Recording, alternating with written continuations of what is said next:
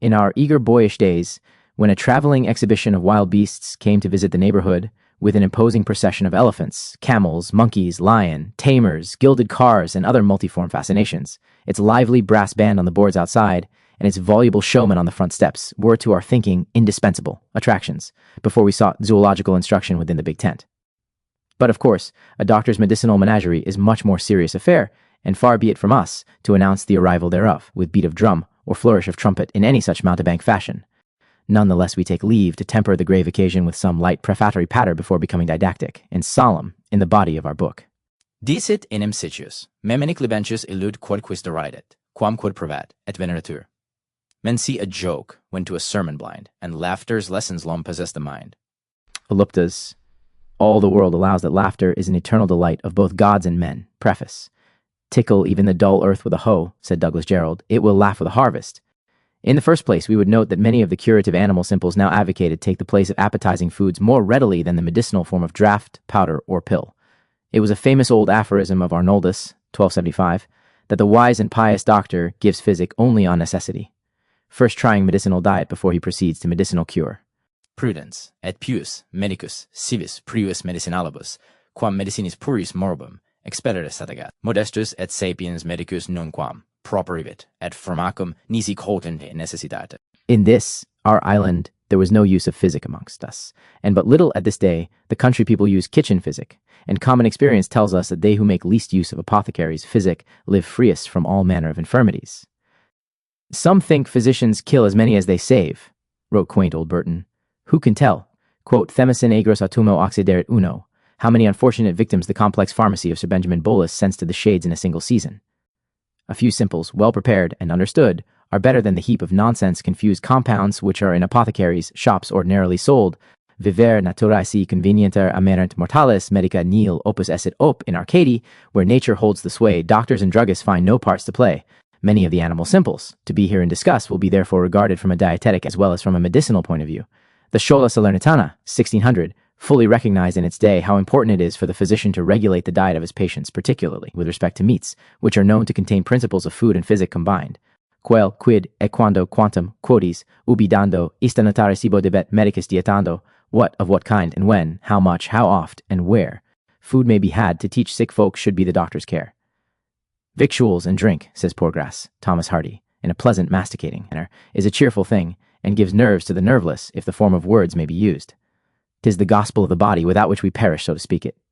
Next, we would seek to dispel beforehand such prejudices as might otherwise occupy the minds of our readers against certain edible, clean-feeding insects, eminently delicate and remedial, which, together with their grubs and pupae, have failed hitherto to gain favor as food or medicine.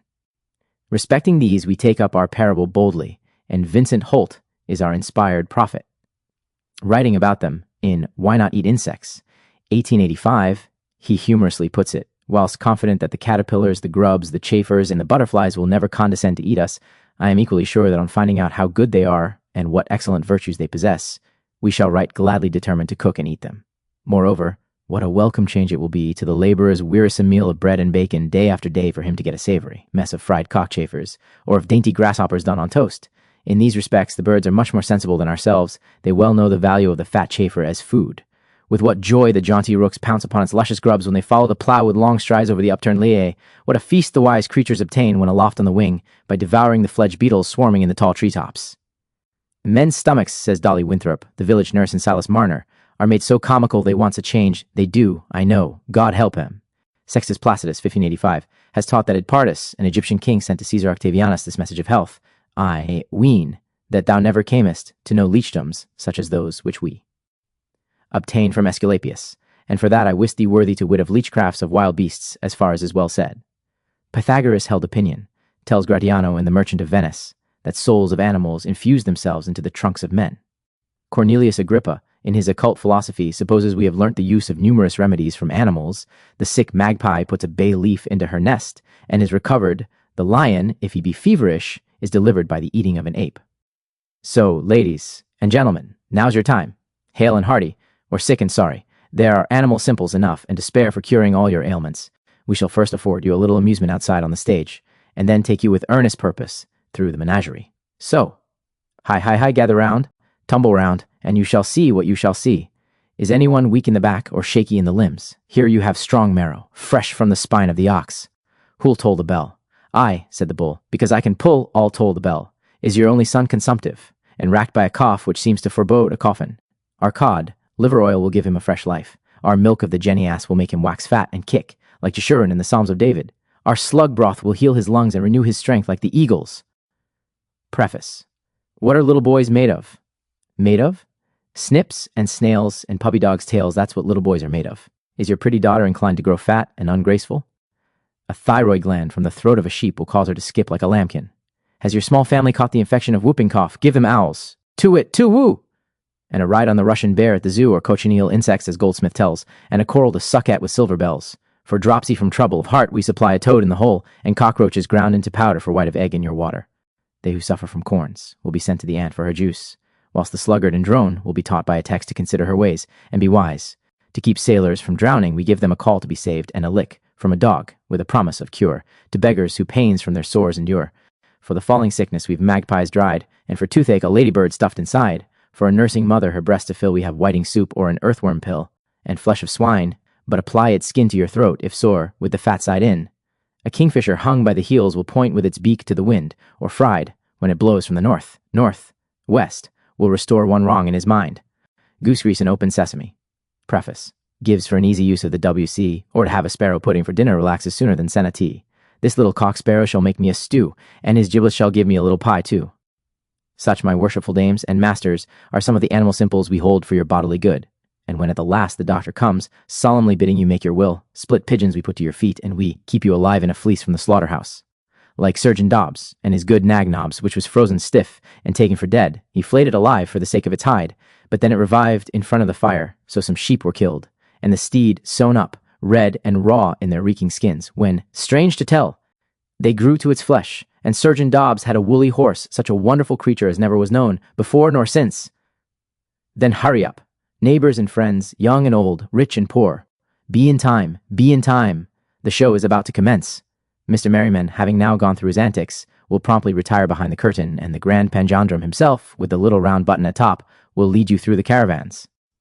So prick up your ears, keep clear of the bars, and gather in front of the first cage. Certain it is that most of the creatures we shall straightway describe are endowed in their bodies with dual powers, alike for evil and good.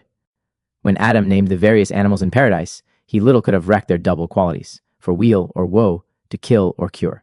6,000 years must pass ere these would be revealed, to serve as guides in future medicine. Thus the dog, to wit, when rabid bites and maddens, none the less in kindlier mood it licks and heals a sore. Thus too the angered snake wounds mortally by its envenomed fang, yet when at rest it owns remedial virtues, and its bile innocuous antidotes the bane. So man frenzied by passion, or debased by drink, does deadly mischief to his fellow man, but pure of life, and using simple means, works God, like good, a savior of his race. Furthermore, that various bodily effects besides those of a medicinal sort are exercised upon mankind by numerous animals has long been commonly allowed. For instance, in New England, an injunction to rheumatic patients is that they shall take the cat to bed with them. This creature, as is well known, possesses, especially if black, a large amount of curative electricity. It was worshipped by the Egyptians chiefly because of the supposed close resemblance between its eyes and the moon, each of the twain being most active at night, while subject to changes of phase, varying from the crescent to the full. Their name, for the animal pasht, as signifying the face of the moon, was the origin of our familiar puss, about Fifeshire. Again, the Scotch folk believe that for a dog to lick a wound or a running sore is a certain means of cure, also that the breath and smell of a cow will serve to dispel consumption. To be straightway wrapped in a fleece taken hot from the carcass of a fresh, killed sheep will sometimes rescue a moribund sufferer. The timely use of a spider's web will stay dangerous bleeding from a cut or wound. By the repeated barkings of a dog at night, and the way in which the animal then looks, may be surely predicted the issue of an illness, if upwards. A recovery is to be expected, but if with a downcast head, imminent death must be feared. So also continual association with this or that animal will often bring about a likeness in feature and disposition between it and its human companion. Familiar examples of which fact are to be seen in the slow, ponderous, bovine gait, the patient eye, and steady endurance of one who tends oxen, or the elongated visage, the spare frame, and the spindle shanks of a man devoted to horses. One of our leading novelists has advanced the supposition that in many cases dogs have lived as men, and cats as women, in a former state of existence. And herewith, as said Paracelsus, will we finish this preface, and write of the names of the simples which are occupied in this art. e refeller sine pertinacia, et refeli sine iracundia semper paratisumus. 6. Prepared. We are unflinchingly to stand our ground, or yield without offense where faulty found. What experiences soever we have digged out of hard stones, blown out from hot fire, raked out from foul ashes, with great cost and great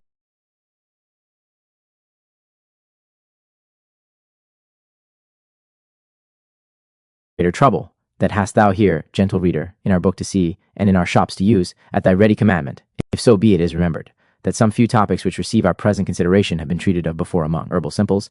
This is not without a sufficient reason. For instance, honey, though it was reckoned of a vegetable character as gathered from flowers, is far more properly an animal product secreted by bees. Again, snails were incidentally described with reference to the herbs they feed upon, though indeed they are undoubtedly of an animal sort when taken as curative simples.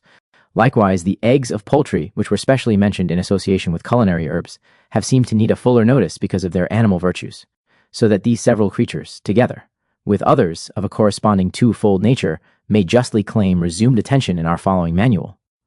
Hac placuit semel, decis repetita plespit. What once has pleased, 10 times renewed will please. It will be further observed that not a few of the preparations advised to be made from animal simples are distinguished by the symbol H. This signifies that, being uncommon in character and of strength reduced on principle, they can only be procured from a homeopathic chemist. But, a Jove principium, let us first begin with a prayer, as taught by Pius Burton, and then use physic, not one without the other, but both together. I would wish, he devoutly adds, all such as prescribed medicines to commence with in nomine Dei, in the name of God, as if before, in Sermon, Folkestone, 1899. Resume the complexion of health. Animal simples, therefore, of this curative nature, which concern those glands of our bodies about which everyone knows, may rightly be discussed in pages written for general reading. Even savages have long been accustomed, through an intuitive perception of some such physical law as that now explained, to eat the raw hearts and other organs of lions, tigers, and similar fierce creatures, as well as those even of their conquered enemies, for the purpose of inspiring their own hearts with increased valor for the fray. Sir Edward Arnold records a notice of the same principle in a poem of Japan, where the cure of a princess sick with jaundice could only be effected by giving her the liver. Animal simples. Of a fox as a medicine. Faustina, the wife of the Roman Emperor Marcus Antoninus, being anxious to have a child, drank the warm blood of a dying gladiator, and then at once became pregnant by her husband. Presently she brought forth the cruel Commodus. A ram's brain, fried, was directed under authority by the London College 1695 to be given against the lethargy and other drowsy diseases. In the early Jewish Talmud, a dog's liver was ordered for the bite of a mad dog. The Corsicans eat dogs, both domestic and wild, and are therefore doggish. In New Zealand, stones are thrust down the throat of a babe to give him a stony heart and to make him a stern, fearless warrior. Thus, then, the fact has become established that animal organs contain principles which exercise powerful alterative actions in the human economy, insomuch that very small doses thereof produce constitutional effects which are strongly marked. And it is specially noteworthy that these curative virtues of healthy animal glands are not spoilt by cooking or destroyed in the stomach by digestion, but stress has always to be laid on the unimpeachably sound state of the animals whose fresh extracts are to be employed medicinally. And almost equal importance is it that the administering doctor who is in immediate attendance on the sick should be pure and wholesome in body and mind. The knowledge of the physician, said the son of Sirach, lifteth up his head, and in the sight of great men he shall be in admiration. For he also shall pray unto the Lord that he would prosper that which is given for ease, and their physic for the prolonging of life. St. Luke, in his own person, quoted the Hebrew maxim physician, heal thyself, and a pithy German proverb runs that Dr. Luther's shoes don't fit every village. Priest, the seventh son of a seventh son, says Ravenscroft's comedy is an infallible doctor. Hindu wisdom has handed down the weighty counsel that the physician who desires success in his practice, with a good name, and finally a place in heaven, must pray daily for all living creatures, including the cow, must have his hair short, keep his nails clean and cut close, wear a sweet-smelling dress, and never leave the house without a cane or an umbrella. The frog boasted learning full, but such a dunce, of wit so dull he does not know from foot of bull big B, the letter, has left the stream, has scaled the bank, and croaked abroad with visage lank, that now he holds a doctor's rank, none other better. So, squatted on the rising ground, the charlatan, with look profound, has gathered bird, beast, fish, around, to take his potion. Poor easy victims, all agog to glorify physician frog, they swallow bottles from the bog in blind devotion.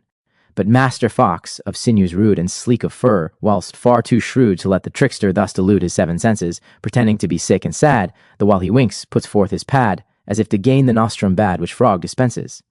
Then, waxing wroth, he thus inveighs, "Go, mountebank, and mend your ways. How dare you hopes of healing raise in others eager? Impostor to the swamp get back. All signs of health yourself you lack, your very phiz proclaims you quack. So wan and meager, animal simples. If Dr. Skill cannot avail, himself should seem strong, stout, and hale, but you are puny, weak, and pale past all endurance. Now get you gone, your game is done. Leave me to find some sporting fun, for I still mean of many a run to be the hero. Throw physic to the dogs, say I, and when they follow in full cry, my maxim shall be till I die, with respect to the extent to which medical science stands indebted to insects. Say Kirby and Spence. A century ago, this would have made an ample history. Amongst scores of infallible panaceas, the woodlouse would have been commended as a solvent and an aperient, powder of silkworm for vertigo and convul, scions, millipedes against the jaundice, earwigs to strengthen the nerves, powdered scorpion for the stone and gravel, fly water for disorders in the eyes, and the tick for erysipelas. 5 gnats would have been prescribed as an excellent purge, wasps as diuretics, lady birds for the colic and measles, the cockchafer for the bite of a mad dog, and the plague, likewise ants, with their acid, as incomparable against leprosy and deafness, also strengthening the memory, and giving vigorous animation to the whole frame.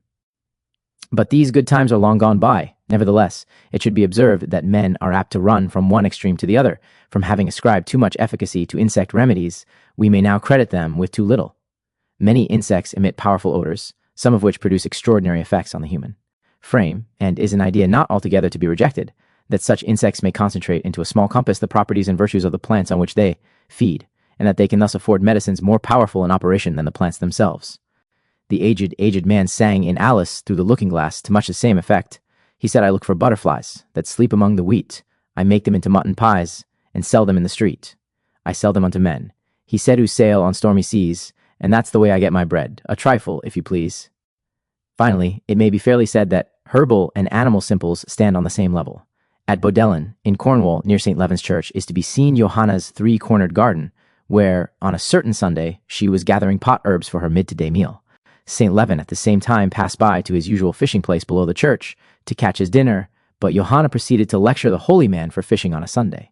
They came to high words, and St. Levan told Johanna that he did no more sin in taking his dinner, animal of its kind, from the sea, than she committed in plucking hers, of an herbal sort, from the garden.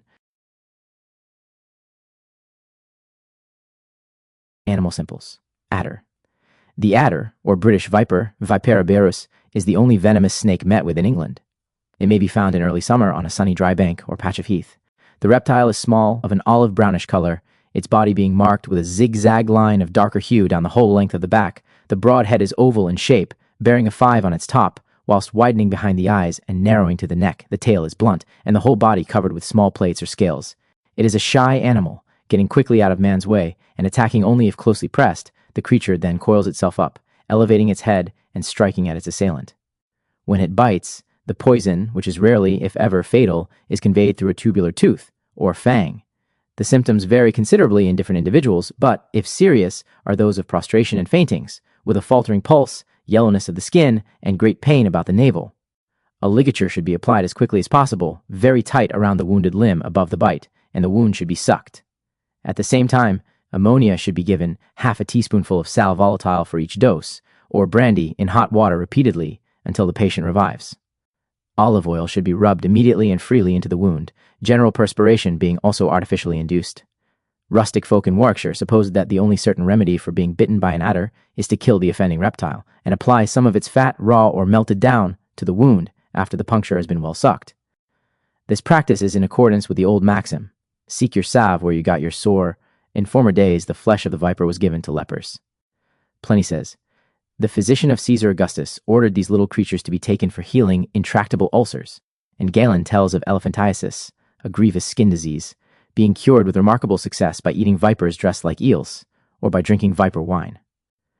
Robert Lovell, in his Complete History of Animals and Minerals, 1661, said, the flesh of the viper is hot and dry, and purgeth the whole body by sweat. Also being eaten or drunk, it helps the leprosy, and cures ulcers. Further, these adders be round and cast their skin by sliding through a narrow passage. When fasting, they lay down their poison when drinking. In the London Pharmacopoeia, 1745, viper's wine was ordered to be made thus, Take of dried vipers 6, of Spanish wine 2 pints, and digest for a week. It was thought to be stimulating and a rare medicament for all sickly persons. In an old black letter book is given the following recipe. Take a living viper, remove his head, tail, and viscera, excepting his heart and liver, cut it into little pieces and mix them with the blood. Then add of well water 12 ounces, boil for 2 hours in a close vessel and strain. Then the broth will be made. Dr. Salmon wrote in his Pharmacopoeia, 1696, the broth of them cureth the French pox and the leprosy, eating half a viper at once, and fasting 5 or 6 hours after. So also they cure all old ulcers and fistulas, clear the eyesight, help the palsy, and strengthen the nerves. The essence of vipers, made from their livers and hearts, together with the spirit of vipers, is a most excellent medicine, dissolves all excrements and coagulations of humors, dispersing, cleaning, and purifying like soap, carrying out every ill by urine, sweat, or insensible transpiration, curing all sorts of gouts, the stone in both veins and bladder, leprosy, French pox, scurvy, melancholy, all obstructions and putrefactions, loss of strength, decays of nature, and consumptions, so that, as it were, it even renovates a man, by taking away what is contrary to nature, and adding what is requisite. Dr. Thomas Willis, 1621 to 1675, who first attempted to reform the materia medica in a right direction, said, the use of a viper, and the preparations thereof, doth enough commend the wonderful virtue of volatile salts in a grievous impetigo, and also in curing the leprosic itself. Galen reports that drink being poured out of a bottle wherein a viper was put to poison one laboring with an elephantiasis, and so given to free him from his misery, proved his remedy, and what was destined for his murder dispatched an incurable disease. And hither, he adds, relates the analogy from the nature of this animal, whence they collect that it helps in this disease, because the viper yearly shakes off his scaly coat. Therefore some think its particles prevalent to throw off the leprous skin of a diseased man. But though we do not attribute much to these things, yet it is manifest by frequent observation that remedies of a viper do profit in the impetigo and leprosy, the true reason whereof ought to be ascribed much to the volatile salts, wherewith this animal is endued. Long before Dr. Willis wrote, as above, Bartholomeus Anglicus had said in 1250, to heal or to hide leprosy best is a red adder with a white womb, if the venom be away, the tail and the head being smitten off, and the body sod with leaks if it be oft taken in caton. And this medicine helpeth in many evils, as appeareth by the blind man to whom his wife gave an adder with garlic instead of an eel, that it might slay him, and he ate it, and after that by much sweat he recovered his sight again. In France and Italy the broth, jelly, and flesh of vipers are much esteemed now, a days as a strengthening medicine, whilst the Sardinians take them in soup. Quarles, 1620, wrote about wines made from the reptiles as giving energy to the sexual organs. The viper bites are more dangerous in the spring, after the torpor of winter is over, than in the autumn. Poison, when applied to the tongue, causes a sense of numbness, and if exposed to the air, soon looks like gum arabic. If the mouth is not excoriated, adder venom may be swallowed in a considerable quantity without doing any serious harm. The poison of 6 vipers was given to a blackbird, with no other effect than that of slight stupor. Some have thought there exists a marvelous antipathy to the ash tree and the beech by all the viper brood. Pliny said, if an adder is encompassed about with beech or ashen twigs on one side and a fire on the other, the adder will attempt to pass through the fire, rather than over the boughs. Thus ash leaves as well as those of the beech were administered as an unfailing remedy for the bite of an adder. Miraculous powers were supposed to be acquired by the Druids through their possession of a viper's egg. Laid in the air and caught before reaching the earth, all the brood of vipers pursuing the particular Druid, who became safe if he managed to cross a river. It was an ancient belief that the young of the viper destroy the mother by eating their way through her bowels as they are born alive. Hence the Romans punished parricide by drowning the criminal tied in a sack with a viper. The title an adder is by mistake, and should be written an adder from the Anglo-Saxon nodre, a snake. The viper is so called from vivis, alive, perio, I produce, because the membrane which surrounds the eggs of its young is broken at birth, and the newly born vipers are straightway as fierce as their parent. For stroke of viper, said the Saxon leechdoms, remove from thine ears the wax, and smear around therewith, and say thrice the prayer of St. John. Near the Land's End in Cornwall, the country people hold it, is not safe to venture among the firs without a milpreve, because of the numerous adders. This milpreve, milprayer, 1,000 worms, is the adder stone of popular legends, variously known as adder's bead, serpent stone, druid's glass, etc. It is really a ball of coralline limestone, the section of the coral being mistaken for young snakes. The adder is thought to make it under a charm if found asleep, and impaled forthwith on a hazel stick in the center of its coils.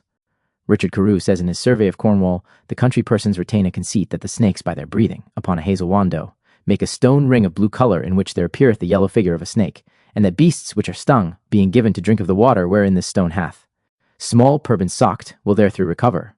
Forated stones are sometimes hung on cattle to charm away adders. It is further a Cornish superstition that when an adder is seen, a circle should be rapidly drawn round it on the ground, and the sign of the cross made within this, while the two first verses of the 68th Psalm are recited. In Sussex, there is a common saying, "Look under the deaf adder's belly," and you'll find marked in mottled colors these words, "If I could hear as well as see." In Leicestershire, the saying obtains, "It'll bring you good luck to hang an ether skin o'er the chimbley," and in Cornwall, it is believed that if the slough of an adder be suspended on the rafters, the house will be protected from fire. Shakespeare makes Autolycus, in the Winter's Tale discourse of a ballad, to a very doleful tune, how a usurer's wife longed to eat of adders' heads and toads carbonadoed, whilst Brutus says in Julius Caesar, "It is the bright day that brings forth the adder, and that craves wary walking." Furthermore, Petruchio asks Katharina, in Taming of the Shrew, "Is the adder better than the eel because his painted skin contents the eye?" It is told, quoth St. Francis of Sales, in the Devout Life, that those which have taken the preservative commonly called the fat of St. Paul do not swell when bit and stung by a viper. In like manner, humility and meekness preserve us from the swelling and burning heat which injuries are wont to raise in our hearts. Bishop Taylor and other Old English divines said, "The true Christian not only kills the viper, but, like the skillful apothecary, makes antidote and treacle of him." According to Baptista Porta, Naples, 1590, and the ancients, among beasts, the lion most resembles the man, and the leopard the woman. Among birds, the resemblance to man is found in the eagle, and in the partridge to woman. Among reptiles, man's likeness is found in the dragon, woman's in the viper. See also viper. Ambergris, Amber grisea, gray amber. This animal excrement from the whale is one of the few that are still retained on the shelves of druggists. It is a solid, light, fatty substance, ash-colored, marbled, and often speckled with white, found floating on the waters of the Indian Ocean or on the shores of the Moluccas and other islands. It breaks easily, but cannot be reduced to powder, though melting with heat as wax does, and gradually dissolving in spirit of wine. Being strongly scented like musk or valerian, it powerfully affects the nervous system and is therefore very useful in the treatment of hysteria, whilst much commended for the weakly giddiness of old persons. Formerly, ambergris was thought to be frozen sea foam, but it is now known to be the excrement of the spermaceti whale when lean and sickly. On pounding this substance found within the intestines, the presence of numbers of cuttlefish beaks is revealed, which are recognized as most probably causing the secretion to have been formed and voided by the fish. It is an unctuous matter, with an agreeable odor, which improves by keeping. Although insoluble in water, fresh or salt, it can be slowly taken up by alcohol after grinding it with sand, but even then occupying 4 months in the process before the solution. Ambergris is ready for use by perfumers. They find it invaluable for rendering the scents of various essential oils with which it is mixed more intense and enduring. Ambergris contains a resin, benzoic acid, adipocere, and charcoal, with a peculiar principle called ambrine. In Turkey, it is employed to stimulate the sexual functions. Formerly, the said material was much used in this country as an addition to wines and sauces. French chemists prepare a tincture of ambergris, which is of use in low fevers, as well as for hysterical spasms. From 5 to 20 grains of the odorous substance are given for a dose. Also, a trituration is made, therefrom by us, together with sugar of milk, for medicinal use, 5 grains of the powder to be taken 3 or 4 times in the day, with a spoonful of cold water. This is an admirable remedy for anxious wakefulness, and for a nervous spasmodic cough. Doses of the same, reduced by considerable dilution, will serve to allay morbid sexual excitement. Concerning ambergris, says quaint Old Fuller, 1656, that is gray amber from the color thereof. It is almost as hard to know what it is as where to find it. Some will have it the sperm of a fish, or some other unctuous matter arising from them. Others that it's the foam of the sea, or some excrescency thence, boiled to such a height by the heat of the sun. Others that it is a gum that grows on the shore. Some physicians holding one way, and some another. But this is most sure that apothecaries hold it at 5 pounds an ounce, which some say is dearer than ever it was in the memory of man. It is a rare cordial for the refreshing of the spirits, and sovereign for the strengthening the head, besides the most fragrant scent, far stronger in consort when compounded with other things than when singly itself. An old provincial English drink was amber caudle, made of ambergris, and capable of restoring the generative powers.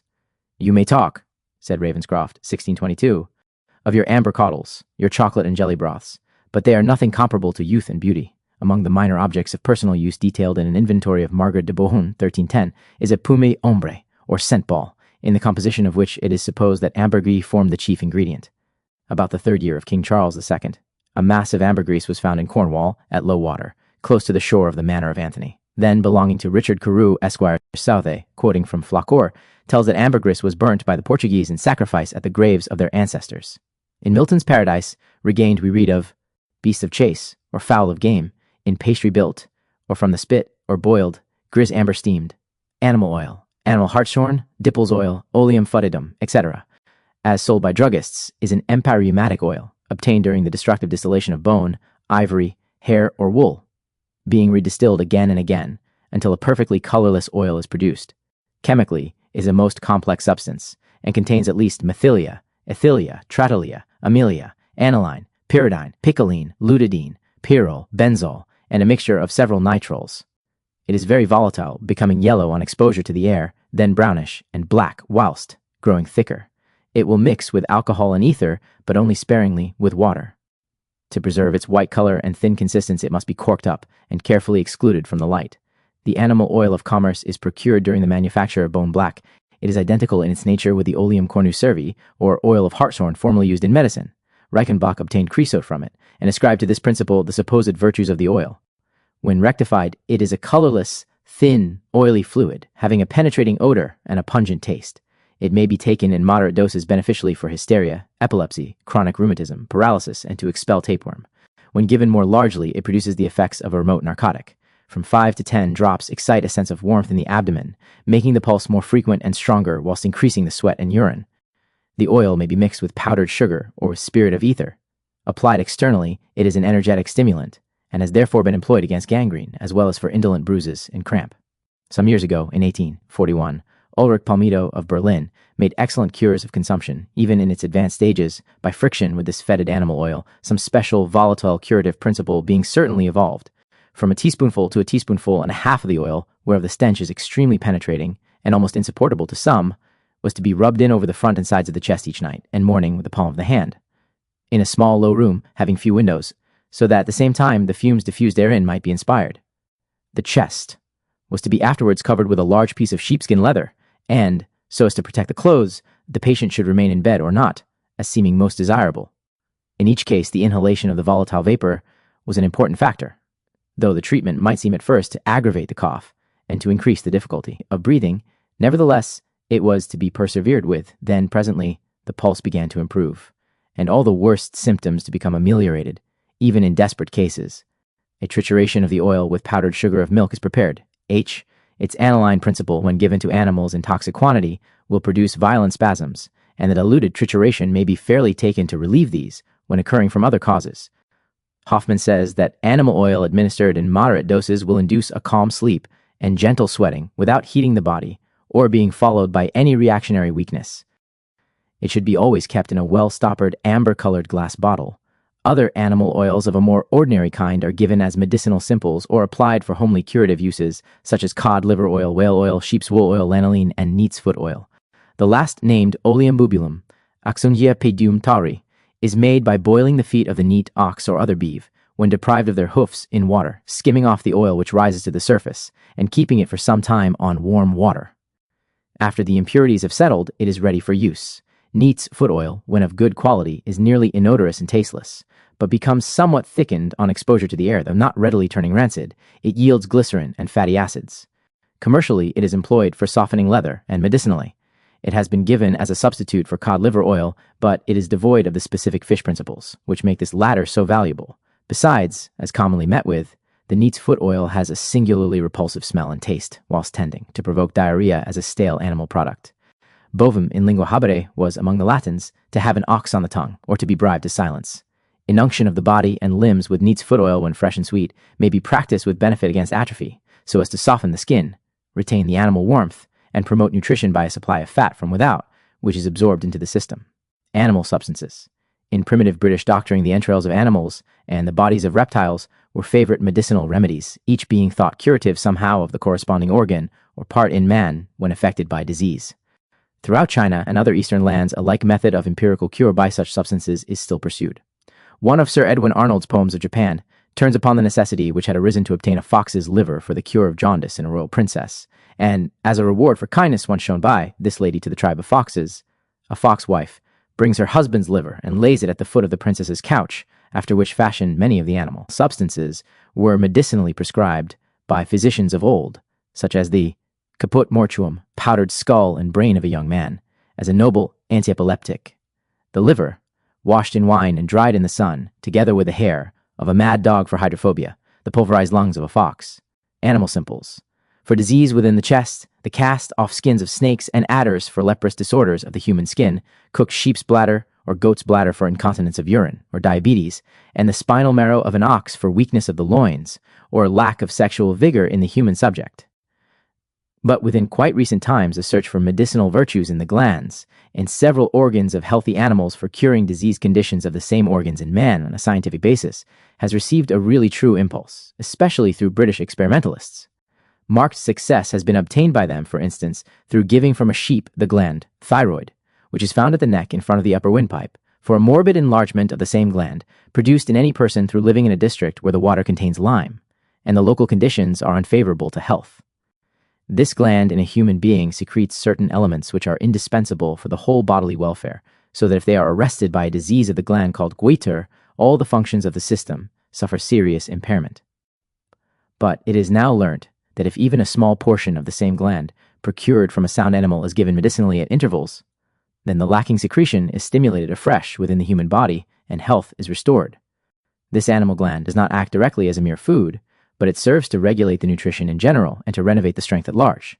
Half a gland given once a week seems to be effective when taken in a cooked form, or if desiccated it may be given as a medicine in doses of from 10 to 15 grains. This is also of great remedial value in acute and chronic melancholy. High expectations are being entertained and are already meeting with fulfillment of effecting similar cures by giving for their allied diseases the like preparations of other glands got from the healthy animal, such as the breast gland, the kidney, liver, ovary, and testicle. The thyroid gland, in front of the throat, consists of albumin, gelatine, stearine, olein, alkaline, and earthy salts, of lime, magnesia, and potash, with water and a trace of iron. Preparations of healthy animal organs and tissues exercise a remedial action within the human body in one of two ways, intrinsic or extrinsic. Intrinsic when they replace some necessary secretion which is defective in the patient, extrinsic when they act merely like any other drug, without relation to the organ or structure from which they are derived. The intrinsic effects can only be derived from preparations of such glands as secrete a fluid within the body for its uses, such as the thymus, the thyroid, and the stomach bread, or the same fresh glands themselves may be taken very effectively in small quantities. For the urinary difficulties of old men, because of the gland, prostate, at the neck of the bladder becoming thickened and hard through advanced age, the chopped prostate gland of a bull may be given with marked benefit, a quarter of a fresh gland finely minced in bread and butter 2 or 3 times a week. This is better than administering tablets of the dried prostatic substance, in which the active constituents have probably become more or less changed. It was by giving extract of the throat gland, thyroid, from a healthy sheep, for general disease through failure of his patient's own throat gland, that Dr. George Murray, in 1891, started a new era in our, says Hudibras, give as physic to their soldiers, purging comfits and ants' eggs also they find, the eggs of the rose beetle, Setonia aurata, in their ant hills, which leads to the conclusion that the acid juice of the ants must bear some relation to the secretions of this beetle. If red ants are crushed, and the point of a lancet wetted with the concentrated acid, got therefrom be used to prick a sparrow, a rabbit, or a cat, the same convulsive results are observed as when the poison of the rose beetle is similarly used. Their acid tincture has been medicinally administered with success in epilepsy, especially that of young subjects, the dose being 2 or 3 drops of the tincture made as aforesaid, or of a more diluted tincture. In 1,000 Notable Things, we read that a bath wherein emets, or ants, and their eggs have been stamped, or sodden, doth quickly heal an old and almost incurable joint sickness. Robert Lovell, 1661, says, the best ants be those that live under resiniferous trees. Nightingales use them when they are sick. About the 16th century, says Alchemy and Pharmacy, the winged ant was a favorite ingredient in love philtres and was prepared in the form of a tincture by maceration in alcohol. This tincture, dropped in the homeopathic manner into wine, or mixed with food, was supposed to have a wonderful action in arousing the tender passion even within the coldest hearts. The winged ants alone were used in making the said acid tincture, which enjoyed a long reputation. It was subsequently known as Hoffman's water of magnanimity, and largely taken in the 17th century as a sexual stimulant. Sidney Smith advised a diet of red ants, which he was given to understand tastes like pineapple. The white ants, termites, are eaten abundantly by some of the African nations. They are skinned and parched in an iron pot, while stirred as in roasting coffee, being served up in this state as a delicious food. The female ant in particular is supposed by the Hindus to be endowed with highly nutritive properties. It was carefully sought after and preserved for the use of the debilitated Sachi Rao, Prime Minister of Scindia, chief of the Marathas. In this country, ants are torpid during the winter. Therefore, the common notion that they gather food during harvest time for their winter store is a mistaken one. Moreover, they live chiefly on animal food, sometimes eating even their own kindred. The so-called ants' eggs are in reality pupae or chrysalids. Formica gratu est formica, cicada, said Theocritus. Birds of a feather will gather together. Sos sui cunis cani, bos bovi, et acinus acino pulcherimus viditur. Formic acid, whether got from the red ant or prepared artificially by the chemist, is highly corrosive and causes, when pure, if dropped on the skin, blisters or ulcers. Medicinally, its tincture is used, H, of the third decimal strength for the same purpose as the spirit of ants. Southey, in his commonplace book, tells that the termites or white ants, when cakes made of them are eaten to excess, bring on an epidemic of colic and dysentery, which proves fatal in 2 or 3 hours. But the familiar red ant is highly commended by him, in another quotation, as an animal simple. Savarov, addressing the Russian soldiers, bids them have a dread of the hospital. German physic stinks from afar, is good for nothing and rather hurtful, but take care of your health. A soldier is inestimable. Your messmates, animal simples, will know where to find roots, herbs, and pismires, red ants for your cure. Again, Southey relates the story of Schumann, a missionary among the free Negroes at Suriname. He had suffered a dangerous attack of season fever and lay helpless in his cot, being covered all over with boils and painful sores, whilst his only attendant was a poor old Negro woman. At sunrise, he saw an immense host of ants entering through the roof and spreading themselves all over the inside of his chamber. Expecting little else but that they would make a meal of him, he commended his soul to God and hoped thus to be released from all suffering. They presently covered his bed and himself, and, entering into his sores, caused an uncommon degree of smarting and pain. However, they soon quitted him and continued their march, and from that time he gradually recovered his health. Ass. The ass, or donkey, Equus asinus, is without doubt of Eastern origin, being still found wild in Asia. Its peculiar dark brown stripe down the back, crossed transversely on the shoulders, is the distinguishing badge of the race. By the Persians and Tartars, the flesh of this animal is deemed excellent eating. The Greeks relished it highly, and according to Martial, the Roman epicures considered it a dainty dish. Pliny tells that young fatted wild asses were commonly brought to the markets at Rome for sale as food. Bartholomeus Anglicus, 1250, said, "The ass is fair of shape and disposition, while he is young and tender, ere he pass into age, for the older the ass is, the fouler he waxeth from day to day, and hairy and rough, and is a melancholy beast that is cold and dry, and is, therefore, kindly heavy, and slow and unlusty, dull and witless and forgetful, and dieth at last after vain travails, and hath no reward after his death for the service and travail that he had living, not so much that his own skin is left with him, but is taken away, and the carrion is thrown out without sepulture or burials."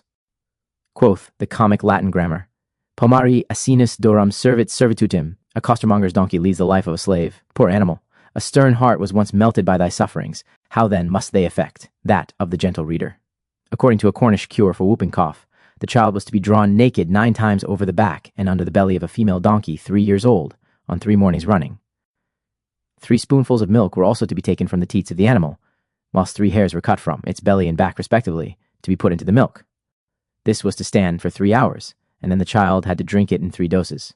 Some doggerel lines were connected with the ceremony to the effect that as Christ placed the cross on the ass's back when he rode into Jerusalem, and so rendered the animal holy, if the child touched where Jesus sat, it should cough no more, and a cure was always effected. Hippocrates commended the ass as a refined food, but on the contrary, Robert Lovell in 1661 spoke about the flesh as a very bad juice, hardly concocted, hurtful to the stomach, and unpleasant to the eater. The late Dr. John Beddoes of Clifton, wishing to try if the flesh of the ass were savory, invited a party of medical students to dinner, the principal dish being the hindquarter of a plump young donkey.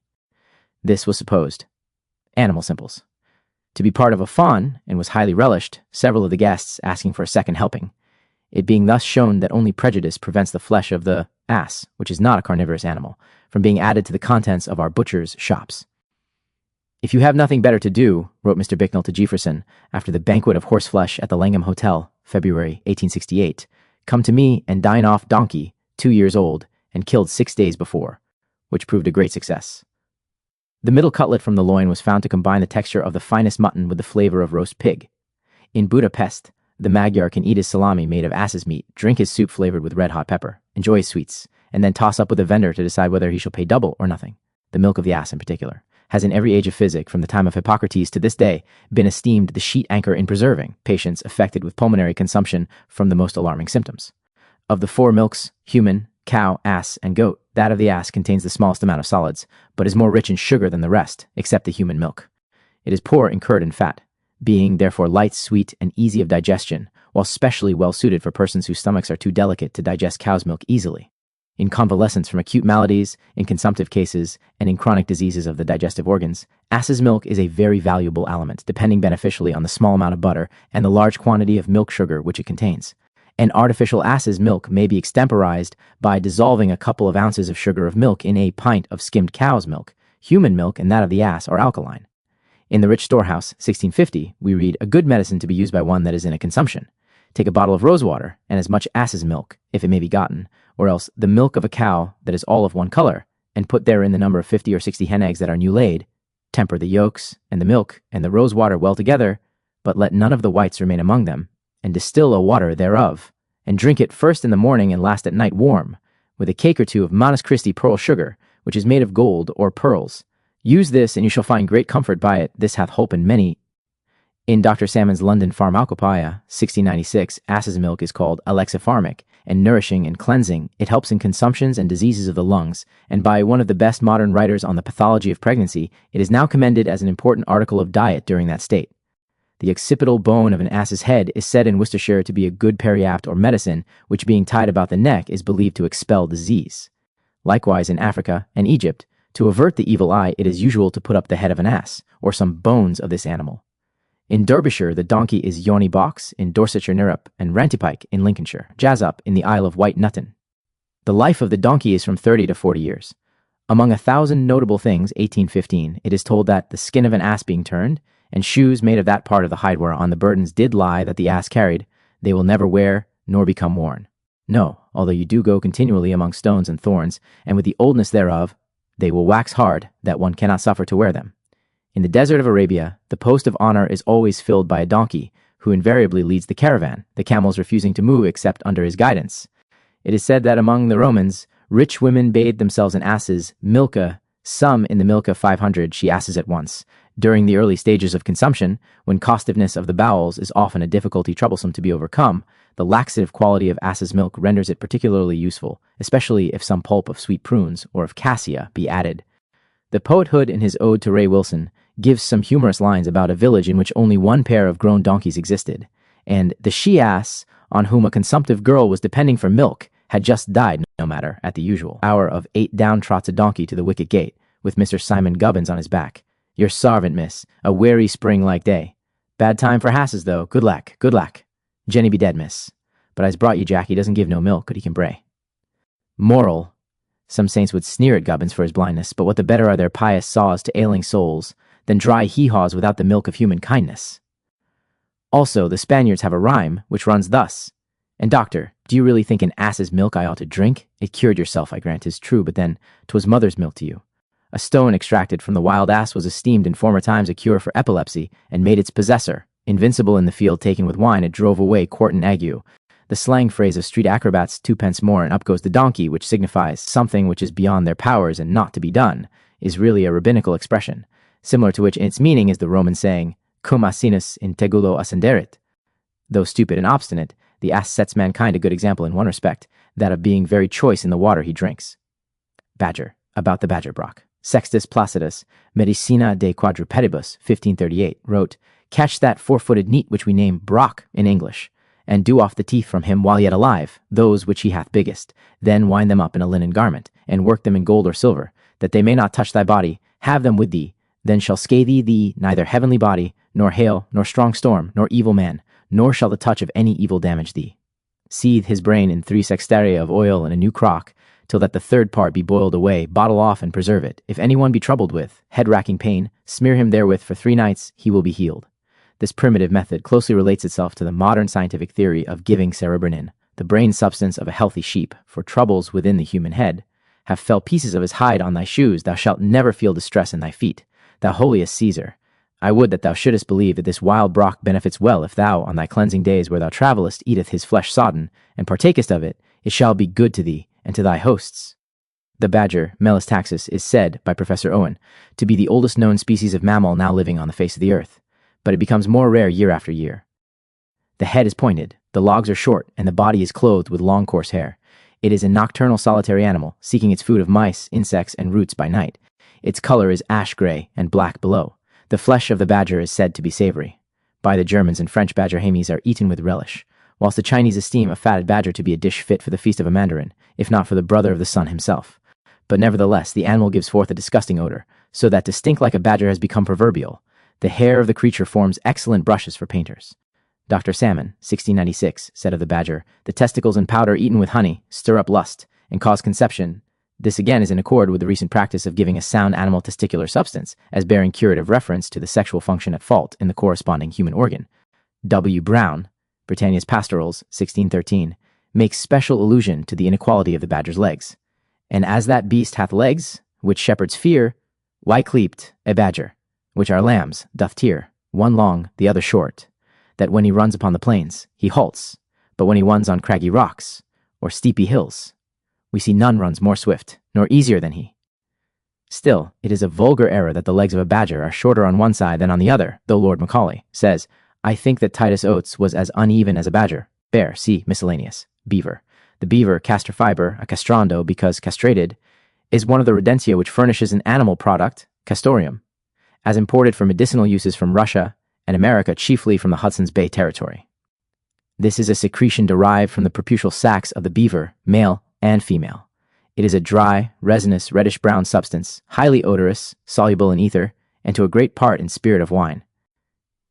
The ancients supposed that the drug was lodged in the testicles of the male, and that the animal, when hard-pressed by hunters, would bite them off and leave them to his pursuers.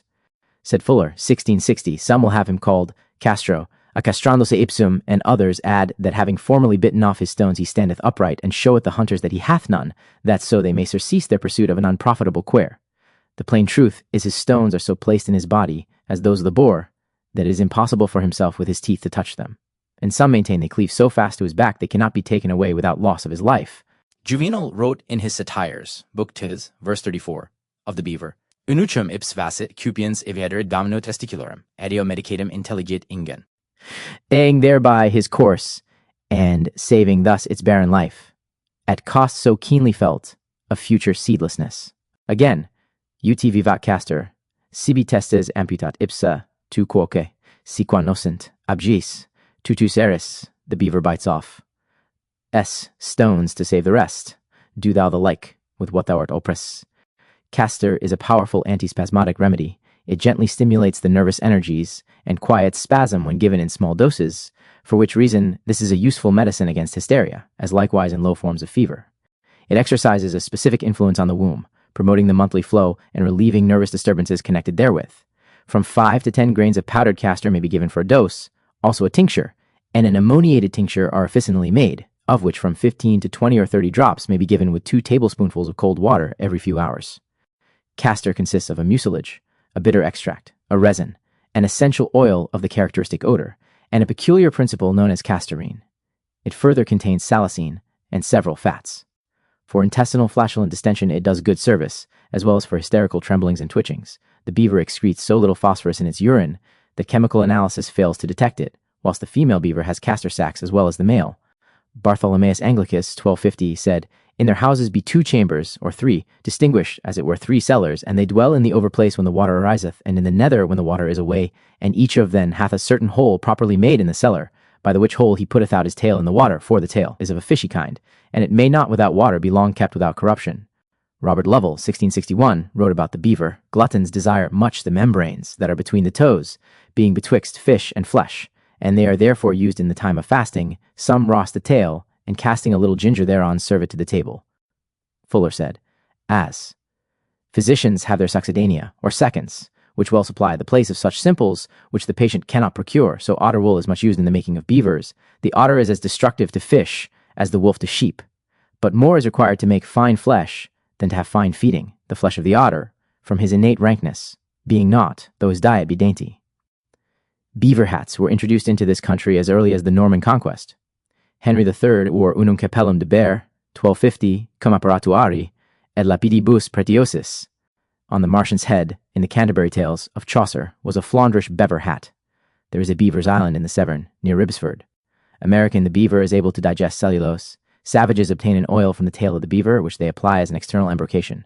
Theophrastus Paracelsus, Dr. Hester, 1633, ordered to make oil of castoreum. Take the fattest that thou can get, and stamp it well, then put it into a glass, and set it to putrefae in balneo Maria 5 or 6 days, then distill it with a soft fire, and thou shalt have an excellent oil. This is good against all cold cramps and palsies, being mixed with rue, and vinegar, and put into the nostrils. It comforteth the brain, and taketh away pains of the head. Being anointed on the necky, and also drunken with wine, it helpeth much those that are troubled with the falling sickness. It helpeth the convulsions and pains of the sinews, if you anoint them therewith. Being drunk with pepper and hydromel, it provoketh women's terms, it warmeth cold. Places is also excellent against apoplexia. It helpeth those that are deaf, it moveth venery, it cureth the colicky and the suffocation of the matrix, and strengtheneth the natural parts. Thomas Sibbald in Canada found the testes of the beaver bottled in spirit as an Indian nostrum for nervous headache. B. The common honeybee, Apis mellifica, Hymenoptera, besides producing honey, of which the virtues and uses have been fully described in Herbal Simples, is of curative value as an animal simple by the efficacy of its sting venom. This may be best obtained by seizing bees one by one, as they emerge in the morning from a hive in full work, and by putting them as they are caught into a clean wide-mouthed stoppered bottle. Here they become irritated by their imprisonment, and they try vainly to sting the operator's hand through the glass. Whilst they are still enraged, a few drops of chloroform should be poured into the bottle, shaking it until the bees become stupefied. Then the hinder part of the body of each should be cut off with a pair of sharp scissors. These parts are to be put in a mortar, with a sufficient quantity of glycerine to cover them, the whole being carefully rubbed together, and crushed up until reduced to a pulp. The same should be bottled with spirit of wine added to 3 times as much as the glycerine employed, the mortar being first washed out with the spirit. After maceration for several days, during which the bottle is shaken repeatedly, the tincture should next be filtered for use. Well prepared. Then if the skin be pricked anywhere by a needle previously dipped in the tincture, a red patch of blush about as large as a shilling will be produced. When taken experimentally in full toxic doses by healthy provers, the sting venom has caused symptoms if diffused over the general skin and the lining mucous membranes, similar to those which affect the skin locally when a sting is inflicted upon it. Acting upon which knowledge, the physician prescribes the venom in dilution as a medicinal tincture of great virtue for obviating erysipelas, especially of the head and face, likewise for relieving a puffy sore throat with much loose swelling about the tonsils, also for dropsy of the limbs which is followed, chill, or is connected with passive inactivity of the kidneys. 10 drops of the tincture reduced to first decimal strength should be given every 3 or 4 hours with a tablespoonful of cold water. That kind of sore throat is specially amenable to this medicine, wherein a watery swelling spreads over the tonsils with a brilliant redness, looking as if a bee had flown in and stung the sufferer there, like the sore throat of scarlet fever and of incipient diphtheria. Again, for nettle rash, which presents the same features as those immediately following a bee sting, viz., burning, tingling, and itching of the skin, with a diffuse swelling in white and red wheals, the tincture of bee sting diluted to the 2nd or 3rd dilution is equally useful. Provers of the venom have further become affected by a morning diarrhea, which, when it occurs from other idiopathic causes, the reduced tincture will arrest. Similarly, for threatened or actual water on the brain, this remarkable remedy has over and over again rendered curative service. The sting venom of bees has been found practically helpful for mitigating the pain and swelling of rheumatic gout in the hands and elsewhere. This is to be done by toxicating the tender and swollen limbs with lively bees placed over the parts in an inverted tumbler, and then irritating the insects so as to make them sting. A custom prevails in Malta inoculation by frequent bee stinging of this sort, so as to impart at length a protective immunity against rheumatism, such a result being confirmatory of the fact, known to beck keepers in general, that after repeated exposure to the attacks of bees throughout a length of time, most persons will acquire a convenient freedom from all future disagreeable effects on being stung ever so often. An Austrian physician has based on these methods an infallible cure for rheumatism, whether subacute or chronic. Experiments have shown that it takes about 4 weeks of pretty frequent stinging by bees to make a person sting-proof. In some recorded cases, the immediate sequence of bee stinging has been a short, severe attack of asthmatic difficult breathing. On dogs, the venom of the honeybee acts in the same way as the venom of the adder. German researchers have detected in the bee poison a small quantity of supposed formic acid, that of ants, but as this retains its venomous character in spite of submission to heat, it more probably partakes of the nature of an alkaloid. Boiling water poured on newly killed worker bees makes BT, which is found to be of assistance for a straining, painful difficulty in passing water, strangury, as likewise for dropsy of the kidneys and heart. Dried and powdered bees given in a dose of 20 grains will similarly promote a free flow of urine. The propolis, or glutinous resin of bees with which they cement their hives, yields when burnt an anti-asthmatic fume. It contains benzoic acid, such as is employed in making fragrant pastilles. This is served usefully to check diarrhea and dysentery. A very effectual stimulating ointment for healing. Indolent sores is made from beeswax with olive oil, resin, burgundy pitch, and turpentine. This is basilicon, kingly, unguent, or that of compound resin, and is supposed to be identical with Holloway's ointment of widespread and lucrative repute. Bee stinging has been purposely adopted by malingerers to feign disease for purposes of imposture. American physicians have lately reported the cure of ovarian tumors in 5 or 6 weeks by drinking a small quantity of BT 3 times a day, this being made by pouring a teacup full of boiling water on 12 live honeybees and letting them infuse for a couple of hours. To have a bee in the bonnet is a saying which bears reference to the moon under the name of a bee at the instance of the priestesses of Ceres, so that to be moonstruck or lunatic implies having a bee, moon, in the head, or it may be a mere homely humming. All flies, says the Quran, except the bee, shall perish in hell fire. Dr. Marcy, 1847, told of a lad long afflicted with dropsy of the belly and chest, who had been treated in vain by several physicians and had been tapped, but the fluid filled up again with great rapidity. Then a strolling Indian woman suggested the use of the honey bee each night and morning. She put some bees in a covered tin pail and placed them in a heated oven until they were killed, and then after powdering them gave one twice each day. After about 24 hours there was a decided increase in the quantity of urine, and from this time the symptoms continued to steadily improve, whilst the dropsical effusions diminished day by day, and at the end of a few weeks the patient was entirely cured. The grubs of bees are relished as food by many persons, even in this country. That out of the eater came forth meat, and out of the strong came forth sweetness, was the riddle of Samson when he had slain the young lion, and taken honey to eat from the carcass thereof, and the secret of his animal simple, so pleasant to the taste, was discovered to the Philistines by ploughing with Samson's heifer, for bees abhor carrion, and must in this instance have been more or less symbolical. Judges 14. Beef. Beef, the flesh of the ox, is so relied upon as the reputedly highest form of sustenance, whether for the sick or the sound, that full consideration must be paid it as an animal simple. The solid portion of beef is composed of albumin, fat, creatine, creatinine, inosinic acid, muscular tissue, and various salts. As a restorative in illness is given raw, or in solution more or less concentrated, but its chief nutriment consists in the albumin and fibrin for building up the solids of the body. These elements are coagulated by heat, and therefore have to be excluded from liquid extracts of beef made to be kept. Raw meat pulp is to be obtained by scraping the soft muscle constituents from the fiber knot by mincing the meat. This, and raw meat juice, contain a large amount of protein, an element essential for recruiting the strength, which is used up more readily than the protein of milk. For obtaining a solution rich in albumin and meat salts, but which must be always freshly prepared, cold water should be added to the best rump steak, minced finely, 1 ounce of water to 4 ounces of meat. This should be well stirred together, and allowed to stand for an hour. The juice should be then forcibly squeezed through muslin. By twisting it, the same makes a capital material for supplying protein to children who cannot digest an adequate amount of milk protein. Raw meat is more quickly assimilated than cooked meat, because in the latter the albumin becomes hardened by heat, but there is always a risk of contracting parasitic diseases from it raw, because the animal parasites can only be killed by cooking.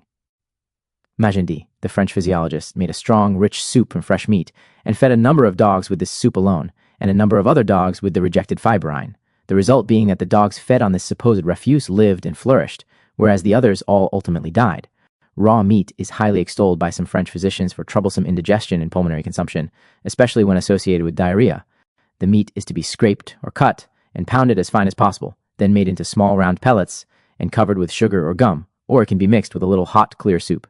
By being finely subdivided, the fibers are made more subject to the action of the stomach juices.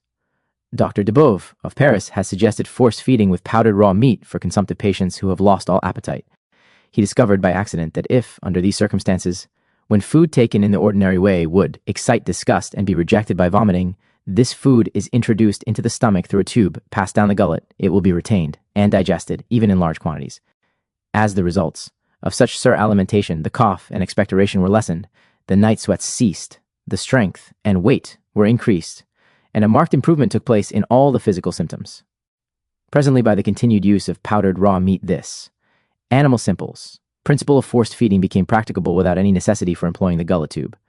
The powder was mixed with lentil, flour, and taken as soup, or better still, was had with grog, as grog de la poudre de viande. 2 tablespoonfuls of the meat powder were put into a bowl with 3 dessertspoonfuls of essence of rum punch, and enough milk to make a perfectly fluid mixture. By this method, it was found that from 1,500 to 6,000 grains of meat powder would be taken daily, the latter being equal to 3.5 pounds of raw meat. Dr. Debove gave it also simply mixed with milk, first adding just enough to make a smooth paste, and then mixing in the remainder so as to prepare a uniform fluid easy to be drunk. It may be fairly supposed that by such a course of action, the patient acquires a power of resisting the disease, and the bacillus, or special microscopic germ of consumption, finds a soil made hostile to its culture by this excess of food. For preparing the powdered raw meat, lean beef was taken, and when cut up into small pieces dried in a water bath, then, after thorough drying, reduced to powder in a coffee mill. See Dr. Yo, Food and Health and Disease. Liebig's famous broth for invalids, 1854, consisted of half a pound of chopped fresh meat, macerated for an hour with a pound of cold water, to which 4 drops of hydrochloric acid, as representing the stomach juices, were added together with from 30 to 60 grains of table salt. This was then strained, and a pound of clear, red-colored liquid was obtained, which comprised all the albuminoids of the meat held in solution. The same liquid, when evaporated, has been since made extract, Liebig's, of meat, and transferred to glazed stoneware jars carefully covered. Liebig into N expressly declared it to be incapable of promoting actual nutrition, but taught that it should be rather classed as a nervine restorative, together with tea, coffee, and perhaps alcohol. Both this and beef tea have no true claim to perform the function of a nutrient, whilst, without doubt, they act as temporary cordials and nervine stimulants, but to regard them as substitutes for food would be quite a mistake. More especially, are they suitable in febrile ailments when nature protests against the use of substantial food by the repugnance thereto of the patient, and by the increase of fever which it induces. Good extract of meat, such as Liebig's, usually contains from 9 to 10% of nitrogenous ingredients as afforded by the creatine, the globulin, the urea, and sometimes the gelatin included. Beef tea comprises salts which are important as mineral food, especially the chlorides and sulfates of potash. If meat is taken in excess of the digestive powers so as to be detained in the body and thus to undergo putrid changes, the corrupt products become absorbed into the blood, causing sleepiness, lassitude, and general indisposition, with vomiting and purgation occasionally.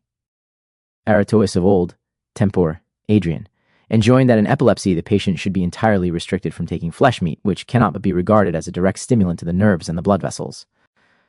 Savages eat enormously of meat, yet Wrangel says, as quoted by Herbert Spencer, "I have repeatedly seen a Yakut or a Yongoshi devour 40 pounds of meat in a day. Nevertheless, the savage is less powerful and enduring than the civilized man. He is unable to exert suddenly as great an amount of force, or to continue the expenditure of force for so long a time." The word meat means really food in general, and not exclusively animal food. In Psalm Siv, v. 27, it is said of fishes, creeping things, and crocodiles that God giveth them their meat in due season. A Cornish cure for warts is to steal a piece of meat from a butcher's stall in public market so as to touch the warts with this and then bury it. Byron says in Don Juan, "The best of remedies is a beefsteak against seasickness. Try it, sir, before you sneer. I assure you this is true, for I have found it answer, so may you." In the Regimen Sanitatis, edited by John of Milan, and dedicated by him on behalf of the school at Salerne, to Duke Robert, the eldest son of William the Conqueror, occurs an aphorism, which translated runs thus in allusion to the said affection. "Sea-water drunk with wine doth well defend thee, if on the sea, casting, sickness, chance to offend thee, for delirium tremens." Dr. Stacy Jones of Philadelphia gave beef tea, red hot with cayenne pepper, in copious draughts, and so strong that you would not care to taste it, yet the patient would declare it the most cool and refreshing drink, and a London surgeon has reported 150 successive cures thereof with this remedy alone. In Shakespeare's play of Twelfth Night, Sir Andrew Aguecheek says to Sir Toby Belch, "But I am a great eater of beef, and I believe that does harm to my nutrient suppositories of beef, pre-digested by the solvent principle of the stomach bread, as supplied by the chemist, are highly useful as a food to be introduced into the lower bowel, and absorbed there, when, through disease or accident, meat cannot be swallowed or digested in the stomach. The juice of the papav tree, if a small quantity of it is rubbed upon meat, makes it tender without injuring the quality. It is used for this purpose in the West Indies.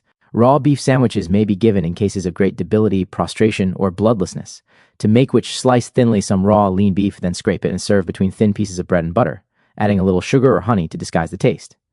A sandwich may be taken between meals, or during the night, if wakeful. Hoofland declares about meat-eaters that all carnivorous men and animals are violent, cruel, and passionate, whilst, on the other hand, the use of fish, milk, and vegetable food inclines men more to mildness, humanity, and longevity. Even our domestic animals advertise their food in their faces, and anyone can tell a butcher's dog as far as he can see him. The Pampas Indians have nothing but water and beef and water, from the cradle to the grave. Veal, the flesh of a calf, keepeth green wounds from swelling. So taught Robert Lovell, 1661, whilst an Italian proverb runs to the effect that vitello pulustro apis, crudo ingressano I symmetri, raw veal, pullet, or fish, help to make the churchyard rich. Charles Lamb, in Grace Before Meat, avowed himself as shrinking instinctively from one who professes to like minced veal. But in England, this meat is whiter and more bloodless than on the continent, where it finds better favor as a light, nourishing, digestible food. We kill it too young, and bleed it too much before killing, consequently we find it less digestible than beef or mutton. It contains a larger proportion of gelatine than beef. The marrow of the calf, wrote Dr. Salmon, softens hard tumors. The gall is very good against the leprosy, and kills nits and lice. Because animal simples. Of its abundant gelatin in solution, veal broth is very nutritious, by promoting gastric juice and sparing the albumin, as Dr. Yo teaches. It is given in France rather as a tisane or invalid tea than for nourishment. That qui coughs, female calves are dear veal, says an old Yorkshire proverb, whilst Fuller quotes another, as wise as Waltham's calf that ran 9 miles to suck a bull.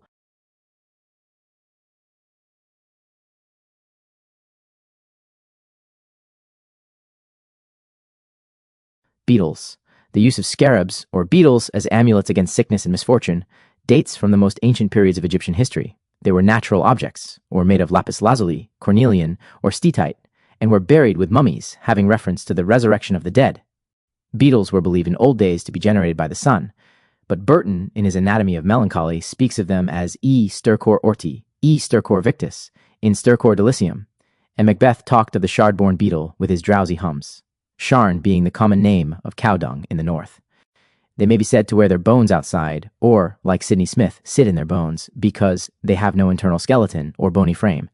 The oil beetle, Melomajalis or Proscarabaeus, is common in England, being found frequently during the spring, creeping slowly in our meadows and pastures, or feeding on the leaves of the violet, the anemone, and other species of ranunculus. It emits, when handled, a yellow acrid juice from the joints of its legs, of which, or of the fresh insect, a medicinal tincture is made. H. This orange-colored, acrid, oily fluid is a powerful rubefacient, and was formerly famous as an embrocation for relieving chronic rheumatism. It has been likewise commended as a diuretic in dropsies, and, by the Germans, as a remedy for hydrophobia.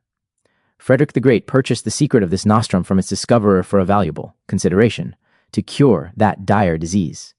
Professor Christison, in his book on poisons, gives an account of 4 persons who took the insect powdered from a quack, 2 of whom died within 24 hours with severe symptoms of choking, difficult breathing, and vomiting. Nevertheless, Uncle Toby, in Tristram Shandy, loved beetles and flies.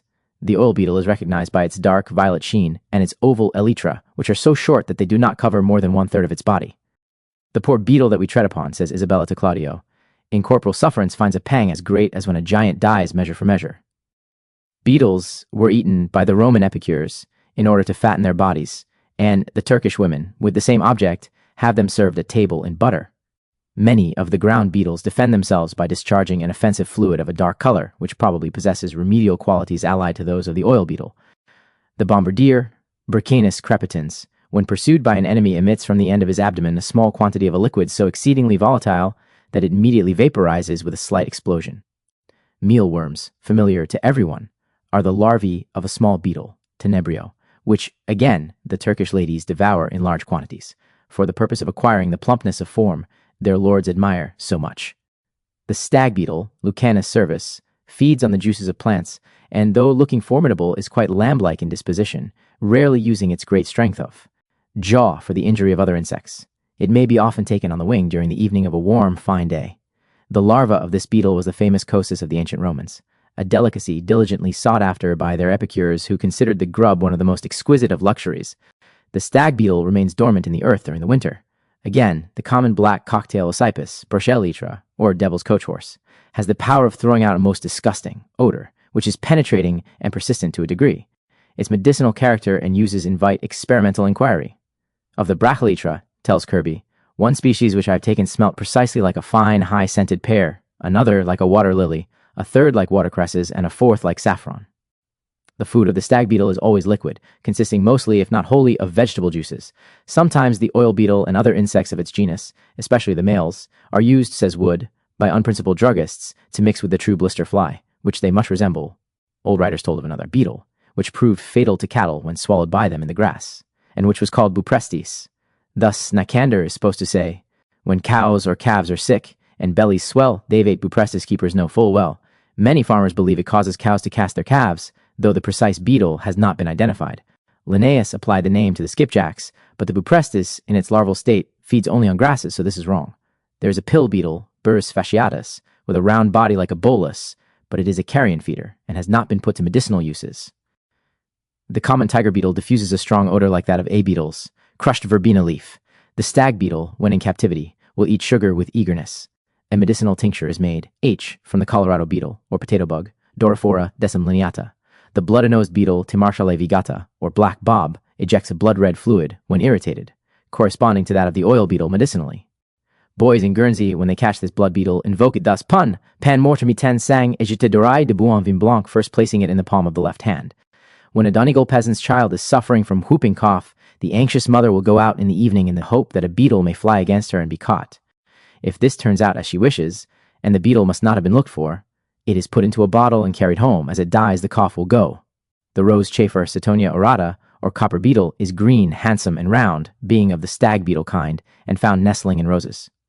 Dr. Leville writes, everyone knows that the powder of this animal has been employed with success for rabies.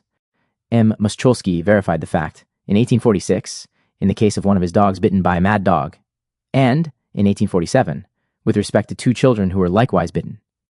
He made some direct experiments with the beetle. A sparrow pricked with a lancet which had been plunged into the body of a rose beetle caught in an anthill died in 6 minutes convulsed by epileptic rabies. A rabbit, treated in the same way, lived only 35 minutes. With the poison of a beetle taken from a rose bush, death occurred in half the time. A cat, after having bitten a sparrow killed with a beetle, uttered a shrill cry, leaped into the air, and was seized with epileptiform convulsions, in spite of which she kept running and writhing. She became rabid, biting and tearing all before her.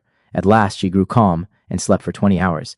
A tincture is made, of this beetle, the dose of which for rabies is from 4 to 6 drops at frequent intervals, until sleep follows a less dose for epilepsy. Bezoar Stone. In the gallbladder of the stag and other ruminants are occasionally found biliary concretions, or bezoars, to which many virtues have been problematically ascribed. The name was given originally by our forefathers to the animal which produces one of these stones in its stomach, and a high value was formerly set on the stone, which was sold for a considerable figure. It was found at first likewise in the maw of goats which were wont to browse on a certain shrub in the kingdom of Golconda. The peasants, by feeling about the goat's belly, could tell whether or not it contained any bezoar, and if so, what was the size of the stone. Such productions occur also in the stomachs of cows. By the Jews this concretion was called belzard, or the overcomer of poisons. It used to be thought preservative against pestilential disorders, also curative of smallpox, measles, and other such infectious diseases, being given too for vertigo, epilepsy, palpitation of the heart, jaundice, colic, dysentery, gravel, to induce labor pains, and against poisons, the dose being from 4 to 12 grains. Lemery said, it contains in it some small matter of volatile salt, that is sulphurous and oily, which is esteemed as a great cordial. The Indians do seek after this stone with much industry, using it as a great preservative against poison, infusing it for some time in wine or water, and then drinking the infusion before meals. Some have fastened these stones on gold chains, so as to suspend them for a while in any liquor.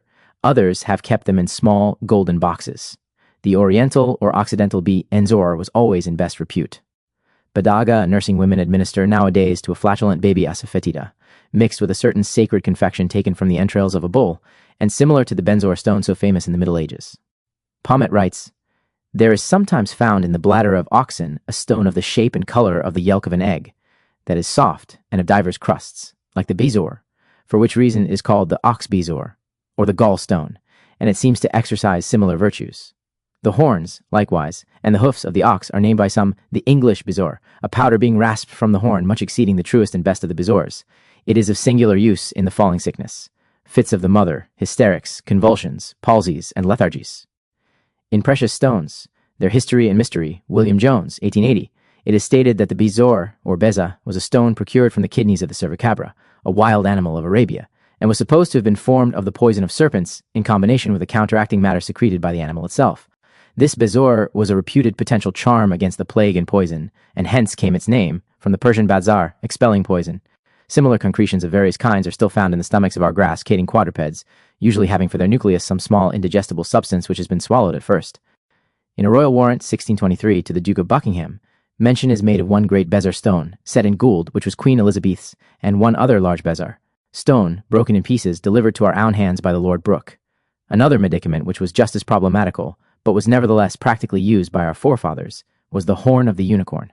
This animal, though still taking a proud place on the royal arms of England, is now thought to be more or less fabulous. But James I substituted the unicorn as one of the supporters of the royal arms of Scotland instead of the red dragon of Wales, introduced by Henry VII. Gesner, in his History of Animals, 1565, wrote, the unicorn and lion are always like cat and dog, and as soon as the lion sees his enemy, he betakes him to a tree. Pommet, chief druggist to the French king, 1712, states, the unicorn is an animal which our naturalists describe under the figure of a horse, having in the middle of his head a spiral horn of 2 or 3 feet long, but we know not the real truth of the matter to this day. In Spenser also we read of the rebellious unicorn. The horn, from whatever source it may have been obtained, was formerly held in high esteem because of the great virtues attributed to it, especially against poisons. That there was such an animal with one horn, most of the old writers agree.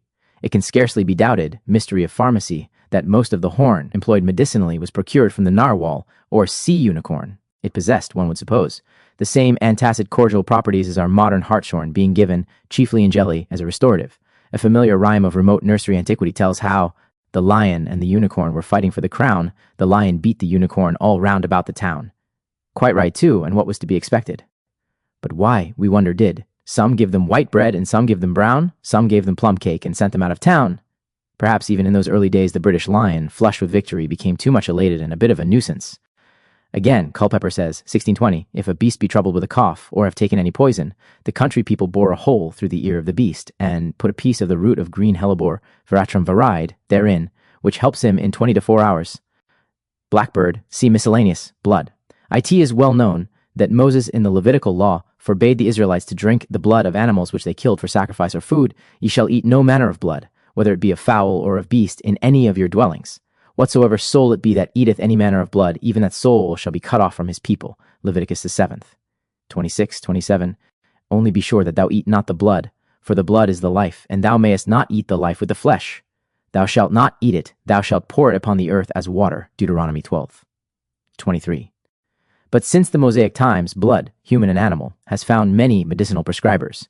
Even nowadays, the Aborigines of New South Wales feed those who are very ill and prostrate with blood drawn from the veins of their male friends. This is taken raw by the invalid, or sometimes slightly cooked by pudding. Animal simples, hot ashes into it. The natives willingly bleed themselves till they are weak and faint, for the benefit of their sick neighbors. Leprosy is believed in China to be curable by drinking the blood of a healthy infant.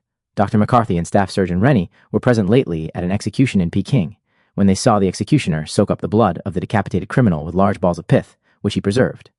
These would be dried and sold to the druggist under the name of shu mon tu, or blood bread, which is given for a disease supposed by Dr. Rennie to be pulmonary consumption. Human muscles are likewise thought there to be a useful medicine for the same disease, and cases are constantly recorded of children who mutilate themselves to administer their flesh to sick parents. Human blood, when drank fresh, has been long supposed to be anti-epileptic. Kerchiefs clipped in the blood of King Charles the Martyr were found to be as efficacious as his royal touch, when living, to cure the king's evil. Was not a girl of 14 or 15 years of age, who lived at Deptford, cured thereby in 1649. All physicians had been in vain, and the girl had become quite blind, but at the touch of the kerchief stained with kingly blood she at once regained her sight. Hundreds went to see this miracle of miracles. In October 1876, it was related by Dr. Francis Vacher, medical officer of health at Birkenhead, that patients then resorted every morning to slaughterhouses in Paris for drinking the still fuming blood of animals slaughtered for the table. He suggested a use of the serum, or thin part of the blood, in England as containing most of the curative and nutritive properties of the blood itself. He knew that such serum was held in high repute by the journeyman butchers as a tonic in scrofula, and almost a specific against intestinal worms, threadworms, and roundworms, but not tapeworms. He had supplied it in bottles to his professional friends, who employed the same as a vermifuge, worm destroyer, and as a substitute for cod liver oil, giving, in the former case, as a dose 1 tablespoonful or more to children whilst fasting, and similarly 2 tablespoonfuls to an adult. The serum was of necessity to be perfectly fresh and sound, since any decomposition would be quickly revealed by the smell. As medicinal food, from 2 to 3 tablespoonfuls might be taken twice or 3 times in the day. A comparatively recent American publication contained the following information. Blood is becoming the fashionable beverage in Cincinnati, being a great remedial draught for invalids suffering from bloodlessness and general run-down.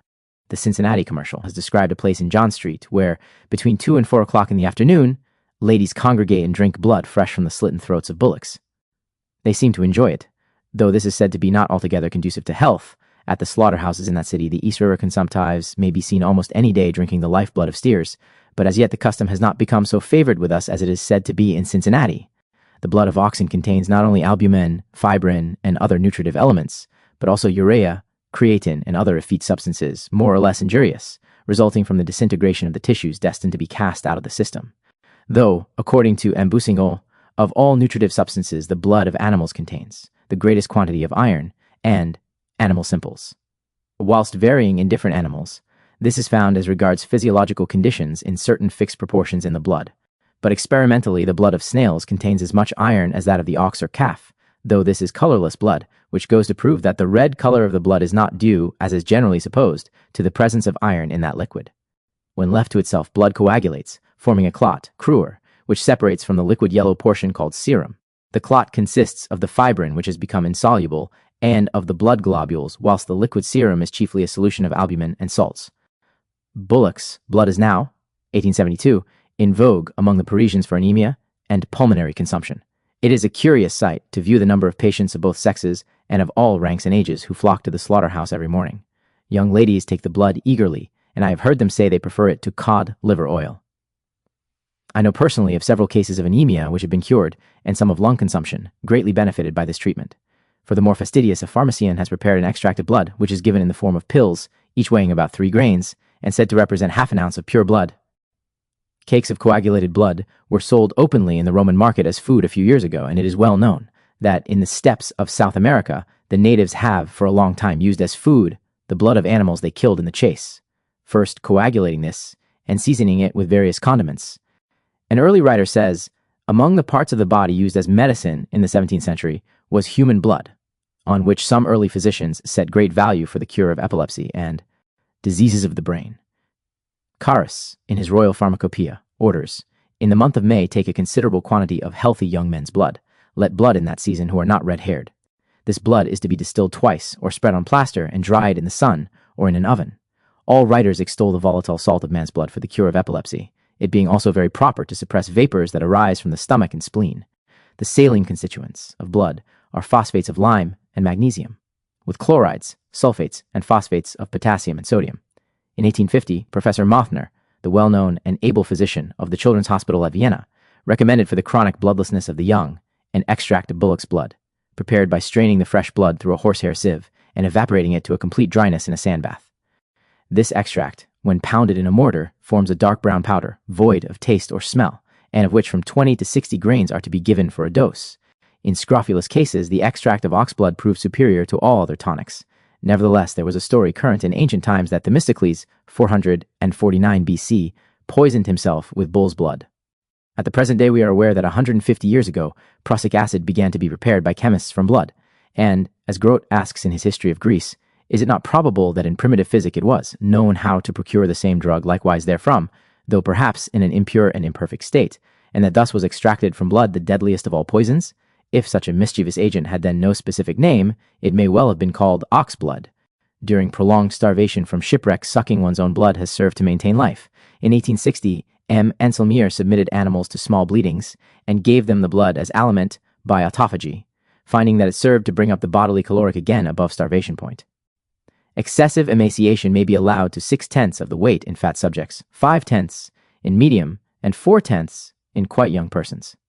This artificial self-feeding will lengthen the hold upon life half longer a time than spontaneous self-existence, which goes on unaided at the time of shipwreck or other calamity of starvation.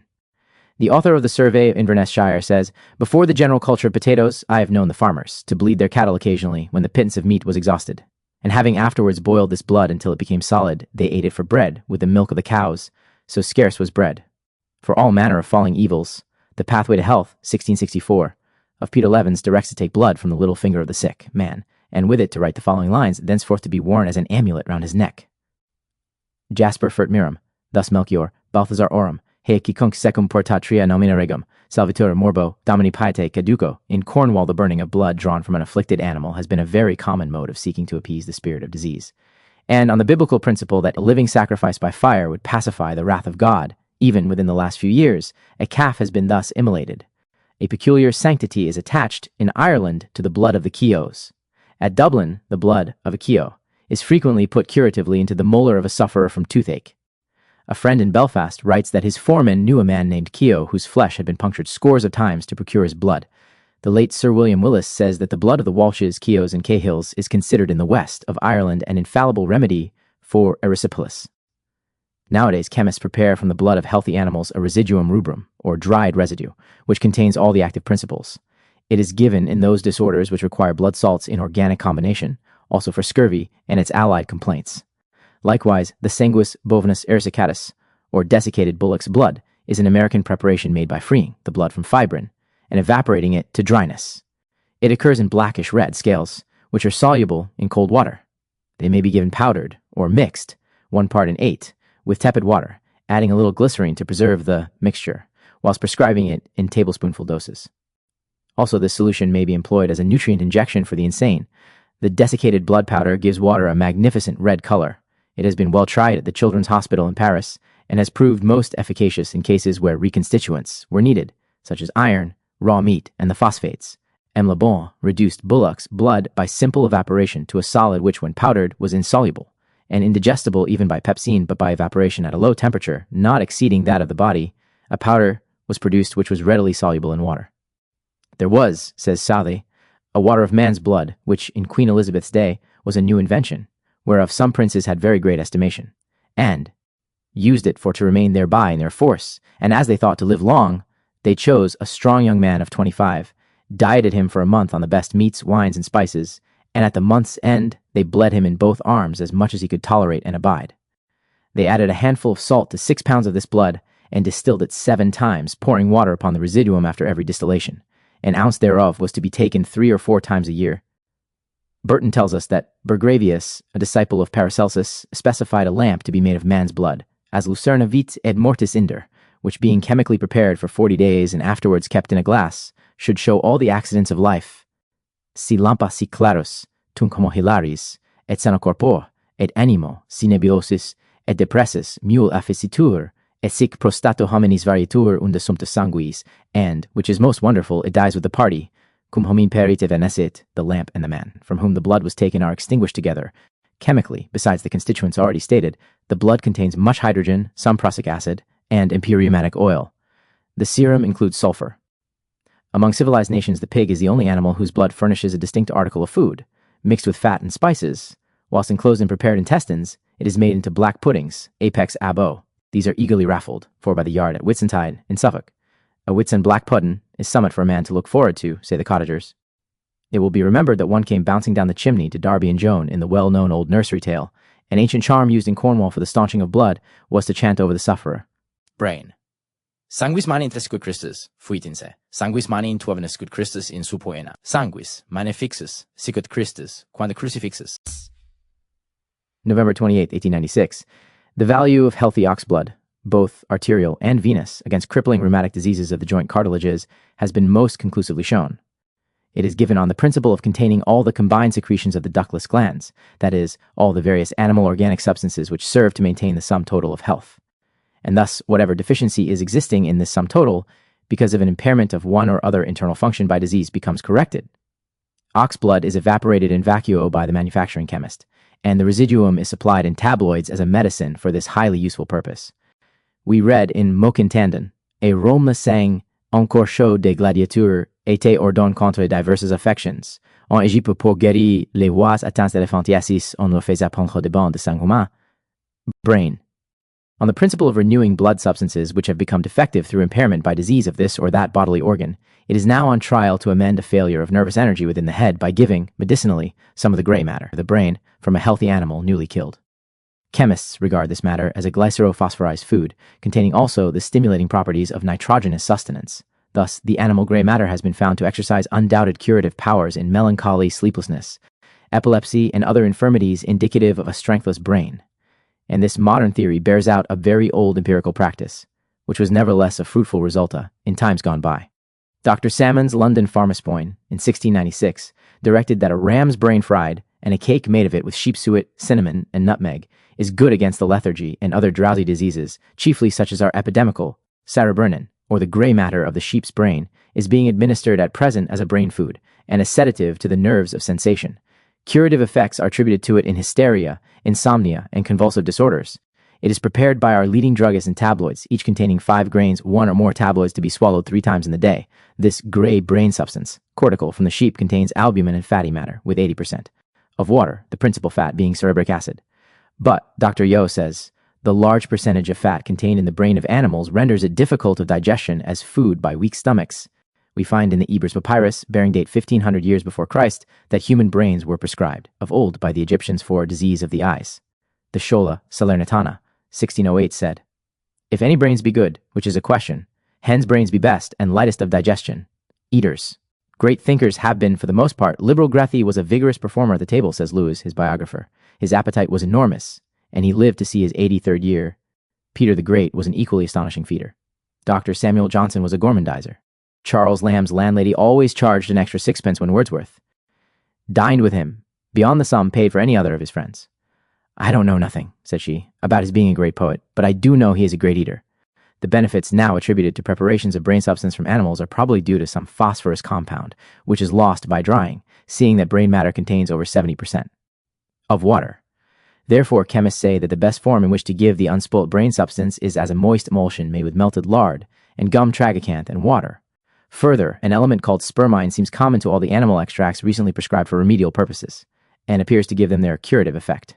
With regard to sleep, a word of admonition is never out of place against working the young brain beyond its powers, or its endurance. We have all at our bedsides," wrote Robert Stevenson, "the box of the merchant Abuda, and, thank God, securely enough shut. But when a young man sacrifices sleep to labor, let him have a care. He is tampering rashly with the lock, bug. The common bug is the Cimex lectularius chinch, or wall louse. This, the red bug of infamous notoriety, has been given, when powdered or made into a tincture, for special medicinal uses, as prescribed by American physicians. If the entire insect is thus prepared in either form, it proves potential for inducing the female monthly flow. In the London Pharmacopoeia, 1696, we read that these insects are flat, red, and stinking. They suck man's blood greedily. Dioscorides ordered that 7 of them should be taken internally for quartan ague before the fit comes on. Schroeder teaches that he has known them to be given with success for bringing away the birth. And the afterbirth, their scent cures fits of the mother, hysterics. Charles Lamb, in his essay The Old Margate Hoy, speaks of fishes and quaint monsters, to which all that is terrible on earth be but as bugs to frighten babes withal. In the vulgar saying, as snug as a bug in a rug, the word rug signifies, in the Danish, a rugged, shaggy dog. The Bug Bible, a former edition which was so called, rendered a passage in Psalm XCI 6, as the bug that destroyeth at noonday. Alston says about the coriander, a common umbelliferous plant of our hedgerows, the green herb, seeds, and all, stink intolerably of bugs. But this creature was not common in the time of Elizabeth. The term bug occurs 5 or 6 times in Shakespeare's plays, but as synonymous with bugbear, and not as applied to the bed bug. In 1863, a family named Bug was ludicrously changed into that of Norfolk Howard. Avicenna prescribed bugs, les punaises, for the quartan fever and for hysterical affections. With him began the practice of gilding pills. John Southwell wrote, 1730, a book of bugs, in which he pointed out that though not one seaport in England was then free from them, in inland towns bugs were hardly known. Their disgusting odor goes off completely after death. The B flat is of a deep rust red, tinged with black here and there in the abdomen. The old Roman physicians gave crushed bugs to rouse patients from lethargy.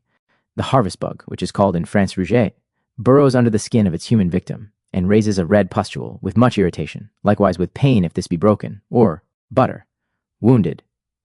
The troublesome insect prevails only in the hot months of summer. It is an acarus, and must possess medicinal attributes which should be investigated.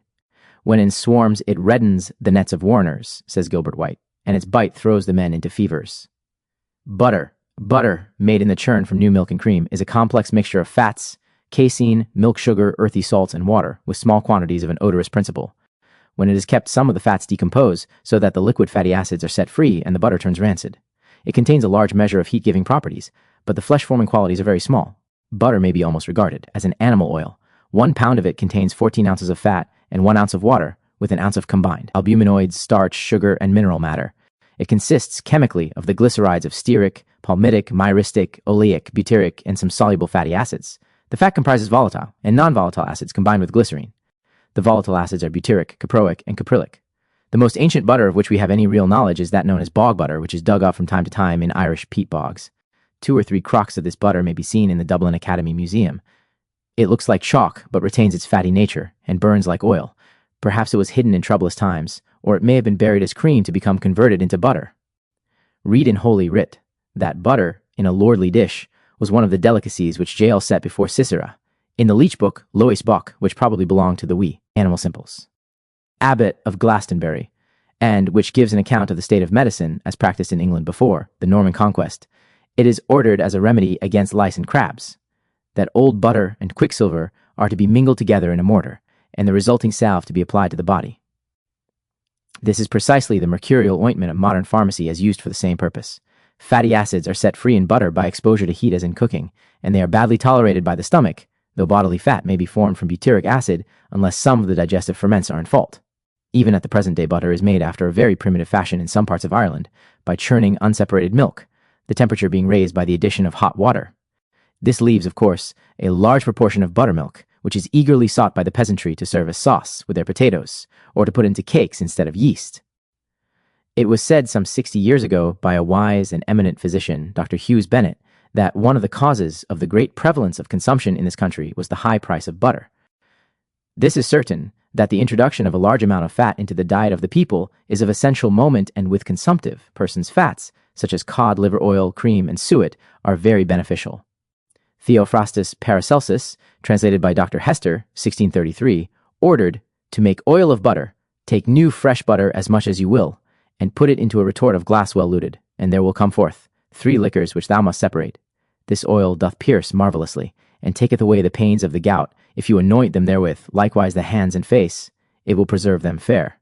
It is also good for those that are troubled with a catarrh, if you give them thereof an ounce fasting, for presently it arriveth to the stomacha, and mollifeth the catarrh in such order as you shall spit it forth at the mouth.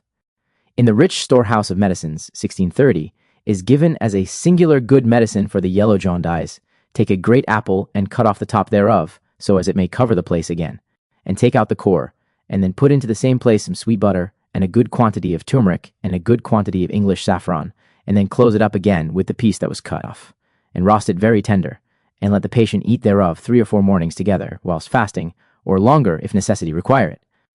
Baker tells of an Arab sheik who had consumed daily throughout his life 2 pounds of melted butter, and when upwards of 80 was as erect as a perfect Hercules. Again, as a good preservative for such as are delicate or tender, and that cannot away with taking of medicines, take a toss of white or wheaten bread, and sprinkle thereon a little powder of cinnamon, and eat it in the morning fasting. But if cinnamon be not to be had, then you may eat bread and butter alone. For butter is not only a preservative against the plague, but also against all other venoms and poisons.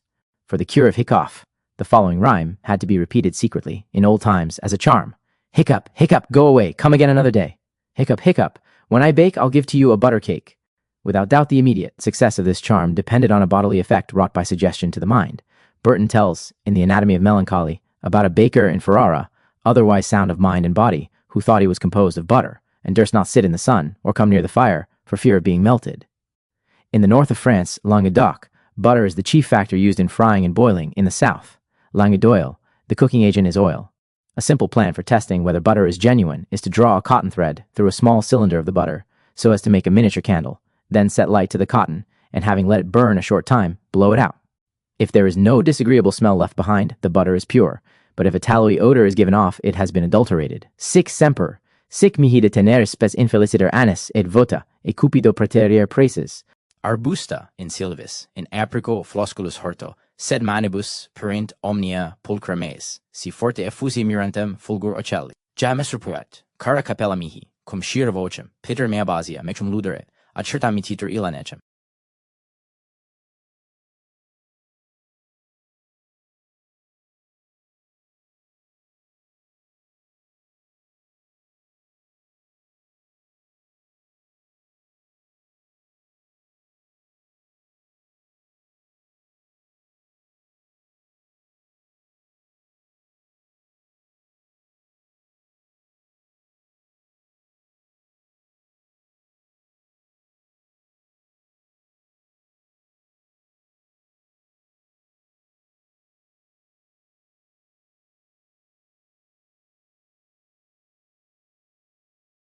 "66 butter," said Charles Lamb, in Grace Before Meat, "ill melted, that, commonest of kitchen failures, puts me beside my tenor.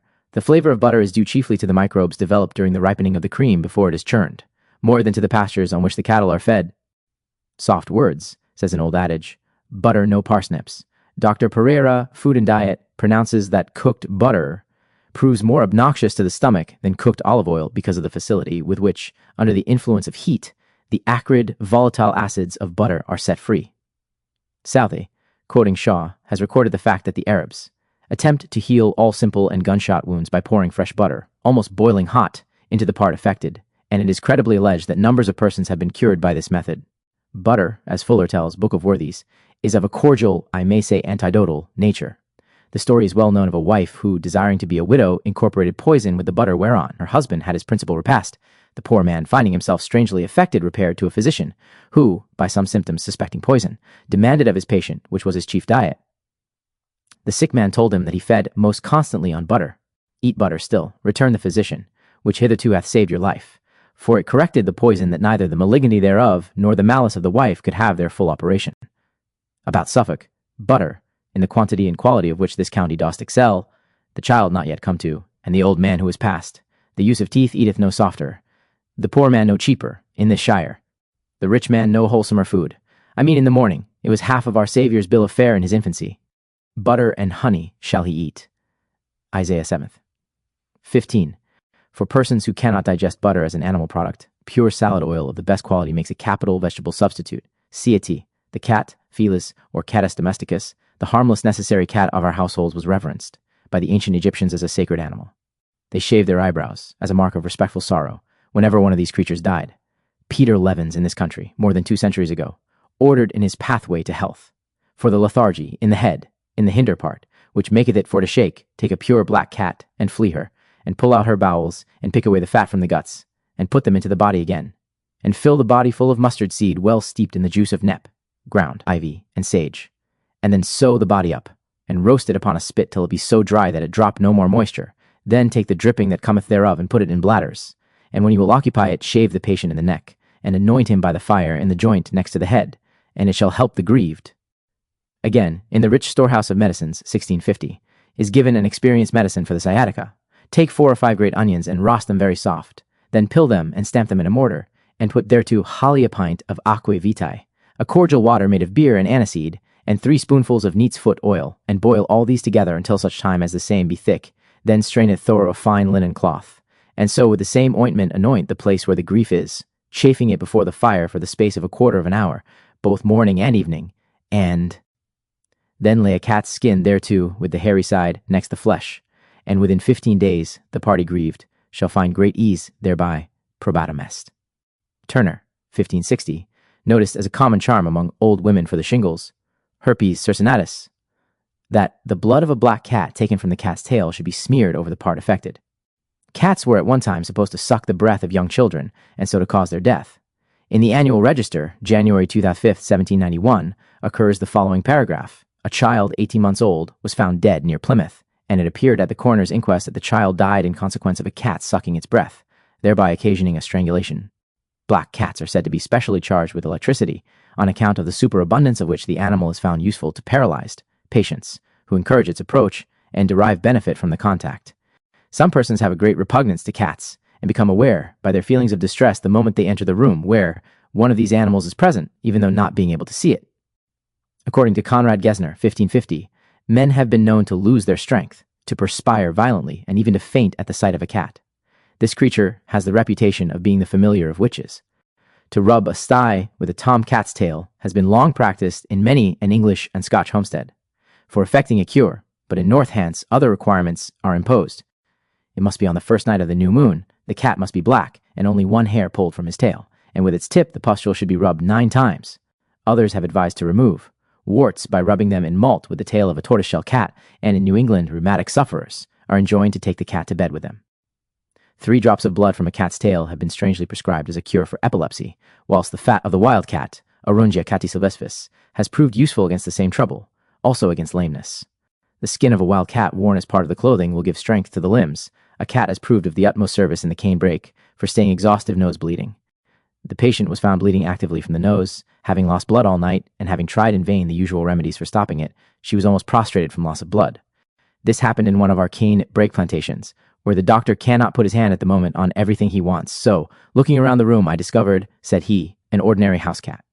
The head was cut off within a few moments, the abdomen was opened, and the bowels removed. Some 6 or 8 inches of the intestines were cut off and washed and tied round at one end. Then, with a common elastic catheter, this ligatured end was pushed along the floor of the bleeding nostril into its hinder part, leaving the other open end out of the nose. The gut was then injected with cold water by a common syringe and tied in front beyond the nose. The bleeding ceased immediately, and the patient came round. To the astonishment of the cane breakers, there is a vulgar superstition that a cat left in a room with a dead body will fly at and disfigure the face of the corpse. In Bleak House, by Charles Dickens, it is related that when old Nemo, the law writer, was found dead, with poison at the bedside, the green-eyed cat, which had followed Crook into the room, was carefully put out. "Don't leave it there," said the dark young surgeon. "That won't do." Mr. Crook therefore drives her out before him, and she goes furtively downstairs, winding her lithe tail and licking her lips. Napoleon is said to have had a horror of cats. There is no doubt that an attack of influenza beginning in a house with a domestic cat will spread to the several human members throughout the household. Dr. Samuel Johnson, says Boswell, used to go out and buy oysters for his cat, Hodge, lest the servants having that trouble should take a dislike to the poor creature. Cats are very subject to vomiting, hence the vomit of a drunkard is called a cat, and the act of rejecting it is described as shooting the cat, to grin like a Cheshire cat, according to a popular proverb, is curiously explained in this way. The Cheshire is a county palatine, and the cats, when they think of it, are so tickled with the notion that they cannot help laughing. Well, I've often seen a cat without a grin, thought Alice in Wonderland, but a grin without a cat is the strangest thing I ever saw. A cat is said to live 10 years. Kiss the black cat and it twill make you fat. Kiss the white ane, twill make you lean. Roast cat, writes Sprengel, with goose grease and spice, was Benedetto Veltori's great remedy for convulsions. Horace shows by his fable of the town and country mouse that there were no cats kept then in Rome. Cases are on authentic record of hydrophobia caused by the scratch of a cat, and not determined until from 2 to 6 months afterwards. Dr. Jonathan Hutchinson tells of cats having become infected from mice with skin disease, favus, and subsequently communicating the same to children who nursed or fondled the cats. Peter Levens, student of physic, 1667, ordered for to take away hair, get hard cat's dung, dry it, and beat it to powder, and temper it with strong vinegar, then wash the place with the same where you would have no hair to grow. Also take the blood of a snail without a shell, and it hindereth greatly the growing up of hair. Shylock, the Jew, in Shakespeare's Merchant of Venice, thus delivers himself. Some men there are loved, not a gaping, roasted pig, some that are mad if they behold a cat, and others, when the bagpipe sings, aye, the nose cannot contain their urine. Concerning shingles, for the cure of which, as has been said, the blood from a black cat's tail was ordered in the 16th century. A curious practice still prevails in Wales, where the term for shingles means the eagle. We are told in The Mystery of Pharmacy, 1897, that it was supposed in ancient times if a person should eat of eagle's flesh, he would never suffer from shingles, and his direct descendants down to the 9th generation could not contract it. Cheese was formerly sold in Cheshire, molded into the form of a cat. Hence may have come the allusion to grin like a Cheshire cat. Shakespeare, in Macbeth, refers to the cat I, the adage, that is, cats a my Pisces, sed non voltinger plantas, letting I dare not wait a pony would. A tortoise-shell tomcat is thought to be of rare value. Tom Hood, 1830, in the comic annual, called one a tortoise-shell tomb cat, and a great favorite that dead cats are supposed to have been brought into England from the island of Cyprus by foreign merchants who came hither for tin. Catgut strings are made from the intestines of sheep or lambs. The African civet cat is remarkable for the perfume which it produces and which bears its name. The bag containing the scent is situated near the parts of generation. The animal is not really a cat, but closely resembles the fox, and is kept largely for its fragrant secretion in northern Africa, being in a state of domestication there. Civet, as a medicinal substance, agrees with musk in its virtues, and is used, more formally than now, against spasmodic diseases, such as epilepsy, hysteria, colic, and as a remedy for barrenness. But musk and ambergris have diminished its reputation. As a sexual stimulant, it undoubtedly exercises positive effects. The poet Cowper's lines in conversation are familiar to all. I cannot talk with civet in the room, a fine puss gentleman, that's all perfume. Dr. Salmon, 1696, told about civet, in an ointment it is excellent against the vertigo. If anointed on the temples, crown, and nostrils, the smell cures the epilepsy. Put into the ear, dissolved in a little oil of amber. It cures pains and deafness. In wine it stupefies and makes drunk. The sign of the civet cat, which used to be employed by perfumers all over Europe, has now become transferred, in England, to the toy shop and fancy warehouse. Caterpillars. Mr. Vincent Holt published a remarkable little pamphlet in 1885, bearing the title, Why Not Eat? Animal Simples. Insects? He showed therein, for example, concerning some caterpillars, certain striking facts in the following words. I see every reason why cabbages should be served, up surrounded with a delicately flavored fringe of the caterpillars which feed upon them. As things now are, the chance caterpillar which, having escaped the careful eye of the scullery maid, is boiled among the close folds of the cabbage, quite spoils the appetite for dinner of the person who happens to receive it with his helping of vegetable, and its loathsome form is carefully concealed at the side of his plate, or sent straight out of the room, so that its unwelcome presence may not further nauseate the diners at their table of choice food. Other nations are known to use these and allied insects, both at table and with curative views. Indeed, when medicine was first practiced as an art, as early as 2,500 years before Christ, in Egypt and China, most of the remedies given in those early times had been first tried as foods, and such of the same especially influenced the bodily functions, or proved too strong for dietetic purposes, were regarded as medicines. Maspero says the Egyptians began by eating every kind of food which their country produced, and thus became acquainted with its therapeutic properties. The Hottentots take caterpillars both cooked and raw, collecting and carrying them in large calabashes to their homes, where they fry the creatures in iron pots over a gentle fire, stirring them about the while, and then partaking of them without any flavoring or sauce. Travelers say the dish is delicate, nourishing, and wholesome, resembling in taste sugared cream or sweet almond paste. Caterpillars are, of course, vegetable feeders, and therefore of cleanly composition. They digest the cellulose of plants and convert it into sugar. Of old, they were supposed to be generated by dew. In 1542, a cloud of locusts invaded Germany, some of which were broiled on a gridiron and found to be wholesome, thus serving to save the lives which they had threatened to destroy. The woolly bear, Arctia, which feeds on the common blind nettle, if gathered and carried in a handkerchief, wherewith the bearer afterwards rubs his face, will produce thereupon an outbreak of nettle rash, because of the irritation produced by the insect's hairs on the sensitive skin of the neck and face. The larva of the French processional caterpillar, Bombis processionia, is much more intensely irritating. Various other caterpillars possess the power of stinging like nettles, notably the palmer worm, which is the caterpillar of the gold-tailed moth. The grub of the weevil, which for time out of mind has been styled the fairy's coachmaker, devours the kernels of nuts and populates the sea biscuits of our jactars, being put by them to run races across plates for wagers. Vincent Holt pithily says, even the strong stomached and hungry sailor will wrap his sea biscuit on the table to shake out the worms before eating it. Let him shake out the worms by all means, but let him collect them, fry them in lard, and spread the dainty on his dry biscuit. He will not again throw mealworms away. Again, he who by accident gets the well-boiled larva of the cabbage caterpillar served up in the succulent leaves, which are its own natural clean food, should, instead of being pitied for having his meal spoilt, be, on the contrary, almost as much an object of envy as the guest who gets the liver wing of a chicken. When children in Worcestershire see a large caterpillar crawling on the ground, they call out, a millad, a maulad, a 10 o'clock shawlad. In Gloucester, 66 Shire, the creature is named a moleshag in Devon, a mascal in Derbyshire, an obeid. It was a large blue caterpillar, which Alice saw in Wonderland, sitting on the top of a mushroom, smoking a long hookah, and with its arms folded. From the larval state, the caterpillar becomes a chrysalis, and then emerges as a gay butterfly or moth. Jupiter is fabled to have turned chrysalis, a Persian prince all gaudy in golden attire, but an asset, him and his proud followers, into butterflies roving about in pied colors, says Burton. But chrysalides, still so called, golden outsides, dedico flies, grubs, things of no worth. With reference to Vincent Holt's brochure, Why Not Eat Insects? The Lancet wrote, at the time of its appearance, May 1885, Let us pray, is the text of the author.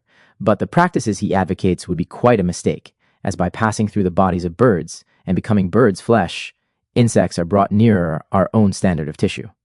It would be as irrational as taking to eat grass ourselves instead of feeding on it by proxy in the shape of mutton and beef. This would put an end to intermediates, and we should take to living on elementary carbon, oxygen, hydrogen, and nitrogen with a little sulfur and iron, instead of boiled eggs for breakfast. But, by a parity of reasoning, if this were so, we ought not to eat the eggs until they have become developed into chickens. In Lancashire, for a child with whooping cough, if a hairy caterpillar can but be casually found crawling across the road, it is forthwith secured by the child's mother and tied round his neck. Then, as the caterpillar dies, the cough will depart. In the north, a palmer worm of the gold-tailed moth is devil's gold ring, which creepeth mostly on coleworts. Mealworms, Tenebrionidae, or lovers of darkness, are the larvae of 2 species of beetles, and are found, as well as the developed insects, in flour mills and bakehouses. The same larvae are bred in large numbers by bird fanciers for singing birds, which is done by keeping them in bran. Our household insects admonishes us that these and other corn-loving beetles must often be ground up with the flour, supplied to us for food, and that in this way we sometimes get our bread adulterated with pulverized beetles, whilst possibly we may not really be any the worse for this slight admixture of animal matter with our farinaceous diet. But it adds, to the same section, Heteromera, belongs the blister beetle, sea Spanish fly, renowned in medicine, and no distant connection of the tenebrias. Now, if our mealworms and their beetles have properties at all analogous to those of the Spanish fly, this internal application of cantharides might not be altogether desirable. Call, see miscellaneous, charcoal. Charcoal, whether of animal or vegetable nature, exercises decided medicinal effects. It is with the former we have to do as an animal simple. This can be obtained by placing a thick piece of ox-hide leather on red-hot coals and leaving it there so long as it burns with a flame. As soon as the flame ceases, the red-hot mass should be lifted off and extinguished by being put between 2 flat stones. It is to be prepared, by trituration, into powder, and may be likewise made from meat beef, mutton, or veal. If given in material doses, as moderate even as 20 grains, it produces positive symptoms and effects, such as a deranged digestion, copper-colored eruptions, of acne and boils on the face, with hard swellings of the breast glands, and of those about the mouth which secrete the saliva. Such being the case, we may readily understand that small doses of this medicine, when sufficiently diluted, prove eminently useful for glandular enlargements, even when of a cancerous tendency, and for venereal boils. Evidence has accumulated to show that animal charcoal, if administered in this way, exercises a remedial action in low states of the body, with putrescence of its fluids and secretions. Also, offensive female discharges may be effectually controlled thereby. The triturated powder should be attenuated to the third decimal strength, H, having been honestly and reliably prepared, whilst 8 or 10 grains are given for a dose in water, or on bread, twice or 3 times in the day. Animal charcoal consists chiefly of charcoal with carbonate and phosphate of lime. As sold by the chemist, it has been purified by admixture with spirit of salt.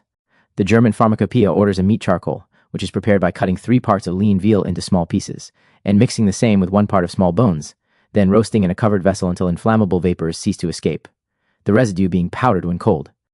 It destroys the fodor of ulcers, and when it is mixed in due proportion with morphia, aconite, or strychnia, these poisonous alkaloids may be taken with impunity. Ormerod maintained that charcoal serves to cleanse and heal foul sores by hastening decomposition, and not, as is generally thought, by exercising antiseptic effects.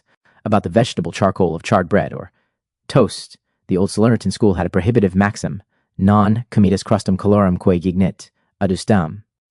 And see, that crust thou do forbear to eat, because that angry color they beget.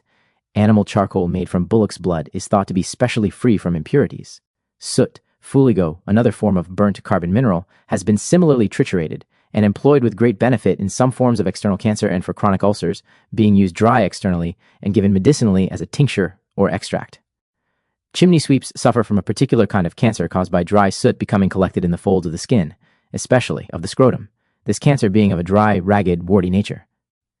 Soot is an open cancer, says M. Dalrain, of all local applications the best, because detersive, plastic, and regenerative, lard and soot may be mixed in equal parts as an ointment, or glycerine be used instead of lard, or the soot may be applied dry, when it will hasten the separation of sloughs. The tusks of elephants burnt as ivory and powdered make another form of animal charcoal. By Southey, in his commonplace book, we are told that Mr. Newton's wife, 1776, took tincture of soot, and in some districts the snuff of a candle is given for ague, as much as will lie on a sixpence made into an electuary with honey or mixed with ginger. By the Norfolk rustics, this is esteemed a sovereign specific. It is a combination of animal and vegetable charcoal, the latter of which is likewise of extensive medicinal powers when triturated to a high dilution, though almost inert when crude. For the flatulence of acid indigestion, where gas distends the stomach, with much oppression after. Every meal, the powder of vegetable charcoal reduced to the third potency is singularly useful, as well as for the chronic bronchitis of aged persons without power to expectorate their profuse mucus, whilst the extremities are cold and the nails blue. Cheese, which varies much in its make, quality, and source, may be considered a food rather than in any strict sense a medicine. It contains twice as much nitrogenous substance, weight for weight, as butcher's meat, whilst the richer and softer cheeses, says Dr. Yo, in small quantity exercise a stimulant action on the stomach. Old Fuller writes, "Poor men do eat it for hunger, rich for digestion. Cheshire doth afford the best for quantity and quality, but I hear not the same commendation of the butter in this county, and perchance these two commodities are like stars of a different horizon, so that the elevation of the one to eminency is the depression of the other." 66. A Welsh line traces back the pedigree of cheese. Thus, AP curds, AP milk, AP cow, AP grass, AP earth. It is composed of the casein or curd of new milk, together with a variable amount of the fat according to the manner in which it is made. About Suffolk cheese, an old rhyme runs, "They that made me were uncivil, for they made me harder than the devil. Knives won't cut me, fire won't sweat me, dogs bark at me, but can't eat me." New cheese has an acid reaction, but by degrees, as the cheese ripens, this disappears. Thus, some of the casein decomposes and evolves ammonia, which neutralizes the acid of the cheese.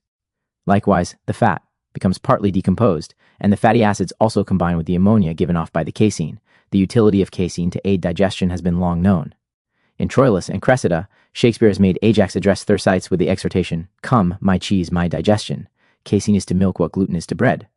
Of all cheeses, says Burton, in his Anatomy of Melancholy, "I take that kind which we call Banbury cheese to be the best, and ex vetustus pessimus, the older, stronger, and harder, the worst, as Langius discourseth in his epistle to Melanchthon. The vegetable molds of cheese are Aspergillus glaucus, blue and green, Sporindodama casei, red, whilst the cheese mite is Acarus domesticus. If the fermentative ripening of cheese goes on to actual putrefaction, then poisonous domains become developed, and their mischievous elements are taken up into the blood. Cheese mites, Vincent Holt tells us, are freely eaten by many persons on the plea that they are only cheese, and there is good ground for this assertion, seeing that these grubs do live entirely upon cheese. But what would any one of such epicures say if there was served up to him a cabbage boiled with its own grubs? Yet the argument that they are only cabbage would be equally sound, and should be convincing. An old Welsh medical maxim was, the cheese of sheep, the milk of goats, and the butter of cows are the best, but the Salernitan school said, Cassius et panis bonus, et sibus hic bene sanis, si non sunt sani, tunc hunc non jungito pani. 4. Good bread and cheese the sound and strong may use, but bread without the cheese the sick must choose. In the old nursery rhyme, 3 children go a-hunting by the light of the moon. One said it was the moon, the third said it was a cheese, and half-o cut away. Clam C. miscellaneous, cochineal. The caucus cacti is a small insect, hemipterous, brought in the dried state from Mexico and the West Indian Islands. It is reared on the opuntia and different species of cacti, the female insect being nearly twice as big as the male. 2 varieties are met with in commerce and medicine, the silver gray and the black. A tincture is made for medicinal uses, H, from the entire female insect, dried as imported. It is wrinkled, and when crushed makes a pure-colored powder. The insects are killed either by throwing them into boiling water, or by exposing them in heaps to the sun, or by placing them in the ovens used for vapor baths. The cochineal contains, in addition to fat, a small amount of volatile acid, and some mucilage, carminic acid, which when deposited with alumina is called lake, and tyrosine, which specifically affects the kidneys, for giving a complexion on the stage and sometimes off it to the face. The coloring matter known as rouge is made by mixing half a pound of prepared chalk with 2 ounces of freshly prepared carmine, so that this is quite harmless. The Austrian Society of Experimentalists have proved cochineal as a drug very exhaustively and found that few of those who took it in toxic doses escaped without a spasmodic cough, often so violent as to provoke vomiting, also symptoms of much urinary irritation were induced, acting on a knowledge of which suggestive facts dropsies connected with the kidneys have been effectively cured by doses reduced in potency of this remedy, and a cough occurring in severe paroxysms has been much relieved. The carmine is found in the insect combined with phosphate and carbonate of lime, muriate, and phosphate of potass, and fatty matter. All the insects of the genus Coccus contain a considerable amount of grease, from which styrene, the basis of wax candles, has been extracted. Until 1714, many naturalists supposed cochineal to be the seed of a plant, though as early as in 1530 Acosta declared it to be an insect. An official tincture of the Coccus cacti is made with proof spirit of wine, which is used chiefly for coloring medicines, but has long been given in combination with carbonate of potash and water as a popular remedy for whooping cough. When preparing the modified tincture, H, the dried insect is treated with spirit of wine, or it is given as a powder after trituration together with sugar of milk, and when thus prescribed, it acts with remarkable success for the relief of spasmodic whooping cough, as well as for colic from congestion of the kidneys. It further affords speedy mitigation of pain in severe neuralgia. For mere coloring purposes, the ordinary tincture is ordered authoritatively as an addition to tincture of cardamoms and to compound tincture of cinchona bark. This power of imparting a beautiful red hue being the only substantial title of cochineal to a place in the official pharmacopoeia. But medicinally, for the uses specified above, the tincture, H, and the powder, H, are effective and reliable remedies, as likewise for Bright's disease of the kidneys, with albuminuria and dropsy. Shellac, a resinous exudation from certain East Indian trees, is produced by the puncture of Coccus. Luca, another species of cochineal. It contains 4 or 5 distinct resins, besides wax, fat, and coloring matter. This substance, in combination with astringents, serves as a capital application to indolent scrofulous ulcers. It is the basis of our ordinary sealing wax. Cockle. The cockle, Cardium edual, is a common little bivalvular shellfish found buried in the sand of our seashores, abundantly, at Sheringham on the Norfolk coast, also in the Tean, by Teignmouth. It makes a nutritious article of food largely consumed in many of our seaport towns, and in times of famine has saved populations from starving. The people of Bura, in the Hebrides, were thus preserved many years ago when they got cockles from the great expanse of sands at the northern end of the island. The name cardium is given to the cockle, or poor man's oyster, from the fact that if the shell is viewed end-on with the 2 curving beaks uppermost, it represents the shape of a heart, Greek, cardia. The cockle is found nearly all over the world. Its flesh is good whether raw, pickled, boiled, or roasted, though very inconsiderable in quantity, a pound of meat to a bushel of shells. It possesses a long, strong foot of brilliant color, and is therefore often called red nose, digging therewith deeply and quickly to burrow in the wet sand. This large cylindrical foot with a subconical end, bent elbow-like, is projected with an odd movement between a hop and a jump. Many persons are aware, says Mr. Gossi, that the common cockles can perform gymnastic feats of no mean. Cockle, celebrity, their valves gape, and a foot like a red capsicum is suddenly thrust out sideways against any opposing object, thus enabling them to take a leap. In the London Pharmacopoeia, 1696, cockles, pectunculi, were said to strengthen the stomach, increase appetite, excite lust, provoke urine, help the cholic, and restore in consumptions. It is to be supposed they contain marine salts and food constituents freely of a salutary sort, with medicinal virtues like those of the lobster. Aesop tells in one of his fables how the son of a husbandman was cooking cockles, and in Mr. Jorrocks' reminiscences of what he ought to have had for dinner on the day when he lost his way, being out for a by-run with James Pig, the menu was to have begun with baked haddock and cockle sauce. Formerly, to cry cockles signified hanging, as denoting the gurgling noise made by a person when strangled. Pilgrims, whose chief places of devotion were beyond the sea or on the coasts, used to put cockle shells upon their hats to show their vocation of pilgrimage. Cockles are symbols of St. James, the patron saint of Spain. Being blessed by the priests, they were considered amulets against spiritual foes, what was meant to be signified by the familiar nursery rhyme, which Mr. Hallowell terms scholastic, about cockles is not clear. Mistress Mary, quite contrary, how does your garden grow? With silver bells and cockle shells and mussels all of a row, o mea Maria tota contraria, quid tibi crescit in horto, testo e crotali sunt mihi fosculi. Cum mitila duli certo. This may have been the fondling croon of a kind nurse over a sick or fretful child, whilst playfully designating, with appropriate endearments, the little ears as silver bells, the round eyes as pretty cockle shells, and the regular teeth as mussels all in a row. Again, the shell of the scallop, Pectina percularis, which is also named quin or queen, was likewise worn to distinguish the pilgrims of St. James. This bivalve, as the display of heraldry teaches, is engendered solely of dew and air. It has not any blood at all. Yet there is no food eaten by man which turns so soon into lifeblood as the scallop. Its shell was further employed formerly at baptisms as a receptacle for the holy water. A marble ship bearing the headless body of St. James sailed over a knight who was in the waves, but who nevertheless was not drowned, but emerged afterwards from the sea covered with scallop shells. In sight of all the prince went down into the deep-sea dells, in sight of all the prince emerged, covered with scallop shells. Cunctis mera serenitibus netus regus submergitur, sed a profundo ducitur totus plenis concilibus. On hearing about this miraculous salvation, the lord of the village was baptized, together with his household, and Bonzes became a Christian church. Cockroach.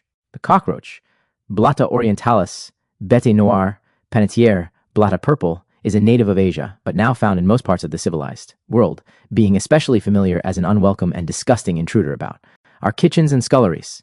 It is nocturnal in its habits, giving off a disagreeable and sickening odor through a fetid fluid poured out from the mouth. Medicinally, it contains an active principle, antihydropin. In Demerara, a cockroach boiled in oil and stuffed into the ear is a remedy for earache. This creature was employed in ancient medicine, an oily decoction made therefrom being prescribed for the cure of warts, boils, scaly eruptions, and indolent sores. Internally it was given, says Pliny, to relieve difficult breathing. As an old Russian remedy for dropsy, it was administered in powder, the dose being from 2 to 8 grains, and its use for such a purpose, as well as for Bright's disease of the kidneys, has been lately revived.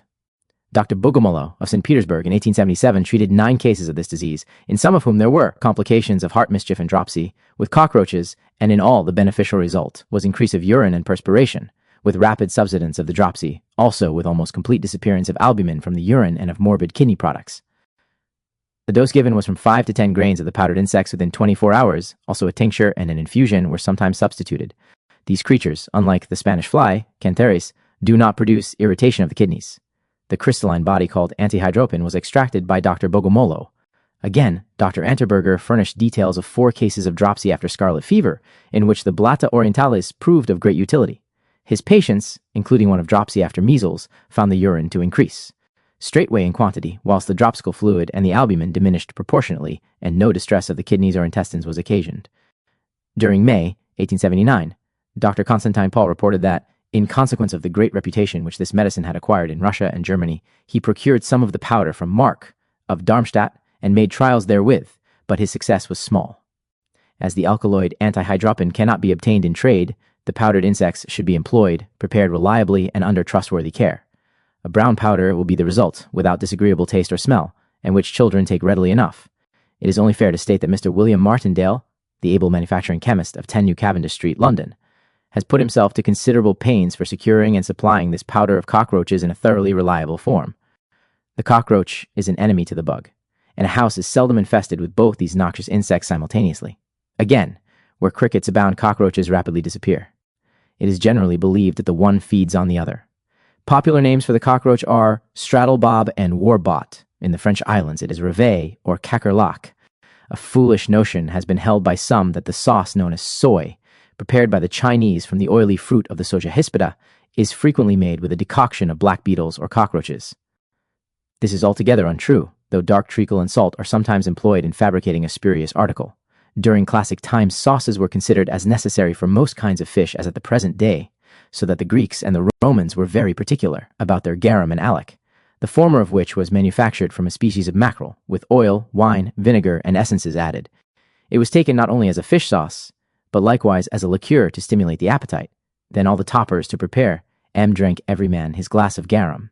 Alec was a thicker sauce concocted from a fish known as the lulacula, and corresponding to our anchovy. Cockroaches sometimes attack sleeping persons, and will even gnaw the extremities of the dead. They are themselves gifted with extraordinary longevity, since their life extends over a period of at least 5 years. In this country we have also field cockroaches, which live out in the open, and do not attach themselves to mankind. Our house cockroaches are gradually dislodging the familiar cricket on the hearth, Gryllus domesticus, the little inmate full of mirth, always harbinger of good, which does no harm to those who use it well, but eats holes in the worsted stockings of such members of the family as are disposed to kill it. So says Lancashire folklore, but probably the thirsty crickets find grateful moisture in damp stockings hung before the kitchen fire to dry. Cats eat hearth crickets, and playing with them as they do with mice, presently devour them. COD. The common cod, Gadus morua, genus Accipenser, is obtained principally from the coasts of Norway, Newfoundland, Labrador, France, and England. Medicinally, it is valued because of the highly curative oil got from the fresh livers in a steam bath. This cod liver oil was prescribed in 1782 by Dr. Percival for chronic rheumatism, and in 1807 it was in high repute about Lancashire. Iodine and bromine are constituents of the oil, together with glycerine, resin, margaric acid, oleic acid, and salts of lime, potash and sodium, also phosphorus and sulfur, with gadouin, a derivative of bile. When the oil is rubbed into the shaven skin of dogs, they become as fat as if they had taken it internally. Par excellence, it is of great service both medicinally and as a food in pulmonary consumption, mitigating the fever, the sweating, the cough, and the expectoration, whilst maintaining the general vitality. Likewise, in most scrofulous affections it is very valuable, such as caries of the bones, and abscesses in the neighborhood of joints, also signally for lupus of the skin, impetigo, chronic eczema, and psoriasis, in fact, for all stromous impairments of the health, whether local or systemic. But it should not be continued oppressively when the stomach refuses to tolerate or retain it, eructations being produced with heartburn, troublesome indigestion, and diarrhea. One of the best means for disguising the taste is to chew at the time a small piece of smoked herring, or it may be taken with catsup or with Liebig's extract. In chronic rheumatism, it exercises decided curative powers. The cases in which it is most useful are those of a tubercular disposition, where the tissues are rapidly consumed through a quick, hectic circulation. In a teaspoonful of the oil, there is a dose of iodine equal to 1.5 drops of the tincture, H, third decimal strength. An external application of this oil assists in curing several forms of skin disease. None but absolutely fresh livers of the cod ought to be used for extracting the oil, but a large quantity of that in ordinary use is made from stale fish, or from those which have remained in the nets for several days. Morhuol is an isolated form of the animal alkaloids from the cod's liver in lieu of the crude oil. It is extracted by the chemist and has marked powers for increasing the general nutrition without being in combination with the fatty vehicle, which so often disagrees. It is prepared by treating the oil with alcohol, then decanting and distilling this off. The morhuol is an acrid, bitter, but aromatic liquid containing phosphorus, iodine, and bromine, and may be given in capsules to be swallowed entire, 1 or 2 being equal to 5 grams of the oil, about 76 grains less the fatty constituents. In France, the liver oil of the common skate has been used instead of cod liver oil. Again, palm oil, which is employed as a flux when melting the tin at the works in Risca and Llanelli, South Wales, then becomes volatilized by the heat insomuch that the air of the chamber in which the men work is saturated with palm oil in the form of vapor, as well as their clothing, the result to those of feeble health, and especially to consumptives, being highly beneficial. Dr. Heffinger advocates the taking of crocodile oil for phthisis, which almost supersedes the use of cod liver oil in Peru, being more nourishing and palatable, but this latter, as extracted by Norwegian fishermen from fresh boiled livers to soften their hard, thin bread, is bland, both in flavor and aroma. Cod liver oil has been appreciated from the Carliest times by the Lapps, the Eskimo, the Finns, and other northern races. Cod's sounds are used as a substitute for foreign isinglass, being brought in a dried state from Scotland for this purpose, but more commonly they are served soft by salting and are supplied as food for the table. The first neck bone of the cod's spine has been powdered and used medicinally. In the Highlands, seal oil and whiskey are given as a sovereign specific. As an article of food, the cod is at its best about Christmas time. 100 ounces of it by weight yield 14 ounces of fibrin, 7 ounces of gelatine, and 79 ounces of water. The sole contains 1 ounce more fibrin and 1 ounce less gelatine. Cod is of superior sustaining worth to the lordly salmon in the proportion of 107 to 106. In France, oil from the livers of the ray and the dogfish is sometimes administered to ailing persons in lieu of cod liver oil. The former of these contains less iodine, less sulfur, and more phosphorus. That from the liver of the dogfish contains more iodine and phosphorus than cod liver oil, but less bromine and sulfur. All the vital constituents of bile are comprised in cod liver oil, but the essential curative action of this oil is due to a subtle force residing, to speak metaphorically, in the very center of the drug, an inmost principle or factor of life, coral. Coral is a zoophyte of the sea, which makes for itself a calcareous structure consisting of a skeleton, with the fleshy portion, this skeleton being composed of carbonate of lime with from 3 to 5% of organic matter and very small quantities of silica, fluoride of calcium, fluoride of magnesium, phosphate of lime, alumina, and oxide iron. The skeleton branches out like a shrub, and on the branches the individual animals are located in tube-like openings. Two sorts of coral are used medicinally, that of a milk-white aspect and that of a dull red, as containing about 4% of ferric oxide. Pliny and Dioscorides greatly esteemed the remedial properties of coral, and Paracelsus, 1525, advised that it should be worn round the necks of infants to keep away fits, sorcery, and charms, while serving as an antidote to poisons. The bells which had become suspended to the coral were designed to frighten away evil spirits. Further, in olden days coral was thought to preserve and tighten the teeth of men. Sir John Harrington, in his School of Salerne, 1624, wrote, "Always in your hands use either coral or yellow amber or some like precious stone to be worn in a ring upon the little finger of the left hand. For in stones, as also in herbs, there is great efficacy and virtue, but they are not altogether perceived by us. For surely the virtue of an herb is great, but much more the virtue of a precious stone, which is very likely that they are endued with occult and hidden virtues." Southey adds, "The use of red coral for warding off the evil eye is at least as old as the times of the ancient Romans. About Italy, especially in the parts round Naples, red coral charms, in the shape of a partly closed hand, or pieces of coral in form like a tiny carrot, evidently phallic, are worn for the purpose of protecting the wearer from being bewitched by the mal occhio. In the jewel home of art and nature we read, coral is good to be hanged about children's necks, as well to rub their gums as to preserve them from the falling sickness. It hath also some special sympathy with nature. For the best coral being worn about the neck will turn pale and wan if the party that wears it be sick, and will come to its former color again. Animal simples, as they recover health. You may say jet will take up a straw, amber will make one fat, coral will look pale when you be sick, and crystal will stanch blood. Again, in the rich storehouse of medicine, 1650, it is stated, all manner of corals beaten to powder are binding, and are very good against the flux. Likewise, among the West Indian Negroes, it is affirmed that the color of coral is always affected by the state of the wearer's health, it becoming paler when the person is sick. In an old Latin work, dated 1536, it is stated, witches tell that this stone withstandeth lightning. It putteth off lightning, whirlwind, tempest, and storms fro shipes and houses that it is in. Lemnius, 1566, made mention of carbuncle and coral, which drive away childish fears, devils, overcome sorrow, and, hung about the neck, repress troublesome dreams. The earliest English notice of coral is that which occurs in the inventory of Aliénor de Bohun, viz., the paternoster of coral, with the larger beads gilded, which belonged to Margaret de Bohun, daughter of Humphrey de Bohun, Earl of Hereford and Essex, killed March 16, 1321, together with the 3 branches of coral which Aliénor possessed. When powdered by trituration and taken in material doses, red coral has been found to excite a violent spasmodic cough, with suffocating irritation of the windpipe. Acting on which knowledge M. Test and others have placed this medicine, if considerably reduced in strength, almost first among remedies for whooping cough, and against the spurious croup of children. For a chronic convulsive cough, says M. Test, it is like water thrown upon fire. The false croup of young children coming on at night owes its origin frequently to some trouble connected with teething, being thus a form of reflected irritation, so that it is a piece of true wisdom to give as a christening present a red coral pendant, mounted with silver bells and a whistle, in anticipation of tooth-cutting after a time, and its attendant risks. The sucking and mumbling of the protective medicament will be a constant safeguard. Those small branched pieces, which are striated, and often covered with a white calcareous substance, should be preferred for medicinal trituration. According to analysis of the outside portion of the solid stem, this contains all the remedial constituents particularized.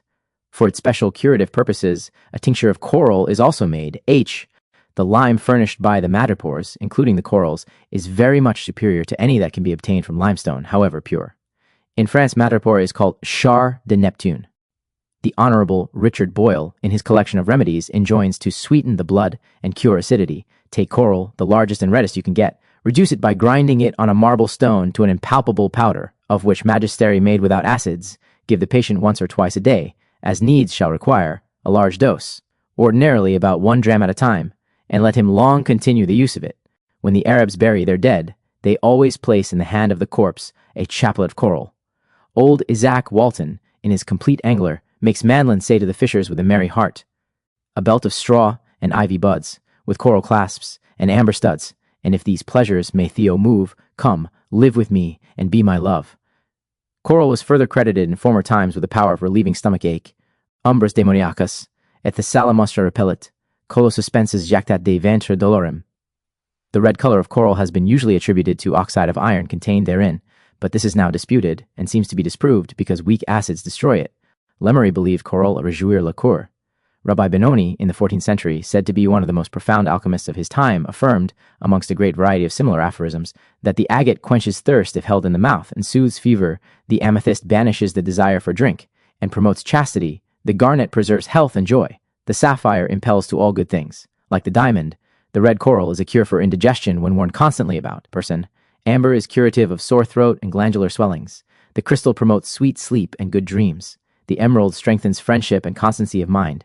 The onyx is a demon imprisoned in stone who wakes only of a night, causing terror and disturbance to sleepers who wear it. The opal is fatal to love and sows discord between the giver and receiver.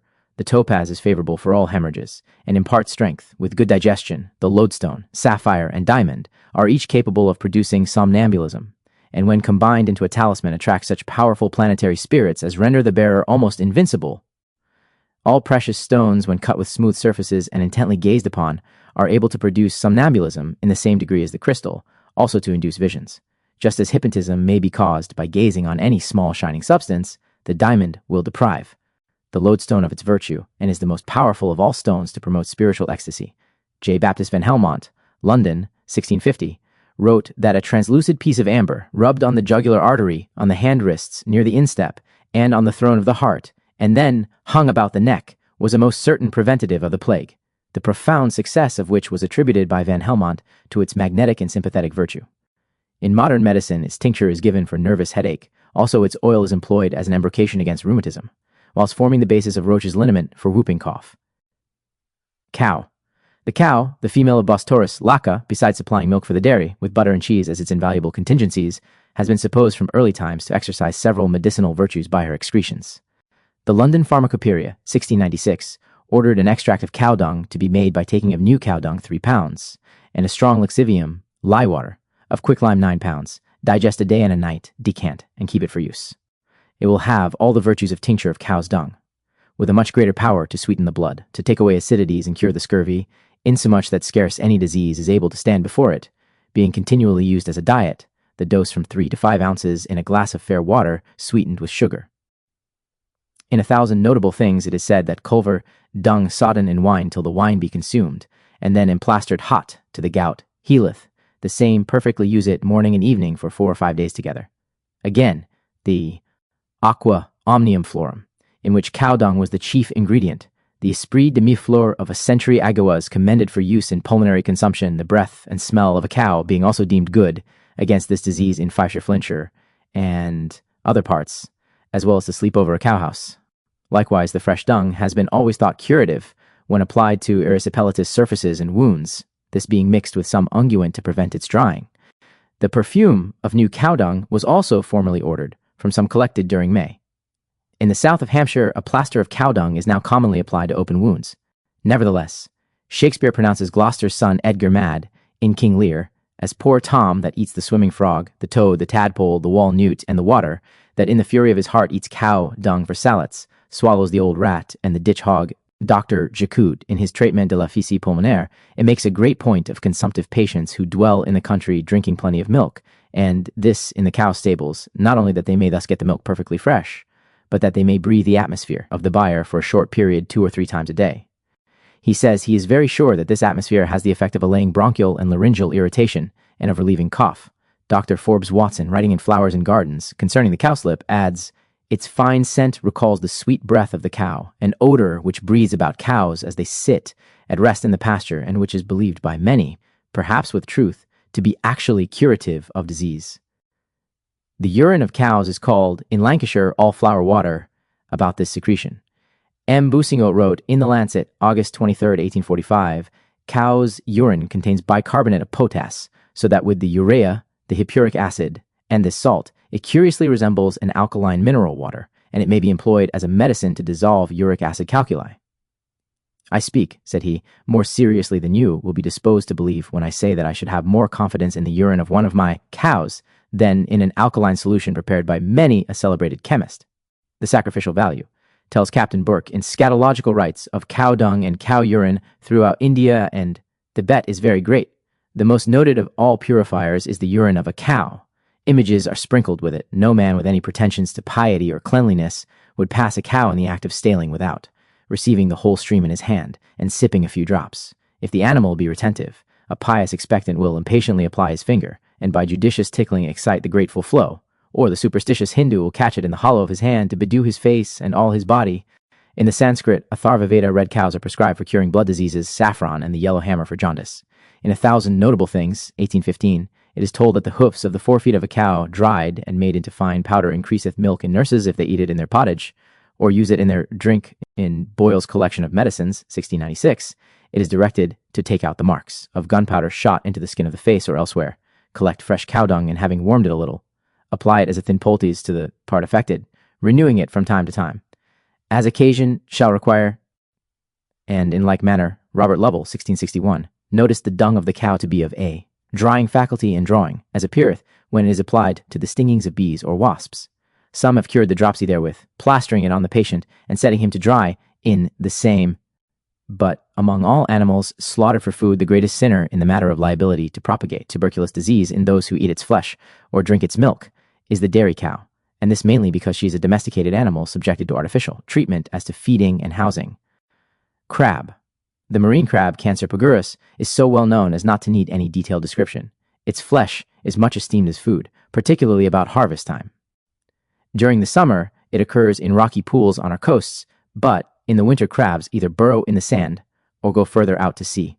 The whole crab, says the Pharmacopoeia of London, 1656, is excellent against consumptions, hectics, phthisics, and asthmas. The eyes take away all acidities, breaks the stone, dissolves the tartarous coagulations in congealed blood.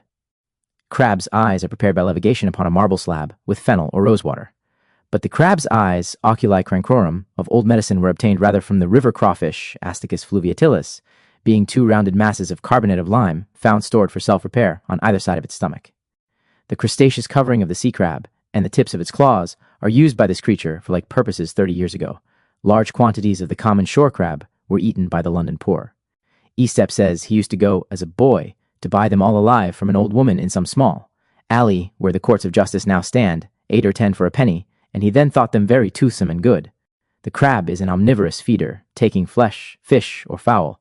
It is an enemy to the oyster, for he liveth by fish thereof with a wonderful art. For, because that he may not open the hard shell of the oyster, he speeth, and awaiteth when the oyster openeth, and then the crab that lieth in wait taketh a little stone, and putteth it between the shells, that the oyster may not close himself. And when the closing is so let, the crab eateth and gnaweth the flesh of the oyster. Bartholomeus Anglicus, 13th century, wrote, for a strumous swelling, according to the Saxon leechdoms, the powder of a crab mingled with honey and applied to the swelling would soon make all well. And again, if there be a mist before the eyes, mingle together a crab's gall, Corvi marini fel, and a salmon's, and an eel's, and field bee's honey, then smear the eyes inwardly with the salve. Crabs also were prescribed as a remedy of very old date for increasing the flow of milk, being commended for this purpose by the author of Ganasiorum. After the surreptitious supper in the bedroom by the boys at Mr. Crackle's, on a supply of shellfish brought by Mr. Peggotty, Traddles was taken ill in the night, quite prostrate. He was, in consequence of crab v. de David Copperfield. Why, it is said, in the comic English grammar, should the parish clerk in a country village be unable to pronounce proper names, and should say, snatch a crab for Sennacherib, or lieutenant for Leviathan. The story is now old about Cuvier the naturalist and the French Academy who adopted in their dictionary, as a definition of crab, a small red fish which walks backwards. This, said he, would be perfect, gentlemen, but for 3 exceptions. The crab is not a fish, it is not red, and it does not walk backwards. When fairly caught, the crab is apt to feign death. From the crayfish, or crawfish, Cancer atacus, the crab's eyes of old medicine were got, as has been already stated, and exercised an antacid effect because consisting mainly of lime. But Richter has said these crab's eyes possess a diaphoretic virtue, and may even produce nettle rash, or excite bleedings. By no means are they to be thought mere carbonate of lime in common with mineral Cretaceous preparations, such as chalk and the like. The crab's eyes are about as large as peas, whitish and roundish, without odor or taste. Besides carbonate of lime, they contain some phosphate of lime and animal gelatin. They are procured in great abundance at Astrakhan, where the crawfish are bruised with mallets and allowed to putrefy, after which the stones are picked out and levigated. Their powder is given to correct acid indigestion with diarrhea, the dose being from 1 to 2 drachms. The Honorable Richard Boyle, 1696, ordered for the heart burning to take from 20 to 40 grains of crab's eyes, known commonly in the shops as Lapidis cancrorum, reduced to very fine powder, and either take it alone or in any convenient conserve or syrup. 'Tis for the most part best to take this medicine when the stomach is empty. Also, to make a very nourishing aliment that hath recovered divers in consumption, take 8 or 10 crawfishes, boil them, after the blackest gut or string is taken out, in barley water till they become very red. Then take them out and beat them long, shells and all, in a marble mortar to a soft crab. Mash, and in a press strongly squeeze out the juice, which may be given either alone or mixed with about an equal part of chicken broth, or some such convenient alimental liquor. The crawfish thrives best in rivers, about the banks, in holes or under stones, feeding on small mollusks, fish, and larvae of insects. The old writer, Jerome Curtin, said, "This animal is a sign of the goodness of the water in which it is boiled, for the best water turns it very red. But any heat will bring out the red color, even on placing the shell before a fire, and spirit of wine has the same effect. As to diet, it is not at all fastidious. The female will devour her own offspring, whilst the male will kill and eat his own spouse. These fish are very delicate food, and the power of the claws is extraordinary for so small a creature. The live crustacean, bruised to a pulp, has been employed in tincture. It is credited in Paris with aphrodisiac properties, and enters into the composition of bisque soup.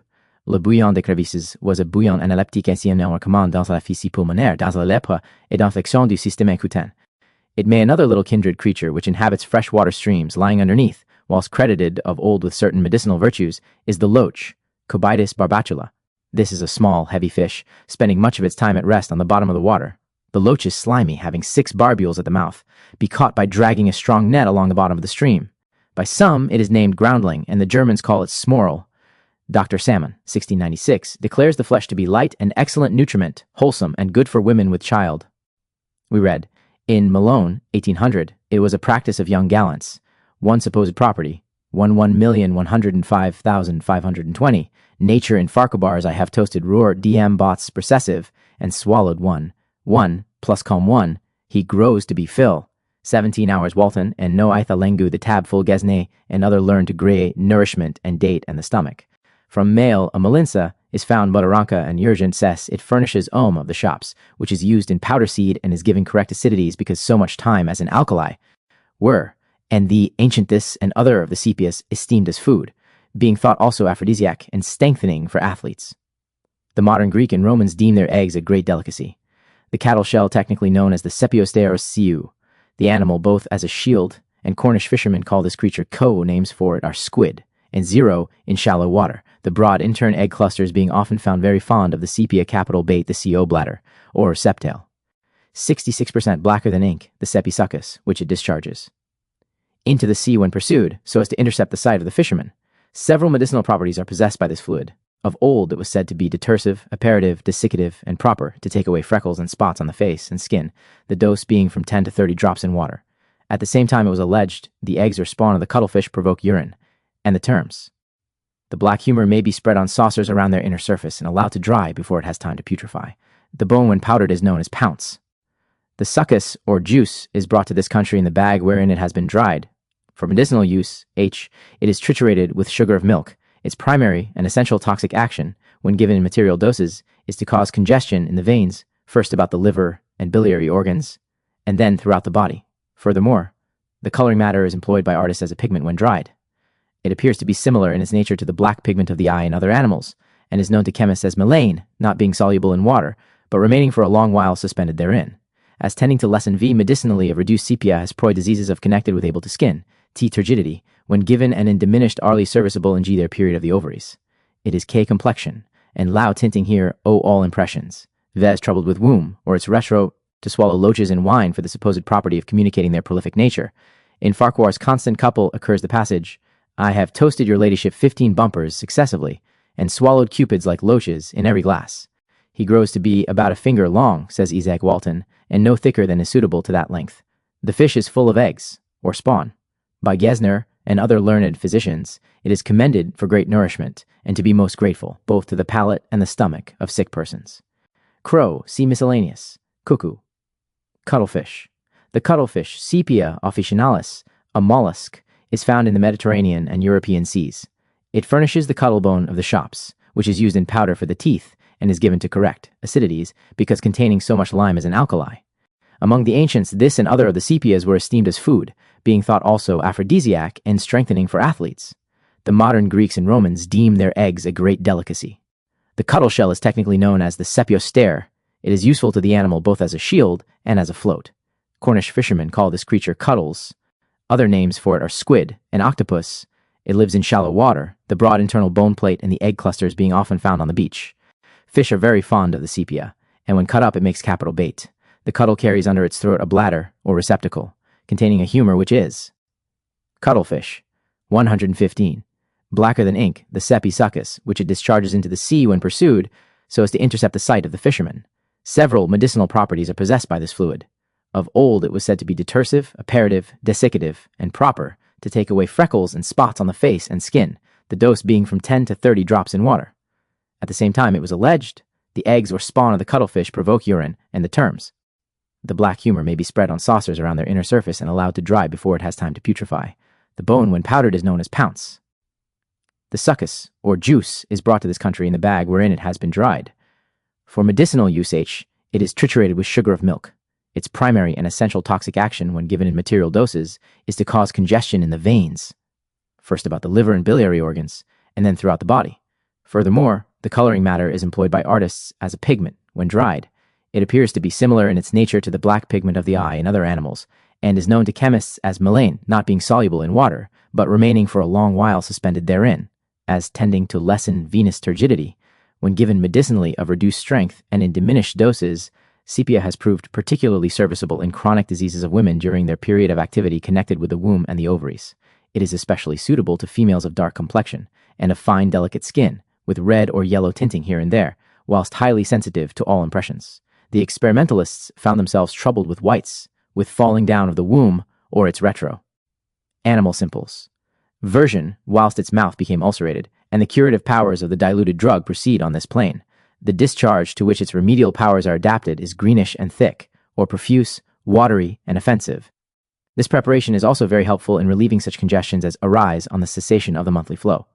Altogether, says Dr. Richard Hughes of Brighton, no medicine, save pulsatilla, is so useful to the weaker sex as sepia. Fullness, likewise, of the veins within the middle trunk, as shown by constipation, piles, descent of the lower bowel, and turbidity of the urine, is materially benefited by sepia, which is reckoned, moreover, a specific in recent ringworm, and has a special power over the periodical headache known as migraine.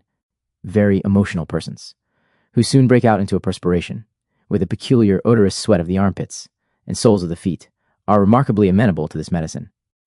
For general torpidity and vital depression it is most useful, and where a sensitive veins of the skin to cold air exists. Either the trituration, H, or a tincture diluted to third decimal strength, produces the best results. In token, as it were, of the frequent juxtaposition of disease in a place and its remedy, the cuttlefish is found on the seaboard, where torpidity of the liver, piles, and venous congestions most prevail. Cuvier illustrated his studies of the sepia, the loligo, and other cephalopods by drawings made with the natural ink of the creatures he was dissecting. But the sepia of the painters must not be taken for medicinal purposes, as it has been acted upon by caustic potash.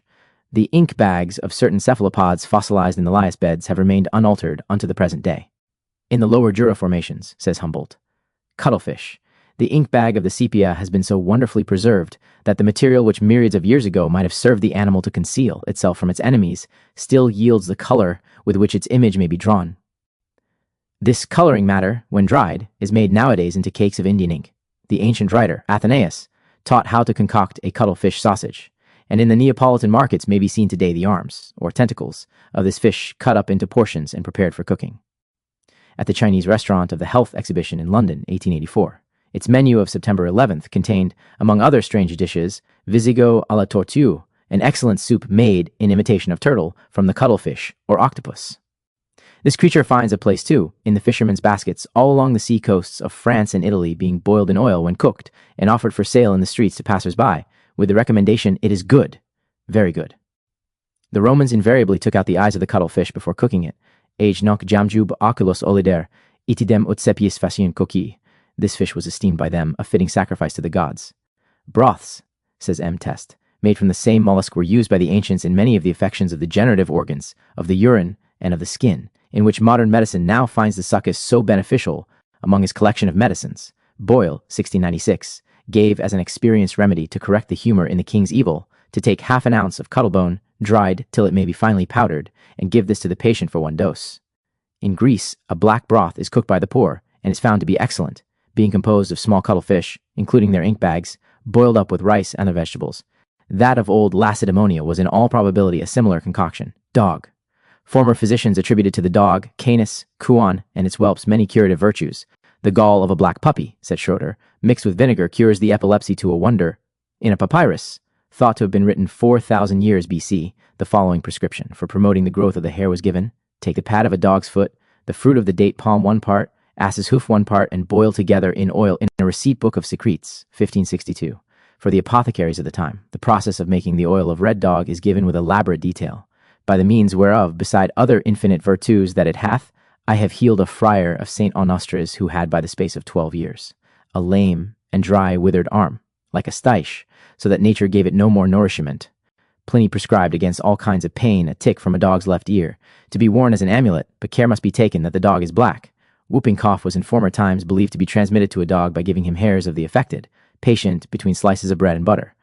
More recently, as we read in Notes and Queries, my nurse declared, says a correspondent, that my brother and I were cured of the measles by having hair cut from the nape of each of our necks, and then separately placed between 2 slices of bread and butter. She proceeded to watch anxiously for a strange dog to pass, and gave him the bread and butter, which he ate without loathing. Therefore she made sure we should be cured. The dog went off, and died, of course, from the measles, having traveled away with the disease of 3 infected children. In an old manuscript receipt, Book of Medicine and Cookery, occurs the following: against the bite of a mad dog, write upon an apple, or on fine white bread, O King of Glory, come in peace. Pax, max, adnax, opera tutor. Swallow this 3 mornings fasting. Dog's hair, says the Scandinavian Edda, heals dog's bite. Goldsmith tuned his lyre amusingly, 1760, about a dog and man who first were friends, but, when a pique began, the dog, to gain his private ends, went mad and bit the man. The wound, it seemed, both sore and sad to every Christian eye, and while they swore the dog was mad, they swore the man would die. But soon a wonder came to light, that showed the rogues they lied. The man recovered of the bite, the dog it was that died. Si qua fides oculis, avideo sapientibus urbis vulner, soliciti plena doloris erant. Delirare canem dum, jurat, quisque vicissim, uno est consensu mars obeunda viro. Sed nova decurrens, pregit miracula tempus, et vulgu infidus arguci esidolas, incolumis nostris super est, mirantur et omnes unum ex ambobus deperissa, canem. Approaching a gypsy camp by night, was attacked and bitten by dogs. An old gypsy woman undertook to cure his wounds, and her mode of proceeding was to taxomy of the dog's hairs and fry them in oil, and having first washed with wine the bites he had in his. Animal simples. Left leg, she put the hairs and oil upon them, with a little chewed green rosemary over them. She then bound the wounds up with clean cloths and made the sign of the cross above them. In the Lancet, as far back as November 24, 1877, is to be found a striking instance of cure by animal extract. T was noticed more than 20 years ago that dogs, of which there are many in Constantinople, become infested in summer by swarms of a species of tick which anchors itself firmly on the victim's body, preferring the head and ears. The dogs, to all appearance, do not suffer from their presence, and it is remarkable that hydrophobia is almost unknown there. It must be to the gentle influence of the ticks, as popularly ascribed, rightly or wrongly, that the Constantinople dog enjoys an immunity, nearly complete, from rabies. Floyer says, too, that a rabid dog's liver will cure madness as a medicine. In the life of Sister Dora, it is related that she one day, at the hospital, came across a dog bite, which had been plastered over with some hairs of the animal thought to be mad, this being literally on the principle of cure, with a hair of the dog which has bitten you. At a congress held in Marseille, 1874, Dr. Jacquem proved that the milk of women produced rickets in young dogs if they were fed therewith, and that in turn the milk of female dogs would cure sickly or rickety infants. This fact is due to the comparative composition of the respective milks. Thus, in 1,000 parts, the woman's milk contains of butter 26 to 66, of casein 39.24, and of salts 1.38, whilst that of female dogs contains of butter 97 to 20, of casein 117, and of salts 13 to 50. Again, in the Gazette Hebdomadaire, number 11, 1876, it is stated that a lioness of the Zoological Gardens was in the habit of throwing litter after litter of whelps with cleft palates until a more bony diet of whole rabbits was given to her during gestation, and this remedied the defect.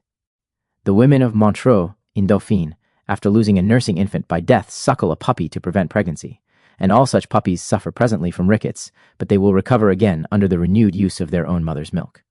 So M. Bernard subjected a female rickety child of 26 months to the dog's milk cure with striking success, as likewise in 6 other cases. The swelling of the joints, epiphyses, and the bending of the bones quickly diminished, the muscles became stronger, and the health of the little patients improved after 2 or 3 months. A powerful bitch was procured to act as wet nurse for the child particularized above. To do away a dwarf, that is epileptic fit or convulsion, give to the troubled man to eat those dung of a white hound, pounded to dust and mingled with meal, and baked to a cake, ere the hour of the dwarf's seizure. Whether by day or by night it be, his access shall be terribly strong, and after that it diminisheth and departeth away. For savageness of hounds and contrariousness, he who hath a hound's heart with him, against him shall not hounds be keen.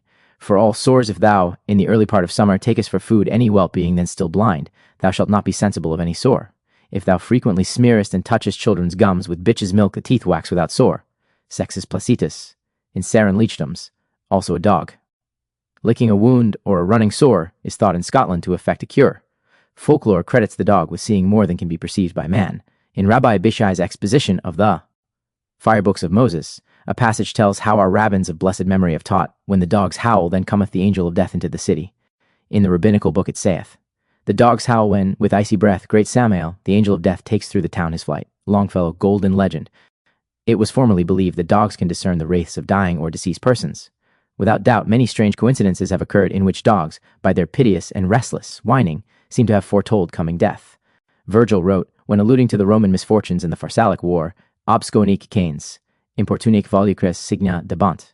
In his collection of medicine, 1696, the Honorable Richard Boyle gives as a homely but experienced medicine for a sore throat, to take about 1 drachm of album graecum, or white dog's turd, burnt to perfect whiteness, and with about 1 ounce of honey of roses, or clarified honey, make thereof a linctus to be very slowly let down the throat. Bartholomeus Anglicus wrote in 1250, also the hound is envious and gathereth herbs privily, and is right sorry if any man know the virtue of those herbs, as is also evil afraid if any strange hounds and unknown come into the place where he dwelleth. And at the last the hound is violently drawn out of the dunghill with a rope or with a whip bound about his neck, and is drowned in the river or in some other water, and so he endeth his wretched life, and his skin is not taken off, nor his flesh is not eaten, or buried, but left finally to flies and to other divers worms. Any such hound used to be called Shackatori.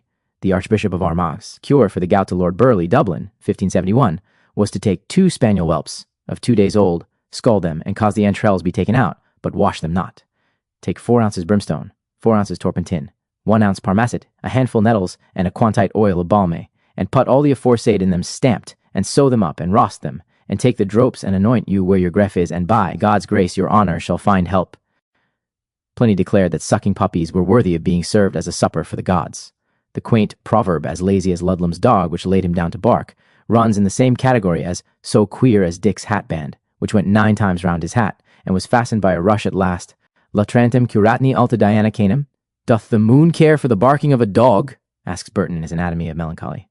Also as a cur that goes through a village if he clap his tail between his legs. And run away, every cur will insult over him, but if he bristle up himself, and stand to it, give but a counter, snarl, there's not a dog dares meddle with him. Much is in a man's courage and discreet carriage of himself. The Corsicans feed on dogs, both domestic and wild, and are therefore doggish. A Thames bargee shows fight straightway if questioned as to who ate the puppy pie under Marlow Bridge. And when the volunteer movement was in its early days, to ask a rifleman who shot the dog was a highly provocative piece of banter. Et canis insomnis leporis vestigia latrat. As a dog dreams of an hare, so do men on such subjects as they thought on last. It is a popular Scotch belief that the hair of a dog which has bitten a person will, if applied to the bite, exercise a curative virtue and prevent hydrophobia. This dire disease has been overcome at times by profuse sweating.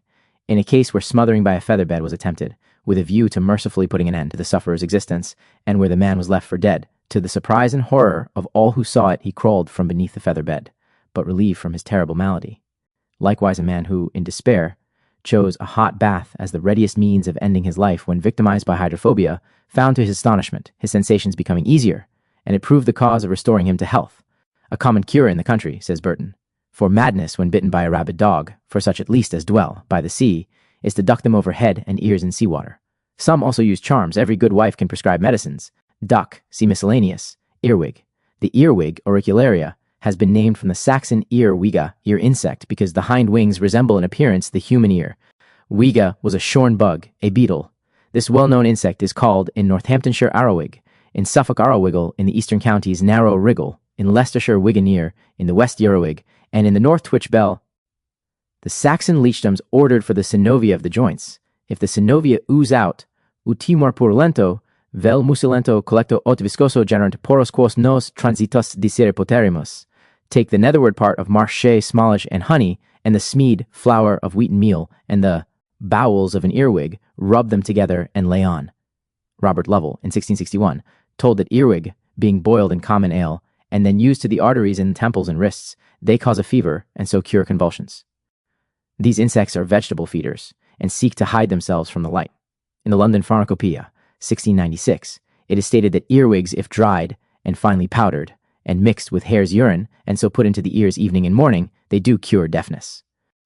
Pliny made mention of the earwax, cerumen, being used in medicine, and Galen thought it efficacious against hangnails or nail springs. A Saxon remedy for stroke of viper was to remove from thine ears the wax, and smear around therewith, and say thrice the prayer of St. John. Jasper Belga, a Jesuit, says Burton, cured a Minad woman by hanging St. John's Gospel about her neck. The tingling of the cars is supposed by many to signify that someone is talking of the owner, a belief which dates back as far as Pliny's time. He wrote, "When our ears do glow and tingle, some do speak of us in our absence. Again, one ear tingles, some there be that are snarling now at me. Herix Hesperides. But it is quite a mistake to suppose that the insect will creep into the human ear and can thence gain entrance to the brain." Dr. James Russell related in 1879 the case of a person who became troubled with incessant sneezing, even to falling down, when the left ear was found to be blocked by an accumulation of wax in it. To be sent off with a flea in the ear signifies the infliction of a box or cuff on that part. Mokuntandon said, "Le cerumen guérissait la pique des." Scorpions. In the south of Scotland, the earwig is a coach bell. For the amusement of young people, the following riddle may not be out of place here. My first, if lost, is a disgrace, unless misfortunes bear the blame. My second, though it can't efface the dreadful loss, yet hides the shame. My whole has life, and breathes the air, delights in softness and repose, oft, when unseen, attends the fair, and lives on honey and the rose. In his Tale of a Trumpet, Hood describes Dame Eleanor spearing as, "Deaf to even the definite article, no verbal message was worth a pin though you hired an earwig to carry it in." Eel. Naturalists know but little of the eel's history. Anguilla vulgaris. Very absurd notions prevailed of old as to how eels were produced. They are oviparous, egg layers, have scales which are scarcely apparent, and they can live for a long time out of the water. In the Rich Storehouse of Medicines, 1650, as a special remedy for the piles, it is ordered to take a great silver eel, and slay it, and draw it, and let it touch neither water nor salt, but cut it in pieces, and roast it. Then, the first dripping being cast away, take the next dripping, and, with a fine linen cloth being dipped therein, the same being hot, bathe well the place grieved, twice or thrice a day, and this will cure the piles, if that they be never so sore. Probatomist. Also, as an approved good medicine for one that cannot hear, take a good silver eel, if possibly she may be gotten, or else some other bright eel, and roast her upon a spit, and let the dripping of her be kept very clean in some earthen vessel.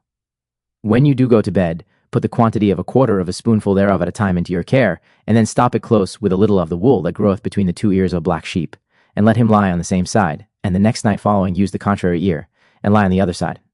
And so let him alter this course each night. And so continue this for the space of 8 or 9 lays, and it will help you.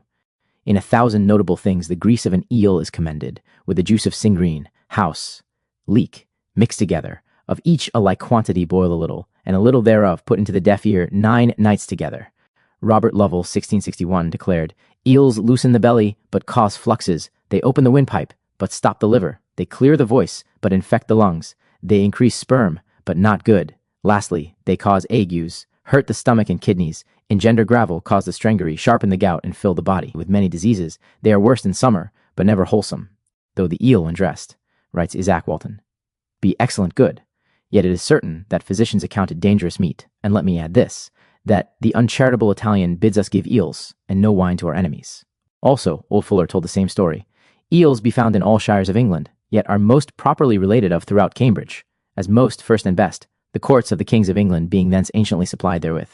I know the silver eels are generally preferred, and I could wish they loved men, but as well as men love them, that I myself might be comprised within the compass of that desire.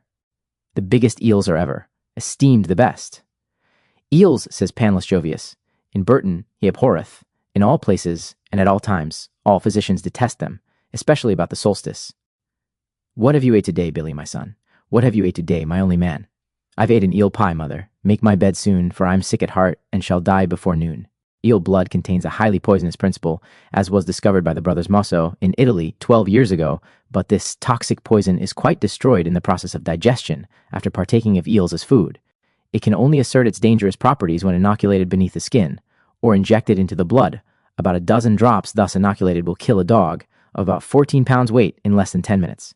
The toxic substance contained in eel serum was originally called by the Mosso brothers etiotoxina. Exposure to a temperature of 172 Fae entirely destroys its virus.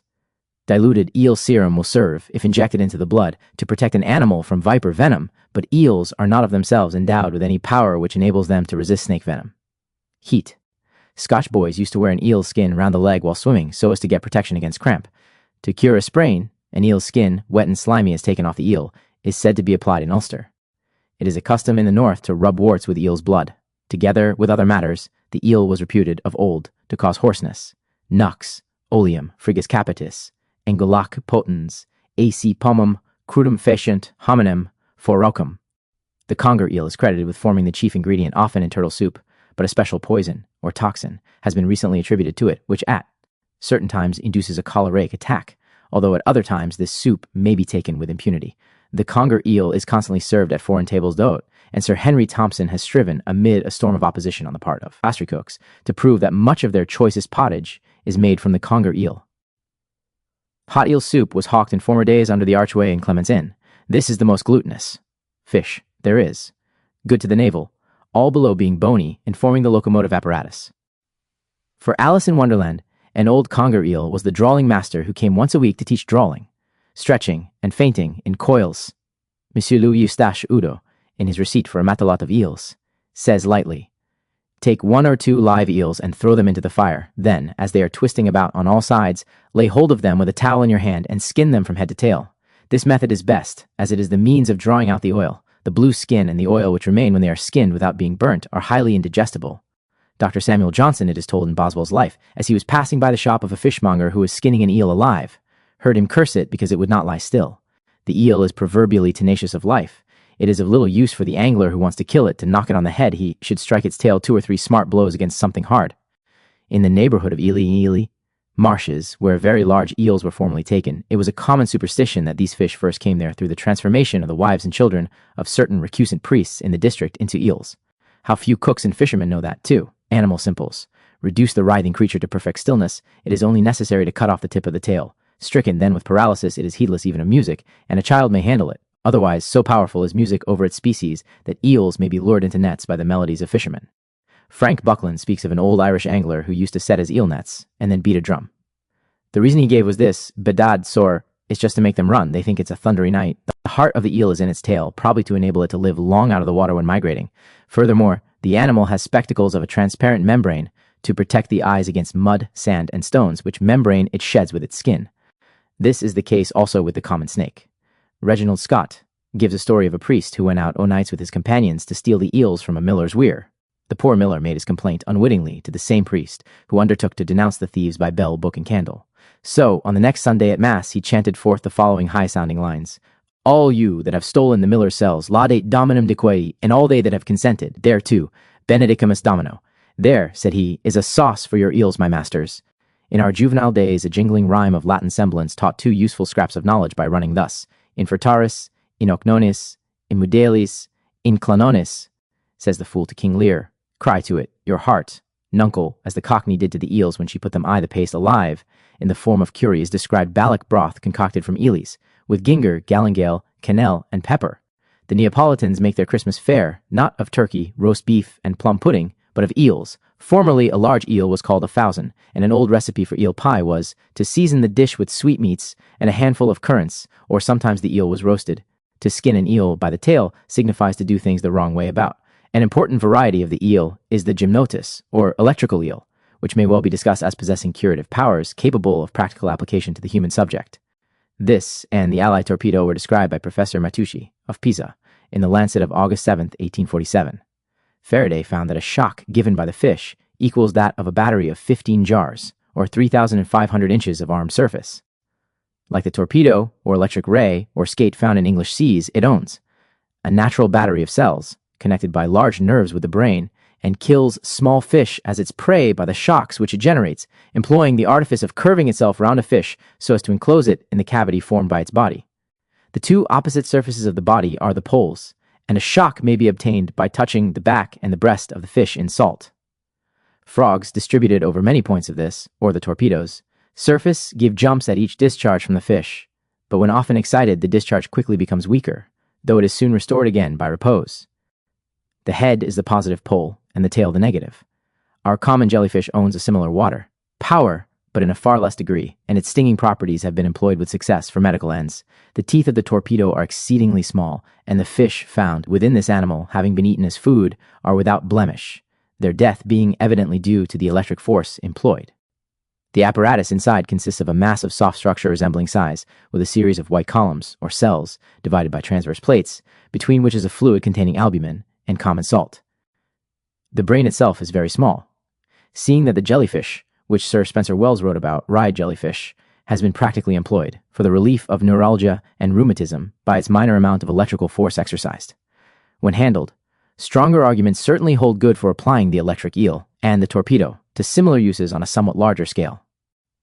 In May 1859, Dr. Routh explained that whiting soup for increasing the flow of breast milk had at that time a notoriety among women, but that its effects were somewhat exaggerated, as far as my own experience goes, said he. I give very much the preference to conger eel soup, which is peculiarly nourishing and signally improves both the appetite and the strength. Like lentil powder, it will often be retained by the stomach when food of any other sort is rejected. If eels and cheese you eat, they make you hoarse, was a Salernitan precept. The cell, says Holt, is the very scavenger of the water. There is no filth it will not swallow. An old Welsh maxim of the 13th century ran, an eel in a pie, lampreys in salt. Ely was famous for its eels, and is said to have got its name from its rents being formerly paid in eels. Egg. The egg aurum was in Anglo-Saxon a quae bona sunt ova, haec candida longa nova, said the Salernitan school. The London Pharmacopoeia 1696 spoke of eggs in their whole substance as nutritive, the chief of all meats, and restorative in consumptions. The shells, either in fine powder or calcined, or made into a salt, breaks the stone and expels it. The white of an egg consists chiefly of albumen dissolved in water. It contains small portions of free soda and sulfur, while showing traces of benzoic acid. With some persons certainly, if not in all, the white of egg, if taken uncooked in any considerable quantity, will cause albumin to be passed in the urine, but ordinary cooking of the eggs will usually prevent this. A distinction, however, must be drawn between such form of apparent Bright's disease, systemic albumin, and actual serum albumin from true mischief of the kidneys. Any excess in albuminous food may produce the former condition, which is comparatively harmless. Abstinence from table salt, by temporarily affecting the quality of the blood, is said to induce some systemic albuminuria for the time being, by increasing the oxidation of the albuminous food and the excretion of urea. The yolk of an egg contains oil, some albumin, gelatin, and water, its constituent vitellin, which is closely related to the casein of milk, forming from 16 to 18% of the whole. The yolk of the egg, because of the amount of lecithin it affords, is considered unsuitable in any abundance, for those liable to uric acid, gravel, or rheumatism. Eggs are forbidden also by many physicians in Bright's disease. Egg flip is valuable as a restorative in exhausted states of the body. It is prepared by rubbing up, for each occasion, the yolk of an egg with 1/4 ounce of fine white sugar, then adding 2 fluid ounces of brandy and another of cinnamon water, and beating them all up together. Also, lait de pouille for the debilitated or convalescent person is prepared by beating up the yolk of an egg in hot water with sugar added, and some flavoring aromatic substance, cognac, rum, or orange flower water. Eggs as a whole are rich in sodium, iron, and phosphoric acid. An esprit des oeufs was commended officially in 1878, similar to that described above, but which contained also the desiccated eggshells. The contents of a raw egg, if swallowed at once, will effectually detach from the throat a fishbone which is stuck there, and to take straightway the white of 2 eggs will make an otherwise deadly dose of corrosive sublimate, perchloride of mercury, comparatively harmless. Eggs strengthen the consumptive, invigorate the feeble, and render persons who are susceptible to jaundice, all but proof against it in its aggravated forms. The yolks of raw eggs are gently laxative, but hard-boiled eggs constipate. Patients have been frequently cured of obstinate jaundice by taking a raw egg on one or more mornings when fasting. Dr. Paris taught that a special oil may be extracted from the yolks only of hard-boiled eggs roasted in pieces in a frying pan until the oil begins to exude, and then pressed hard. Old eggs furnish this oil most abundantly. The composition of an eggshell is estimated at 91%, of carbonate of lime 6%, of phosphate of lime and 3%, of magnesia with organic matter and traces of sulfur and iron. Its thin lining membrane was at one time thought efficacious in ague. Eggshells have served when finely triturated to cure by their potentialized lime some forms of cancer. In 1874, Dr. Grovogel of St. Petersburg introduced a remedy, the nature of which was kept secret for a while, for certain kinds of cancer, giving this the name of lapis albus. Several cases of true and incurable carcinoma, pronounced to be such by competent surgeons, were without doubt thoroughly and enduringly cured with this remedy. He then announced its character and source, Riz, as triturations of gneiss, primitive calcium, or lime, of the 6th or 7th potencies, decimal scale. This gneiss may be got from the mineral springs of Gastein in the valley of the Ache, which, starting from the foot of the Tauern mountains, flows in its precipitous course over formations of gneiss. The inhabitants of the valley along the river have thick necks, and often goiters of immense size. Dr. Grovogel found that the thermal springs, gushing out from the depths of the gneiss formations, seriously aggravated all carcinomatous, cancerous growths. He therefore proved his attenuated dilutions on the sufferers, both men and women, with most astonishing curative results, though not as yet on open cancers. Indurations of the lymphatic glands were dispersed with wonderful success, provided always the patient's blood had not become seriously impaired by malarious disease. In 1696, the Honorable Richard Boyle advised, to make an easy diuretic, peel off the inner skin of an eggshell, then beat the shell to a very fine powder, and give about a scruple of it at a time in any convenient vehicle. Theophrastus Paracelsus, as translated by Dr. Hester, 1633, ordered, to make oil of eggs, take eggs and seed them hard, then take forth the yelks, and stamp them in a mortar, then put them in a frying pan and set them over the fire, and continually stir them until you see them turn to oil, then take them forth and put them into a canvas bag, and press it forth. This oil helps wounds with great speed. It makes the hair of the head, or beard, black. It takes away the pains of the emerodes, piles. It is excellent against burning with fire, or scalding with water. Shall understand this oil may be made very perfect by the art of distillation without impression, as I have proved divers times. Scripture tells us, first book of Samuel, that the Philistines were smitten with emerods in their secret parts, and that they made golden emerods, that is, images of diseased veins or hemorrhoids, in commemoration of delivery from this plague. In the rich storehouse of medicines, 1650, a very good remedy is advised to cause one to make water that cannot. Take a new-laid eage, and make a hole in the greatest end of it, and take forth both the yolk and the white, and lay the whole of the eage downwards upon a hot brick stone, and let it remain so until it be so well purged that you may make powder thereof. Then beat it to powder and drink it in white wine twice a day, first and last, and it will help you. This was much used by one Mr. Rose, who eased many therewith. Also, it is marvelous good against the stone. In the same storehouse is given an experienced medicine for the procuration of nature, if it be decayed, either in man or woman. Take half a nutmeg and grate it very fine, and then take a new-laid egg and set it to the fire and let it stand thus till it be blood warm, and then put therein a pretty quantity of fine sugar and a pretty portion of rose water and the grated nutmeg, and then blend all these together in the yolk of your egg, and so sup it off. Use this every morning fasting, and this will profit you very much. When shaken up with a lum, the white of an egg coagulates, and makes a convenient, grateful poultice for bruises, burns, excoriations, bites, and stings of insects, and local swellings. If confined in a thin muslin bag, this is a popular and useful application for an inflamed eye. Also, the fresh yolk of an egg is sometimes employed with benefit as a dressing for burns, scalds, and abrasions, likewise to remove the hard crusts of skin eruptions, or to soften troublesome wax in the ear. One condition in which eggs as food are of great service is that of cancer affecting the lower bowel, since, because they are entirely absorbed in the alimentary canal, disturbance of the lower bowel by the presence there of excrementitious matter, to be voided, is not incurred. A good mixture under these circumstances is that of 3 eggs, the whites, 2 eggs, the yolks, and 1/4 of a pint of properly made beef tea, the eggs being first beaten up separately, and then all mixed together. After keeping the mixture in hot water until cool enough to set, it may be given in 2 or 3 portions. Eggs are sometimes predigested with a little pancreatin and injected as food into the lower bowel when wishing to save the stomach from use. The ancient Welsh physician had for his medical guidance the following curious table of measurement. Byron, in Don Juan, has declared, eggs, oysters too, are amatory food, but who is their purveyor from above heaven knows, it may be Neptune, Pan, or Jove. Dr. Stacy Jones of Philadelphia has commended, for abrasion of the feet and raw heels after long walking, to apply white of egg, or wrap the sore foot in a soft greasy cloth, break an egg in the shoe, and march on, said the Welsh Red Book, in the 13th century, 1 egg is economy, 2 are gentility, 3 greediness, and the 4th is wastefulness. Egg shells, first browned in vacuum, and triturated with sugar of milk to the 3rd decimal strength, are highly extolled in America for the cure of whites, leukorrhea, in women. Dr. Edzer tells of 70 cases treated consecutively in this way, and without a failure, especially when a feeling is complained, as if the back were being broken in two and tied PR with a string.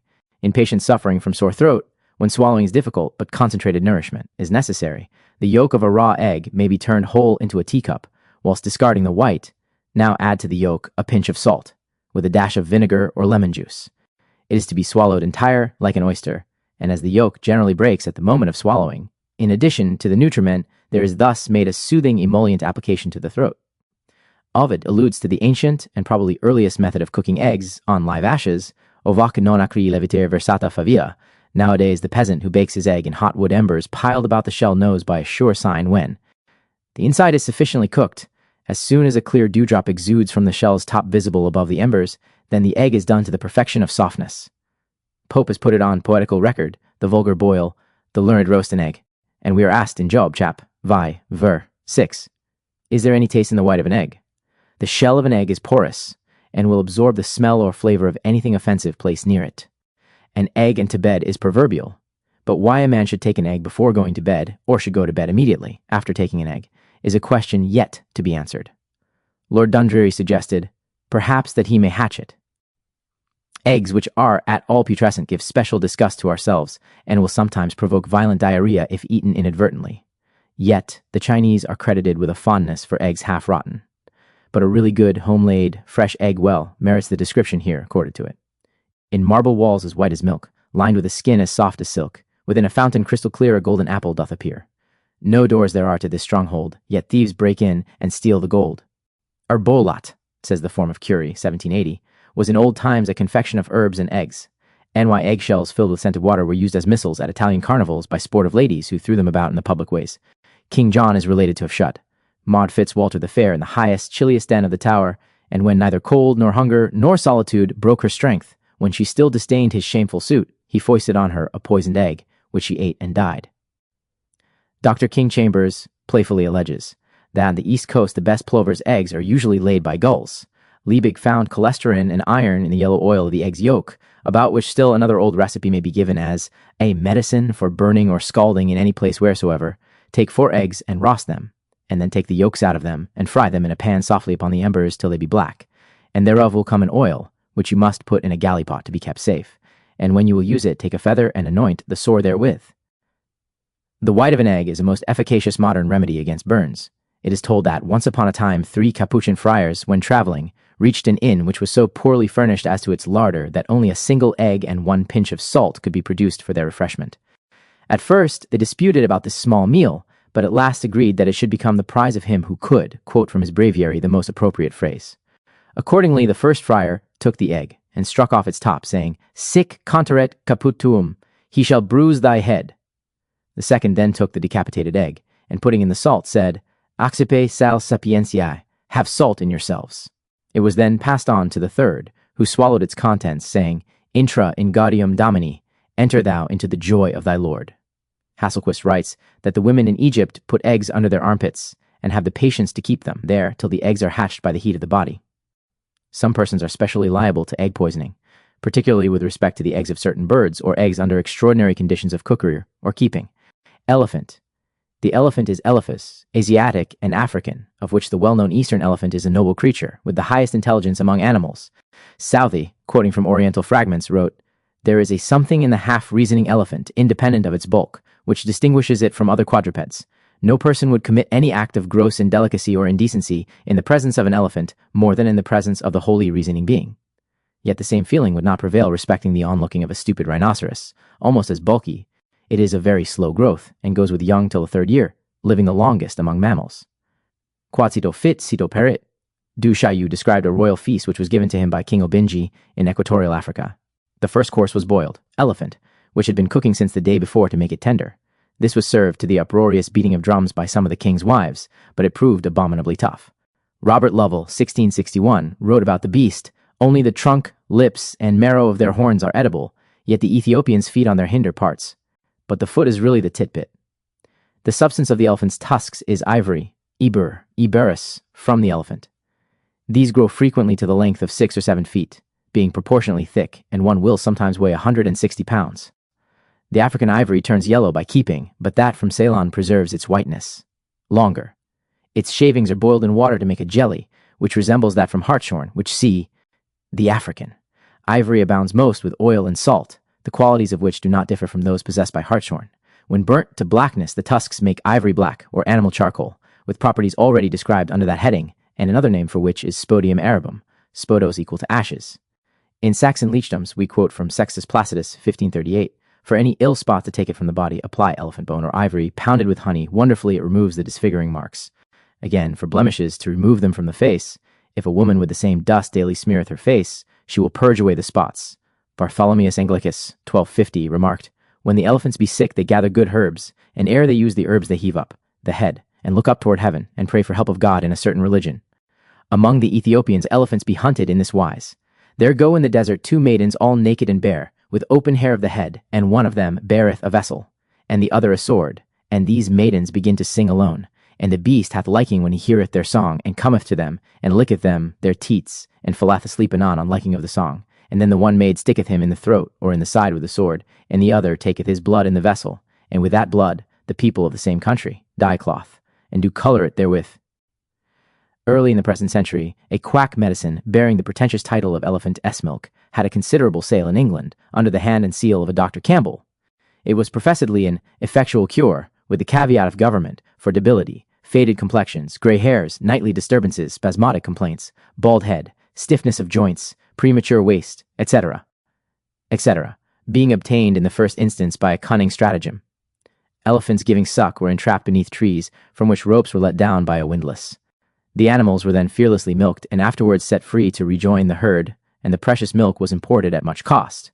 However, presently the matter-of-fact analysis of an educated expert disabused the public mind by showing that the alleged lacteal fluid from Africa was merely a solution of gum mastic in spirit of wine, which, when water was added thereto, became milky in appearance. The 10-shilling bottle was actually worth about 2 pence. Southey well pronounced man a dupable animal, as quacks know, and act on the knowledge. There is scarcely any one, added he who may not, like a trout, be taken by tickling. When Darwin's Descent of Man first appeared, I was held to teach that a very tall pig with a very long nose puts forth a proboscis right down to its toes, and then by the name of an elephant goes excrements. The medicine of former times, even down to the last few centuries, has attributed many curative virtues to the excrements of animals and reptiles. Most of such supposed virtues have become exploded, chiefly because of the disgusting and nasty nature of the substances containing them, and recent pathologists have shown, Bouchard for instance, that putrefactive. Materials of an alkaloid character exist in the feces, especially of man, which are more or less poisonous if the excrement undergo any decomposition, their toxicity being largely due to potash and ammonia, with other salts, as cadaveric products. Captain Burke has lately written in full concerning the scatologic rights of all nations, in other words, about their excrements, and the practices pursued with regard thereto. Likewise, we read in Brand's Popular Antiquities concerning extravagancies habitual in Old England amid the orgies, and wild revelry of the carnival on Shrove Tuesday. But others bear a toward that on a cushion soft they lay, and one there is that with a flap doth keep the flies away. I would there might another be an officer of those, whose room might serve to take away the scent from every nose. About human ordure, it was said by James, 1743, Stercus emolet maturat, et inodinum est in the 17th century. The old pharmacies of Germany contained as medicines mouse dung, the urine of a child newborn, the dung of screech owls, prescribed for melancholy, also the dung of doves, and of calves boiled in urine, ox dung, etc., whilst dog dung and fleas boiled with sage were a remedy for gout, and death sweat was used as a cure for warts. The Zebethum occidental of Paracelsus was human dung, of a good color and consistence, dried slowly till it be pulverized. To distill oil of a man's excrement, said he, take the dung of a young sanguine child, or man, as much as you will, and distill it twice in a limbeck of glass. This healeth the canker and malafide fistules, comforting those that are troubled with alopecia, premature baldness. Dioscorides devoted a chapter to the medicinal values of different ordures. Human excrements, under the name of bothyron, were commended by Eschines of Athens for the cure of quinsy, And Pliny gave many medicines of cow's dung, goat's dung, camel's dung, horse's dung, mouse's dung, peacock's, dogs, pigeons, and swallow's dung. Pills, says Captain Burke, prepared from the dung of the Grand Lama of Tibet, are employed as infallible antidotes to disease. This dung is offered by the Lama as a precious remedy, and provided by him with great and solemn ceremonies and many prayers. It is considered a symbolical excrement of miraculous virtue. Some of the pills made therefrom had been preserved in a silver reliquary, elaborately chased and ornamented, and came into the possession of Mr. Rockhill, secretary to the legation of the United States in Pekin, who sent them to Dr. Mew. From Pliny's time, the dung of almost every kind of animal has been used in medicine. Dog's dung with honey was prescribed for a sore throat, and wolf's dung as anticolic. Goat's dung was considered of great value in tumor of the spleen, and cat's dung for gout in the feet. Lion's dung was antiepileptic, and mouse's dung excellent for the constipation of children. The Emperor Nero, being of a scrofulous tendency, drank the ashes of wild boar's dung in water to refresh himself. But, said Hieronymus, quae Christum curat, non multum curat quam de prediosis sibi stercus conficiat. If only I be a Christian, what care I of what stuff my excrements be made? Human ordure is supposed to be, in a Chinaman's estimation, the only perfect fertilizer. With him stable-yard manure is at a discount. So the Chinese defecate in open, doorless latrines with a solemnity which savors of an observed religious rite. It was believed in former days to be peculiarly requisite that the ordure or urine of those suffering from epilepsy, yellow jaundice, quartan fevers, etc., should be put into a pig's bladder and hung up in the chimney. In other words, they were made into an excrement sausage. Gellin makes mention of this. Human feces were at one time called pope, cow dung in the north was shard, and sleet in Yorkshire, sheep's dung as pellets in the east was thrattles, hare's dung in the south, treadle, goat's dung, trindles, and trinnel, sheep's dung in Lincolnshire, trottles, and a badger's dung were to be about Devon sheep's dung is called buttons or cades, and in the north daglings. In 1862, Dr. John Hastings of London published medical inquiry into the medicinal value of the excreta of reptiles in phthisis and some other diseases. He says, of the excreta of the boa constrictor, it being remembered that serpents, having no intestinal canal, do not pass ordure, but only solid excrementitious urine. A gallon of water will scarcely dissolve 2 grains, yet half a teaspoonful of this solution rubbed over the chest of a consumptive patient will afford instantaneous relief to his breathing. Dr. Hastings gives a long list of 9 snakes, 5 lizards, and 2 tortoises whose excrement he has administered as medicine, all of these proving extremely useful to consumptives in singularly small doses. The so-called dung consists of urate of ammonia, plus some special animal matter which is thought to confer the virtue. Bromine increases the solubility of the excrement and heightens its efficacy, the dose being grain with about an equal quantity of bromine. A reviewer at the time added, the excreta of reptiles comprises their urinary secretion, of which the chief ingredient is urate of ammonia, with a certain quantity also of phosphate of lime, and some hair, perhaps also some infinitely small residue of fecal matter which is of wonderful virtue. Fossilized excrement is employed in jewelry under the name of coprolite. By the several kinds of fowl, observes Isaac Walton in The Complete Angler, the curious palate of mankind is pleased by day, which with their very excrements afford him a soft lodging at night, of lake guano, which consists of the partially decomposed excrements of the penguin and other seabirds, chiefly off the coast of Peru, has been made into a syrup and given internally. Its principal constituents are uric acid, urate of ammonium, and various oxalates with phosphate of lime. As a fact, it cannot be doubted that the natural excrements of wild graminivorous creatures may be vindicated for possessing certain medicinal virtues. But when animals are domesticated and acquire habits of preternatural feeding, their fecal excretions contain harmful products, as is likewise the case with human beings, especially those who eat freely of meats. Quoth old Burton, in his Anatomy of Melancholy, sword viciant, nastiness defiles and dejects any man, it dulleth the spirits. Boswell says that some quack administered to James I an elixir to preserve him from all sickness ever after, which he told Buckingham was extracted out of a turd. Hutchinson writes, I have seen about a quart of man's excrements, which had been some days discharged, when thinned with as much ale poured into a horse stark mad in that violent distemper, they call the staggers, of which they commonly die in a few hours, and the distemper abated, and the horse recovered. Southey, quoting from Batchelor, notes that Sir Edward Littleton, when a mad dog had bitten several of his foxhounds, was advised to turn a flock of geese into the kennel. His dogs lapped up the dung of the birds, which was thought to be a sure preventative, or cure for canine madness. Before summarily rejecting with aversion or scorn the thought of including some of the animal excrements among present medicinal remedies, it will be worthwhile to note that these vary, in no small degree, according to the nature of the food and the digestive powers of the individual creature. Such excrements contain useful ferments in many instances. Unless contaminated with preternatural bacteria, they have no stinking or offensive odor. Even the feces voided by the pig, an omnivorous, dirty animal, which are usually most loathsome, become comparatively odorless and sweet when he is fed exclusively on barley meal. We have seen above that the excrementitious urine of serpents certainly has its recognized curative uses. Fingers and hands have from the earliest times been the subjects of superstition and enjoyed a curative reputa. Tion. The touch of the third or ring finger has been long supposed to exercise a healing effect, and the ancient physicians mixed their medicines therewith. The ring finger, says an old writer, stroked along any sore or wound will soon heal it. All the other fingers are poisonous, especially the forefinger. In Lancashire, the forefinger of the right hand is thought to be specially harmful. For consumptive patients in the province of Moray, Scotland, the nails of the fingers and toes are pared, and the parings are put in a rag cut from the clothes of each sufferer, the hand holding this rag being next. Diaz waved 3 times round his head whilst crying, "Soil," after which the rag is buried in some unknown place. This custom is similar to that which Pliny records as practiced by the druids and magicians of his time. About Norfolk, the fingers are popularly called Tom Thumbkin, Will Wilkin, Long Gracious, Betty Bodkin, and Little Tit.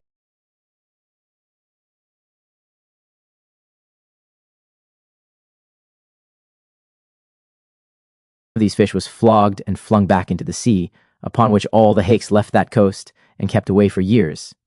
Also, in Cornwall, St. Levan entertained his sister, Breeze, and her 2 children with some bream he had caught. The hungry children ate so greedily that they gorged themselves to death, and this fish now goes among fishermen by the name of choke children. The carpe gets its name from carpo, Latin, to snatch, at bait, and the tench has its title from tincta, tinted, Isaac Walton says of this latter, as physician to the pike. Close to his scales, the kind physician glides and sweats the healing balsam from his sides. Old Fuller writes, "It is very pleasant in taste, and is called by some the physician of fishes, though in my opinion it may better be styled the surgeon.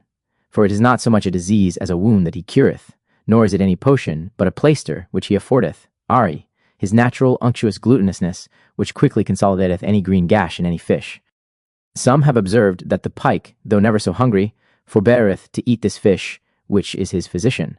Not that pikes are capable, which many men are not, of gratitude, but that they are endued with a natural policy not to destroy that which they know not how soon they may stand in need of."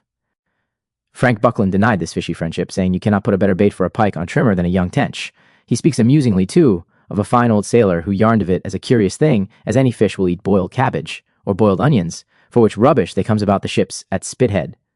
Mackerel are caught on the Essex coast in large fixed nets called kettle nets, hence the phrase is thought to have been derived of a pretty kettle of fish, though it is also referred to the apparatus of pulleys, used in hoisting an anchor, when the same gets out of order and confusion arises.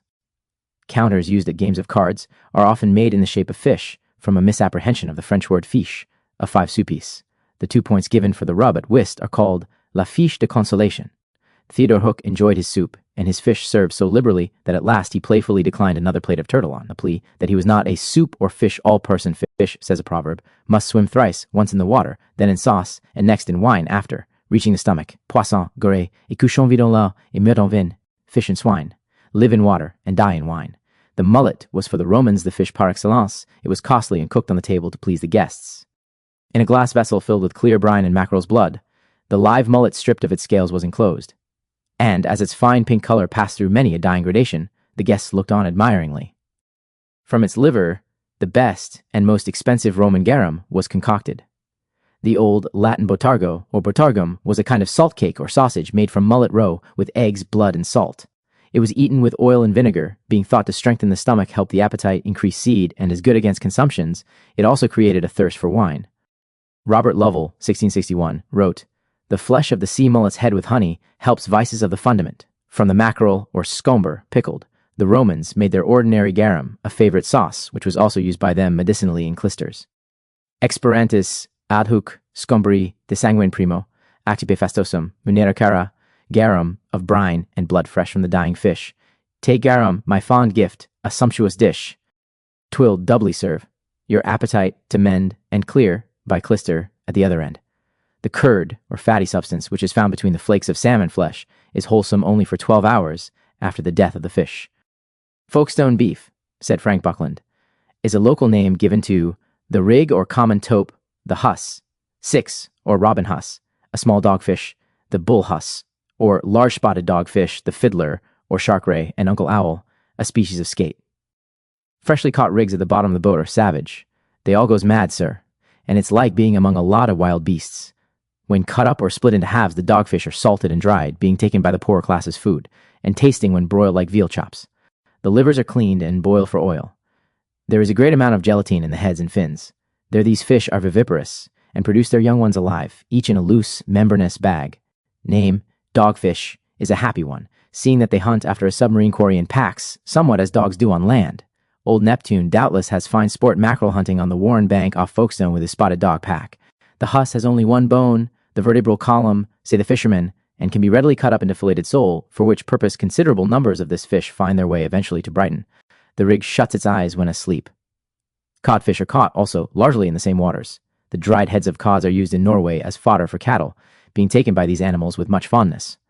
Conrad Gessner, 1550, says, "The river perch are so wholesome that physicians allow them to be eaten by wounded men, by men in fevers, or by women in childbed. These fish have in their brain a stone which is in foreign parts sold by apothecaries, being there noted to be very medicinable against the gravel in the rains. They are of the genus Perca, and, says the delightful book hunter, the use of a Greek derivative gives notice that you are scientific.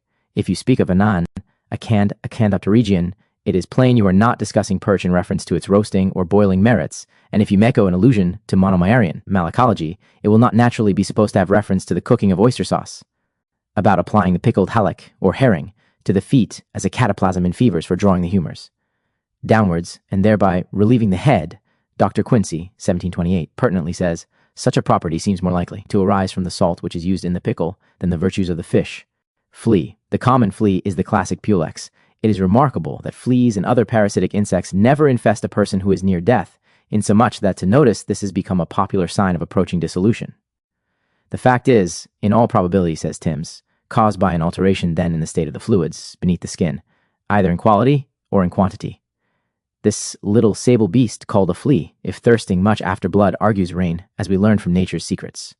The flea, whilst in its larval state, feeds on the half-digested blood which forms the excrement of its parents, thus demonstrating the tendency on nature's part, writes Mr. Gossi, to save all material possible, so that every fragment may be picked up.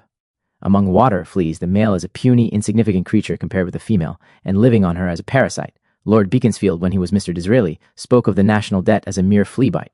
When it happens, as told above, that fleas leave the members of a moribund body as soon as it begins to lack vital heat and energy, they draw first to that other part of the body where the same heat tarries longest, which is in the hole of the neck under the chin.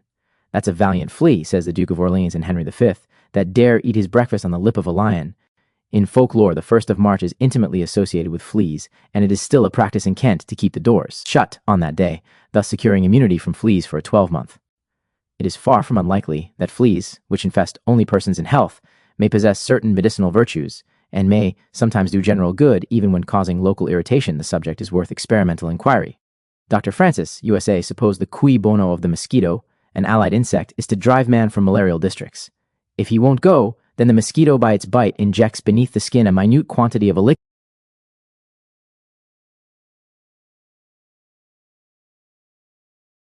liquid which exercises the antidotal powers of quinine, with a view to banish the persistent little fleas from premises where they abound. According to old Tusser, 1562, wormwood is a sure appliance.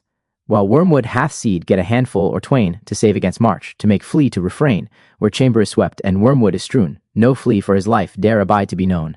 Fly. It is found that by general consent most persons think the common house fly, musca, a great nuisance, and the bluebottle or blowfly a disgusting pest, but the instinct of the latter for carrion can be turned to a useful purpose. In the Lancet, July 31st, 1886, it is related that certain offensive smells becoming obnoxious in one of the rooms within the townhouse of an American citizen, the exact source of which could. Animal simples. Know-how be ascertained, though carpets were taken up and floors carefully examined, an appeal was made to the well-known taste of the fly. 2 bluebottles were brought from a neighboring stable, and the doors and windows of the contaminated house were closed. The flies soon settled down on one of the cracks in the floor, and when the boards were raised at this spot, a decomposed rat was discovered. Franklin, when visiting France, found in some old Madeira from America a few dead flies which he exposed to a warm sun during the month of July, and in less than 3 hours these apparently dead creatures recovered life which had been so long dormant. The acute philosopher reasoned within himself that since, by such a complete suspension of all internal as well as external consumption, it was thus possible to produce a pause of life, and at the same time to conserve the vital principle, might not such a process be employed with regard to man? And if this be the case, added he, I can imagine no greater pleasure than to cause myself to be immersed along with a few good friends in Madeira wine, and to be recalled into existence at the end of 50 or more years by the genial solar rays of my own country, if only that I might see what improvements the state has made, and what changes time has brought about by then.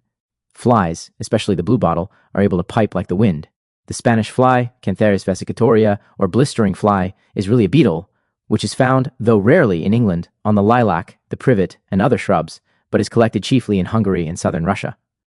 It also sometimes frequents our ash, elder, and honeysuckle, belonging to the order Coleoptera and having two shining, metallic, green wings under which are two transparent, membranous wings. Its odor is strong and disagreeable, and the flies, when dried and powdered, are grayish-brown in color, containing shining green particles. A blistering principle, which is used in medicine and bears the name of cantharidin, resides mainly in the soft parts of the insect. For blistering the skin, according to the old-fashioned way, with the view of relieving deeper-seated pain and inflammation, vesication is produced by applying the Spanish fly externally in liquid or plaster. But it is now known that if a blister be thus employed too immediately over a serous or water-secreting membrane below, then a corresponding redness and soreness of this underlying membrane are mischievously excited, particularly if it lines a cavity, as of the chest or abdomen, or of a joint, so that the said method has become a good deal exploded in favor of specific medicines. Several of these are now understood as having internally a curative affinity for the particular seat of congestive inflammation, or for the nerves in their branches which are aching on the outside. When swallowed, the Spanish fly acts as a violent acrid poison, exciting angry inflammation within the stomach and bowels, affecting also the nervous system profoundly, and setting up ardent pain in the bladder, with difficult, bloody urine and straining. The throat becomes constricted, and swallowing is difficult. Griping and great tenderness of the belly are caused with giddiness, in severe cases convulsions, delirium, insensibility, and death. The lining membranes, too, of the kidneys and of the urinary passages are inflamed, the urine being scanty and high-colored, whilst most difficult to be passed. Acting on a thoughtful knowledge of all these toxical effects, the physician, H., has prepared a tincture of the cantharis which, if given in doses of a single drop, with water, every 2, 3, or 4 hours, will signally relieve all the severe symptoms which have been recited, when they occur morbidly from other causes. It will at once serve to diminish irritability of the bladder from cold, and of the urinary ducts, as well as strangury, will lighten oppression of the brain from watery effusion within its cavities, and will be effective to relieve such blistering of the external skin as occurs from burns, scalds, erysipelas, or shingles. For like reasons, the diluted tincture is admirably useful as a chief remedy for pleurisy with watery effusion poured out within the walls of the chest, and for some forms of albuminous urine, Bright's disease. Also, a lotion may be employed externally to the injured or eruptive skin surface, 1 part of the tincture to 20 parts of cold fresh water. The active blistering principle, cantharidin of the fly, is obtained by the chemist in small white crystals, which are soluble in ether or boiling spirit of wine. But another property of the insect to powerfully stimulate the sexual organs depends upon some distinct oily clement yet unknown. In Thousand Notable Things, 1815, we read that a certain citizen of Padua, having cantharides, that is to say Spanish flies, applied to one of his knees, did pass from the bladder above 5 ounces of blood, and the like happened to one, to whose great toe the same was applied. It is conjectured that Sir Thomas Overbury, on whom the Rochesters practiced poisonous arts, was subjected to cantharides. Water in the brain occurring in scrofulous children, or as a secondary consequence of brain fever, will yield effectively to the tincture of Spanish fly sufficiently. Diluted, and the form of diabetes in which an inordinate quantity of watery urine is continually excreted, but without containing any sugar, may be cured thereby. Galen, Pliny, and Dioscorides held that the poison of the Spanish fly exists in its body, whilst the head and wings contain an antidote. In the summer of 1837, this insect, which is comparatively so rare in England, appeared in great numbers about Suffolk, Essex, and the Isle of Wight. The nervous system is not usually affected by it in small doses, but large doses cause headache with hurried breathing and quickened pulse. Liebrich has shown that the Spanish fly, by administration of its active principle, will heal that destructive ulceration of the skin of the face which doctors call lupus, and without any formation of unsightly scars, also when applied for leprous eruptions on the skin. The diluted tincture has been remarkably useful, as well as in other scaly cutaneous affections. Cantharus pilulum was a Latin proverb which signified that the cantharus insect of the ancients rolled pieces of asses dung backwards into the shape of pills. A vinegar of cantharides is dispensed by druggists, of which if 1 part be mixed with 4 parts of rosewater and a tablespoonful of spirit of wine, 5 fluid ounces in all, this will make an excellent wash for strengthening the hair, also to prevent its falling off. The head should be sponged with tepid water after applying such wash a few times to prevent the cantharidin from accumulating, particularly if any oily combination is also employed. Vinegar of Spanish fly, if applied with a brush in several successive coats, will speedily blister the skin. Its modified use in this way can alleviate severe neuralgia or local rheumatism if the vinegar be diluted, so as merely to stimulate redness of the skin, helping chilblains likewise by such an application. For premature baldness or falling off of the hair, an excellent lotion may be also made with eau de cologne, 1 ounce. Tincture of Spanish fly, 1½ drachms. Tinctures of rosemary and lavender, of each 10 drops. The scalp should be gently rubbed every day with some of this lotion applied on a small sponge or a piece of flannel. Cantharidin is found further in the potato beetle. It is to be remembered that the reduced tincture, H, of Spanish fly, 3rd decimal strength, in a dose of 6 or 8 drops with water 3 times in the day, will medicinally cure skin diseases signalized by watery blisters as well as burns. Given in this way, it does not favor blistering, but disperses the same if occurring as disease or by accident. Reverting to the blue bottle, or flesh fly, Musra vomitoria, it must be said that this insect, so generally detested because of its loathsome maggots, is most useful to man as rapidly dispelling putrefactive matters. Linnaeus taught that 3 flesh flies will consume a dead horse as quickly as a lion could do.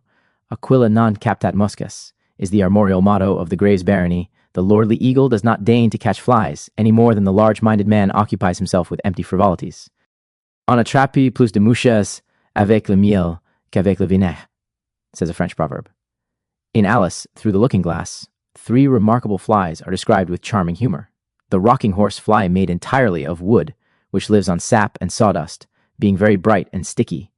Also, the snapdragon fly, with a body made of plum pudding, wings of holly leaves, and the head of which is a raisin burning in brandy. This creature is said to live on frumenty and mince pie, whilst making its nest in a Christmas box, and the bread and butter fly with a crust for a body, thin slices of bread and butter for wings, and its head a lump of sugar, the diet of which odd creature is weak tea with cream in it. Fowl, barn door the fowl is in Latin, Gallus domesticus. Fowls, with which we are also closely familiar, lend themselves, cock and hen, to medicinal uses. In the primitive Saxon leechdoms it was ordered, for asthma, to take chicken meat and seed it in wine, then add oil which is made of French nuts, and let the man drink this. Pillows for the sick, and bolsters stuffed with the feathers of fowls were also then in vogue, though feather beds are of more modern date. The old Latin word for pillow, or cushion, was pulvinar, showing that in classic times it was stuffed with pulvis, dust. In the rich storehouse of medicines, 1650, a good medicament was advised for an extreme heat in the face. Take a pennyworth of capon's grease, and melt it and strain it through a fine linen cloth, and let it stand to cool 1/4 hour. Then put into it a pennyworth of brimstone finely bruised, and a pennyworth of ginger beaten to powder, and mingle them with the capon's grease, and make an ointment thereof, and with the same let the patient anoint his face when he goeth to bed, and in the morning let him wash his face with rosewater, lukewarm. But in any case let him take heed that he pick not his nose with his fingers, for if he do, it will greatly hurt him. Also, as a quaint and experienced medicine for the plague, take a cock, a chicken, or a pullet, and pull the feathers clean off the tail so that the rump may be bare, and then hold the rump or bare place to the sore, and immediately you shall see the cock, chicken, or pullet gape and labor for life, and in the end it will die. Then take another cock, chicken, or pullet again, and do the like, and if the same die likewise, then take another, and so do as aforesaid, and let the party grieve to be applied therewith as aforesaid, as long as any of them do die. Similarly to the above, Dr. Stacy Jones of Philadelphia wrote as lately as 1894 for snake bite, and perhaps our best hope in case of a mad dog's bite is to procure 6 fowls, pluck the feathers from the fleshy part of one, and tear off the skin from that part, applying the raw surface to the bite. The first fowl will die in 10 seconds, the second in 2 minutes, the third in 6 minutes, the fourth in 10 minutes, the fifth will become giddy but will not die. The poison is extracted, the patient saved idiom and approved good medicine to break the stone. Take a cock of a year old and open him, and you shall find in his maw small white stones, which when you have found, wash them very clean, so that there remain no filth at all amongst them. Then take them and beat them in a brazen mortar to a very fine powder, and then put it into the best white wine that may be had, and then let the party grieved drink thereof every morning fasting. And this will break the stone and cause it to avoid in shivers, acting, it may be well supposed, by the alkaline lime and other earthy salts, of which these concretions have become composed. In the London Pharmacopoeia, 1696, it was ordered that a jelly made of an old cock, sheep's feet, and bullock's feet boiled 8 or 10 hours in a close vessel will be excellent against consumption. Also, cock broth made of an old cock, tired till he fall down, and boiled with analeptics, medicines which cherish the nerves till the flesh falls off, and then strained. This cures consumptions, colics, coughs, the bloody flux, ulcers, and stoppage in the lungs. If persons knew how good a hen is in January, runs an old Welsh medical maxim, none would be left on the roost. 66. Burns describes Dr. Hornbrook as having among his stock of medicines, for by some new uncommon weapons, urinous, spiritus of capons, or mite-horn shavings, filings, scrapings, distilled per Sca Henri IV of France, gained popular applause for expressing a wish that every Frenchman should have a fowl for his pot au feu, concerning which someone else added, "C'est la soupe qui fait le soldat." Poultry, says Brillat Savarin, is to a sick man who has been floating over an uncertain and uneasy sea, like the first odor or sight of land to the storm-beaten mariner, and the domestic fowl lends itself to so many metamorphoses of cookery that it is to the cook what canvas is to the painter. Nevertheless, M. Pluquet, in his book on the superstitions of Bile, remarks, "Un poulet qui chante le coq et un fille qui s'y fie, portant malheur dans la maison," a maxim repeated in the folk rhyme of most of our English counties. A whistling woman and a crowing hen will frighten the devil out of his den, or are liked by neither God nor men. Former doctors in the United States of America would treat certain throat affections with a lohawk. Animal simples, applied by the end of a long feather from a cock's tail. This application became developed into a gargle and was presently known as a cocktail. Then the gargle gave place to a tonic dose concocted of bitters, vermouth, and liqueur, such as is now in familiar demand as an appetizer. Cocks were largely employed for divination in ancient Greece and Rome. Not only were auguries deduced from an inspection of their entrails, but the birds were supposed to predict events by pecking grain from certain cards of significance placed before them. It is said the priests craftily compelled fate by putting wax imitations of grain on those cards, which they did not wish to be chosen, and the birds were wise enough to prefer real grain before that which was a sham. The Christian poet Clickable writes in Lyra Apostolica, 1836, of the weathercock on a church steeple as, "Celestial raised in other days to tell how, when they tired of prayer, apostles fell." Burton moralized in his Anatomy of Melancholy that the hen feeds on the dunghill all his days, but is served up at last to his lord's table. The falcon is fed with partridge and pigeons, and carried on his master's fist, but when he dies is flung to the muck hill, and there he lies. The dung of the hen was supposed to have all the virtues of pigeon's dung, but in a lesser degree. A dose thereof was from half a drachm to a drachm each night and morning for from 4 to 6 days. Concerning any starveling, gawky child, there is a Cornish saying, like Nanny Painter's hens, very high upon the legs, and among popular superstitions in Cornwall, is one widely believed that no person can die easy on a bed made of fowl's feathers, or the feathers of wild birds. Chicken flesh contains chemically but little osmosome, and is the least stimulating of all animal foods. Its broth, when simply made, is well adapted for irritable stomachs. In New England, the wise men declare that the blood of a perfectly black hen will cure rheumatism if applied externally. When required for the table, as Dr. King Chambers teaches, a young and tender fowl may be known before plucking by the largeness of the feet and of the leg joints. Also, when a fowl appears at dinner with a thin neck and violet thighs, it will be wise to decline being helped to a leg.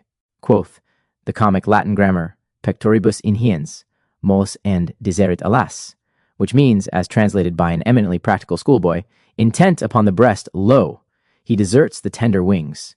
An old almanac of 1615 gives warning, "Do thou not eat fowl, I entreat, that Moorish is and raw, and milka, though pure, do not endure, plus a physici, stand in awe." White, it was a proverb of Peter the Martyr, that hens lay lucky eggs. The great Lord Bacon did not think it beneath him to write a cookery book. In its pages are minute directions for preparing chicken and beer, this being the China ale of subsequent writers. Fox. The fox, Canis vulpes, is a crafty, lively, libidinous animal of nocturnal predatory habits, whose puppies are born blind, and the smell of whose urine is exceedingly strong. Bartholomeus Anglicus wrote in 1250, "A fox is called vulpes, and hath that name as it were fore. Moorish, strong-tasted. Levita mimesi sumpto medicamine carpet. Wallowing feet aside, and goeth never forth straight, but always aslant, and with fraud. The fox feigneth himself tame in time of need, but by night he waiteth his time, and doeth shrewd deeds, and though he be right guileful in himself and malicious, yet he is good and profitable in the use of medicine. Among the Saxons, a tooth drawn from a living fox was thought to be an excellent cure for inflammation of the leg, if it were wrapped in a fawn's skin, and carried as an amulet. In the Medicina de Quadrupedibus of Sextus Placidus, 1538, it may be seen that many other virtues were ascribed to different parts of this animal. By the rich storehouse of medicines, it was directed for one that is taken with the palsy, though not the shaking palsy, take the bloud of a fox as warm as it may be taken from him, and the bloud about the heart is best, but all the rest is good, and with some of the same bloud chafe the place that is taken, and then take the skin of the fox and put the raw side to the place where the palsy is, and so let it remain for the space of 12 hours at the least, for it hath been truly proved. Again, Take the lungs of a fox and dry them well, and beat them to powder, and then put a quarter of a spoonful thereof into a little new almond milk, or else into some other thin broth made of veal or mutton, and let the patient eat it, and this will preserve the lungs wonderful greatly. Probatum est. Pliny advised that, if any man have a white spot as cataract in his eye, to catch a fox alive, cut his tongue out, and let him go. Then dry the tongue, and tie it up in a red rag, to be hung round the patient's neck. He further commends bits of old sailcloth from a shipwrecked vessel to be worn for epilepsy, the heart of a lark, to be taken for colic, and hairs from a goat's chin for quartan ague, admitting that he has no personal faith in such things, but orders them for imaginative, fastidious, and rich patients who decline to pursue a more rational treatment. At a village in Oxfordshire within recent years, children were required to go, for the cure of whooping cough, the first thing in the morning, to a hovel, at a little distance from their house, where a fox was kept, carrying with them a large can of milk. This they set down before the fox, and when he had taken as much as he cared to drink, the children were to share among them what was left. For a felon, little thief, furunculus, whitlow, it was told in Sioux.com, leechdoms catch a fox, strike off from him whilst quick, that is, alive, the tusk or canine tooth, let the fox run away, bind the tooth in a fawn's skin, and have it upon thee. Also, in the same book we learn, for hard-drawn breathing which is oppressive, a fox's lung sodden and put into sweetened wine and administered wonderfully healeth, that such a remedy should, and given from a healthy animal for disease in the corresponding human organ, as long ago as in primitive Saxon times, remarkably illustrates the intuitive anticipation by our unlettered forefathers of a practice now extolled as of recent scientific research and discovery, viz., that of cure by animal extracts. So sensitive was Tycho Brahe that he always fainted at the sight, or smell, of a fox. About the human race in general, man has been severely summed up thus: as foolish as monkeys till 20 or more, as bold as a lion till 40 and 4, as cunning as foxes till 70 and 10. We then become asses and are no more men. Animal. Dr. King Chambers, in his admirable Manual of Diet and Health and Disease, has said, to the curious gourmet affected with diabetes, it may be told that Professor Bouchardot especially commends the flesh of carnivorous animals, and advises their trying cat, dog, and fox. The liver, however, of either animal should not be eaten, and by removing the fat, a great deal of the rank flavor of these carnivora is avoided. If gnawing hunger troubles the patient, it may be appeased by his chewing cocoa beans. Southey has quoted Wurzung concerning an old remedy for palsy: take a fox, uncase, skin him, and the bowels being removed, seethe him in a sufficient quantity of water, and bathe the sick person therein, but yet not before that the body be purged. It is not otherwise permitted. Frog. The frog, Rana temporaria, was formerly known as frosch and frosque. This is the common brown frog, or red, as the French call him, for distinction from their green frog, which is much esteemed in France, Germany, and Italy as an article of food. It is found generally on land in the summer season, whereas the green frog rarely leaves the water. This latter is larger than our ordinary brown frog, and of an olive-green color, with black spots and 3 strongly marked longitudinal lines on the back. The red frog is very commonly used as food in the central parts of France, and its hindquarters are said to be as good in fricassee as those of the green frog, Rana esculenta. The ancient heraldic device of the Parisians was 3 frogs, or toads, and their city was Lutetia, a land of mud. The Romans do not seem to have made much use of frogs as food, and the physicians of the Middle Ages attributed to them deleterious properties. In the 16th century, on the continent, frogs were served at the best tables. One Perdix is ridiculed in 1550 by the author of De vie sur la vigne, quand il lui apportu de grenouilles en facant de poulet fricassés. Dr. Samon wrote, in 1696, the French eat the hinder part of the green frog, of which the flesh is good, against coughs and such as are hectic. Water and land frogs have one and the same virtues. Continental physicians have long employed the flesh of these amphibians, variously prepared, in the treatment of several diseases. Broths made therefrom have been considered restorative, diluent, analeptic, and antiscorbutic, being prescribed in chest affections, pulmonary consumption, skin disorders, and other maladies.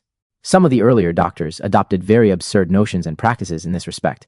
Timotheus placed frogs cut in 2 over the kidneys of dropsical patients, with a view to attract the accumulated serous fluid. We have heard, said Dr. Stevenson, 1838, of applying a brickbat in certain cases to a particular part of the human body, and we presume that its curative efficacy would be fully equal to that of the animal cataplasm here. Advised, Dioscorides presaged that the flesh of the frog, when cooked with salt and oil, would be an antidote to the poison of serpents. And Arnold said the heart of this creature taken every morning in the form of a pill cured a fistula in the region over the stomach, which had resisted many other remedies. Other mediciners recommended in epilepsy the liver of frog calcined in an oven on a cabbage leaf between 2 plates and to be swallowed in peony water. Concerning grenouille, in la cuisinière de la campagne. Animals simple, aidé à Lille, Paris, 1846, to make cuisses de grenouille, frites. Vous les mettez marinés crus pendant 1 heure avec vinaigre, persil, ciboule entière, une feuille de laurier thym, Ensuite, vous les mettez. Égoutter. Et les farines pour les faire serre garni di persil frit. Frogs used physically is wonderful and scarcely known. All parts of him are good and profitable for mankind. The lungs are preservative against the falling sickness, and so is the liver. This latter, dried and mixed with honey, if applied to the toothache, is a present cure. The gall dissolved in honey cures the flux called the dysentery. The blood is good against growing of hairs. Their fat dropped into the ears cures deafness. The spawn of them, put into a linen cloth applied to the hemorrhoides or piles, is excellent. The same kills the itch of the hands and redness of the face, and is good against burnings. One who was troubled with a fistula of the lower region of the stomach was perfectly cured by swallowing, on 4 or 5 mornings, the hearts of frogs. Respecting Dr. Thos Willis, Christchurch College, Oxford, and Sidley Professor there, it has been well said he was the first to reform the materia medica, and to adopt something like scientific methods, yet he ordered for colic to take of the oil of earthworms or of frogs, as much as will suffice, and anoint the pained part, after first fomenting it with a poultice of bruised herbs made hot in a pan over hot coals, with the oil of earthworms or of frogs, then lay upon the part a thin sheet of brown paper dipped in the oil. Felix Platter, says old Burton, tells of one who thought he had some of Aristophanes' frogs in his belly, crying brek, ekex cox oop oop, and who for that cause studied physic 7 years, and travelled over most part of Europe to case himself. The French habitually eat green frogs, taking only the hind legs, skinned, and with the claws twisted together. In this form, the creatures resemble delicate little lamb cutlets, and are very palatable. About many parts of France, and at Vienna, they are fattened up in froggeries, grenouilles constructed for the purpose. They are first caught with lines baited with small pieces of scarlet cloth, or in nets, or are raked from the mud. The English Dancing Master, 1651, contains a quaint rhyme. The rose is red, the grass is green, serve Queen Bess, our noble queen. Kitty the spinner will sit down to dinner and eat the leg of a frog. In the north of Lincolnshire, the sore mouth with which babies are often troubled is called the frog. Sir John Poley, who served in the Low Countries under Christian, King of Denmark, adopted a golden frog as his device. Most probably reference is made to his name in the curious homely ballad, Froggy would a wooing go, hey-ho, says Rolly, with a roly-poly gammon and spinach, hi-ho, says Rolly. This well-known song seems to have been borrowed from Melismata, London, 1611, or from Pills to Purge Melancholy, 1719. In 1580 was licensed. A most strange wedge of the frog and the mouse, as appears from the books of the Stationers' Company, quoted in Warton's History of the English Poets, 1840. It is in the autumn, just, when they plunge into the water where they would pass the winter, that the frogs are most esteemed, being now fatter and more delicate than at other times, and in France epicures, animal simples, restrict themselves to the hind quarters, which are dressed with wine, like fish, or with white sauce. Sometimes they are fried or spitted. The French are not really peculiar in thus eating frogs, since the city of New York stands also preeminent for its frog-eating propensities, through a season lasting from the 1st of June to the end of August. Frogs can then be had at nearly every first-class restaurant, the Americans, like the French, eating only the legs. At one time within the last few years, Messrs. Keane and Ashwell of London made considerable quantities of frog oil by crushing the creatures and boiling them in oil, which was to be used as an outward application in cancer. By the old pharmacopoeias, this oil was much prescribed. Likewise, the sperma renarum, or spawn of frogs, obtained a place in our old dispensatories. Frog spawn says that of 1696 is cooling and anodyne. It kills the itch, tetters, ringworm, helps burns, scalds, inflammations, erysipelas, red faces, and the gout, stops the flux of the hemorrhoids, terms, whites, and gonorrhea. Frog spawn, tells folklore, out of the dikes, buried for 3 months in a crock, with a slate on the top of it, then taken up and found to be pure water, was used successfully for the cure of chronic rheumatism by being perseveringly rubbed in where the pains were felt. Also, anyone who is desirous of curing sore eyes is taught, in Aberdeenshire, to catch a live frog and lick its eyes with his tongue. After this, he has only to lick any diseased eye, and the cure thereof will be effected. The Indians of the Pacific coast envenom their arrows with a secretion which exudes from the skin of a small frog, and which, by a certain process of frog decomposition, they convert into a powerful blood poison. It is said that when these tribes concoct the baneful stuff for use in time of war, it has been their practice to test its deadly efficacy, not on the lower animals, but on the old women of their community. After a fashion, the frog sings, though we call the song croak. I wonder, says Mr. Wood, what name the frog would give to much of our singing. When it makes this music, it sinks itself under the water, with the exception of its head, opens its mouth, lays its lower jaw flat on the water, and sets to work as if he means to make the best use of his time. If a fly passes that way, and sufficiently near, the insect disappears as if by magic, for the long tongue of the frog has whisked it off to its destruction. This elongated tongue is covered with a gummy fluid, and is thrust forth so rapidly as almost to defy the closest observation. In 1881, Dr. Harley resuscitated a frog 100 hours after what seemed to be death, as far as could anyhow be ascertained, even from inspecting the circulation of blood under the microscope caused by the strong poison warara, and when all signs of actual life had ceased. It takes 30 hours to kill a frog with such a dose of snake venom as would infallibly destroy a rabbit in 10 minutes. The mucus, spawn, which envelops the eggs of frogs, swells to an enormous volume when it has free access to water. It has been found on wet ground in the spring and mistaken for a species of fungus, but this being really some of the said spawn which had been swallowed by large crows or other such birds, and afterwards vomited from its peculiar property of swelling to an enormous size in their bodies. Country persons have thought it the substance of shooting stars. Zwölfer a déclaré que les troches de crapaud l'avaient préservé de la peste ainsi que ses domestiques et ses amis, et avait soulage, même guéri des pestifères. Sur repos singulier remède. The epicures of King Charles I's London ate frog pies with infinite gusto, says Jefferson. Gall. The gall, fell, of an animal is none other than its bile as secreted by the liver and stored in the gallbladder for use during the digestion of food within the intestines after this has left the stomach. Such gall or bile is a viscid, dark, greenish-colored secretion of the consistence of thin black treacle and proverbially most bitter of taste. It serves to saponify fats in the food, to prevent putrefactive changes therein, and to stimulate a proper activity of the bowels. Bile does not find its way into the stomach proper except as a symptom of upset. Oxgall, fel bovis tari, is prescribed remedially in cases where a deficiency of the natural bile seems to be indicated, and in some forms of chronic constipation, but too large a dose will bring on diarrhea. As the drug would lose its character by first passing artificially through the acid stomach, mediciners protect its preparations by covering them with a horny coating of keratin, on which the gastric juice of the stomach does not act. And in this way the gall given remedially is not dissolved until it reaches its proper sphere within the highest intestines, of which the secretions are alkaline.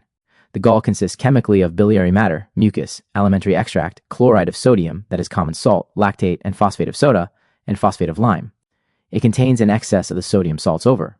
Other mineral matters being virtually sodium glycocholate and taurocholate, to give thus the natural bile of a healthy animal, so as to restore the balance of organic health in a patient whose own biliary functions are impaired by disease, is another instance of the treatment by animal substances now in modern scientific vogue. Its use was known, however, as far back as in Saxon days, when the leechdoms ordered for sore and ache of ears, if the ears have a tendency to grow deaf, or if the hearing be ill, take boar's gall, bull's gall, buck's gall, and mix equal quantities of gall with honey. Dress this on the ear. In the rich storehouse of medicine 1650, it was ordered as excellent good for the hearing, to take an ox gall and the urine of a male goat, and mingle them together, and put some of the same into the patient's deaf ear, and incontinently he shall be holpen. Again, Dr. Salmon said. 1696. Ox gall cures noises and pain in the ears, mixed with breast milk and dropped in, stopping them with cotton dipped in the same. The gall of a bull is hotter than that of an ox, and therefore more effectual to the same purposes. In plasters and balsams it is an excellent vulnerary, when there is a continuous discharge of fetid matter from the ear, or where hard, waxy concretion exists. Ox gall may be usefully dropped in to soften this wax, or mixed with balsam of Peru as a stimulating antiseptic, 3 drachms of ox gall with 1 drachm of balsam of Peru.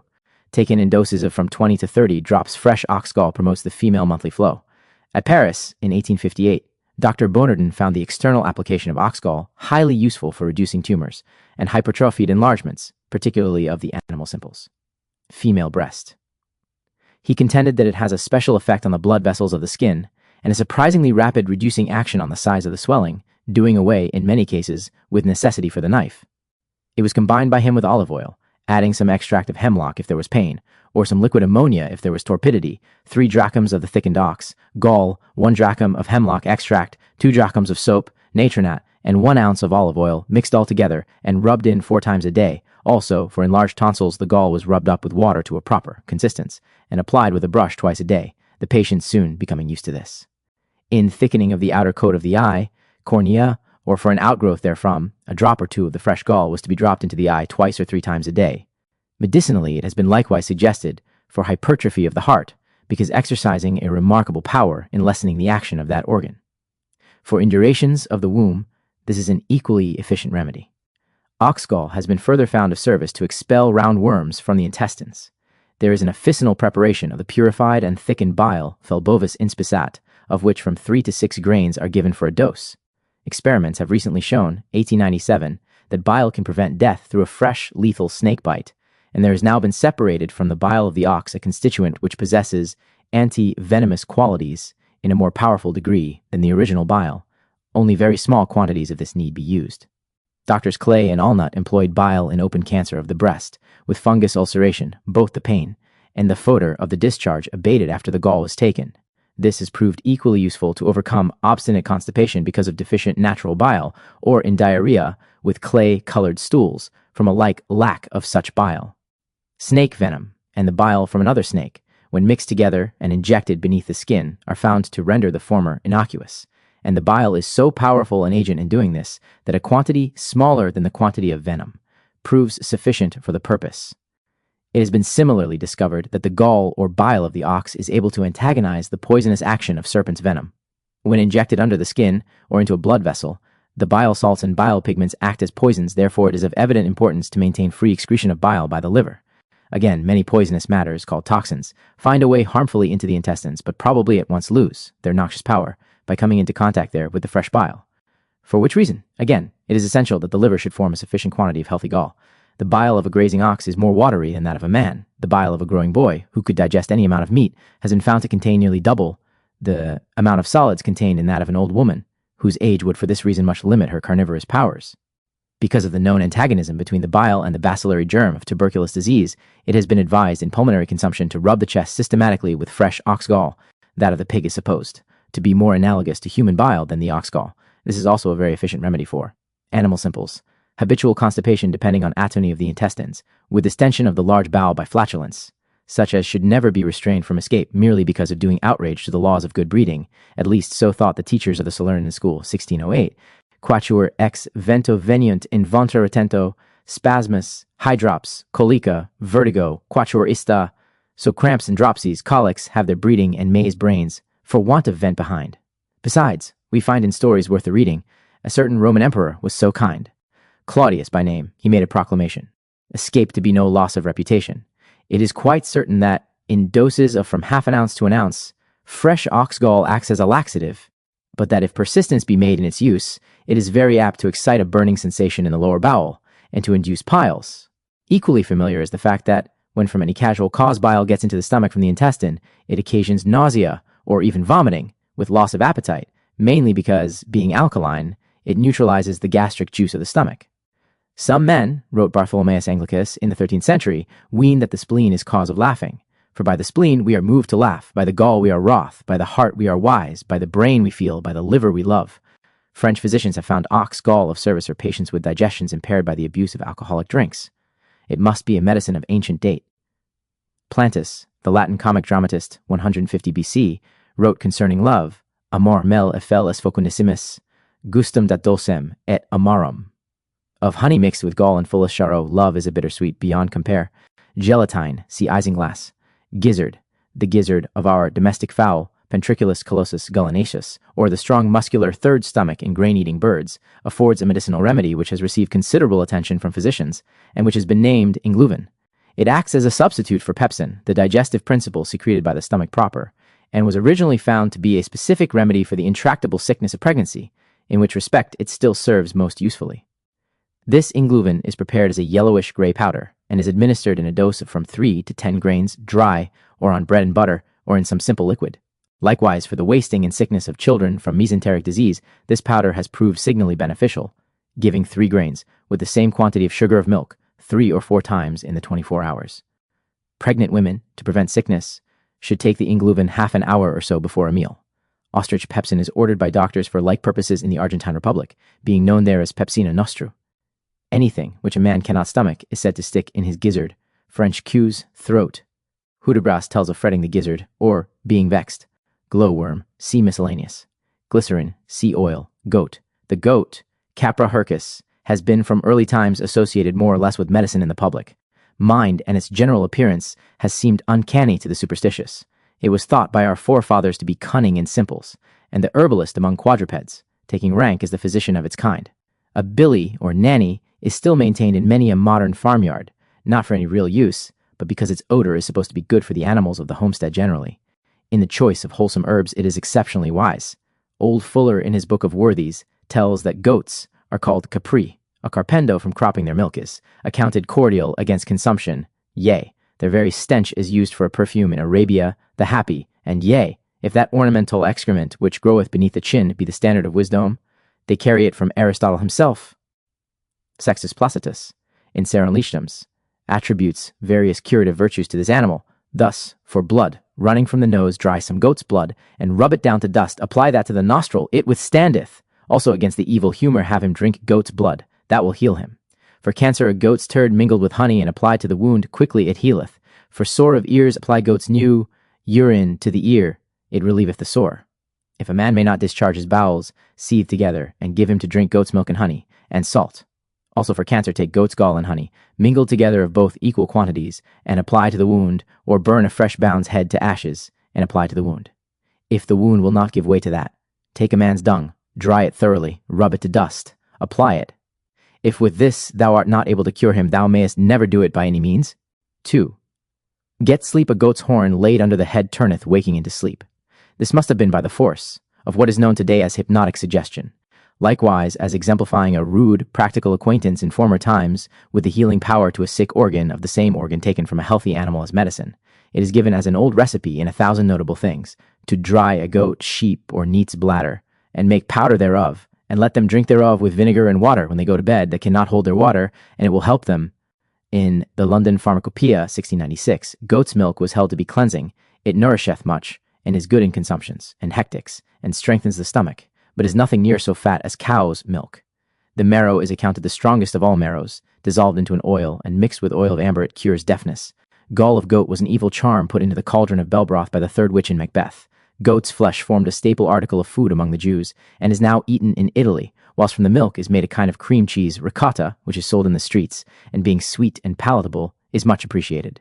Vendors carry it on their heads like our muffin sellers, and retail it at so much a centime to poor purchasers.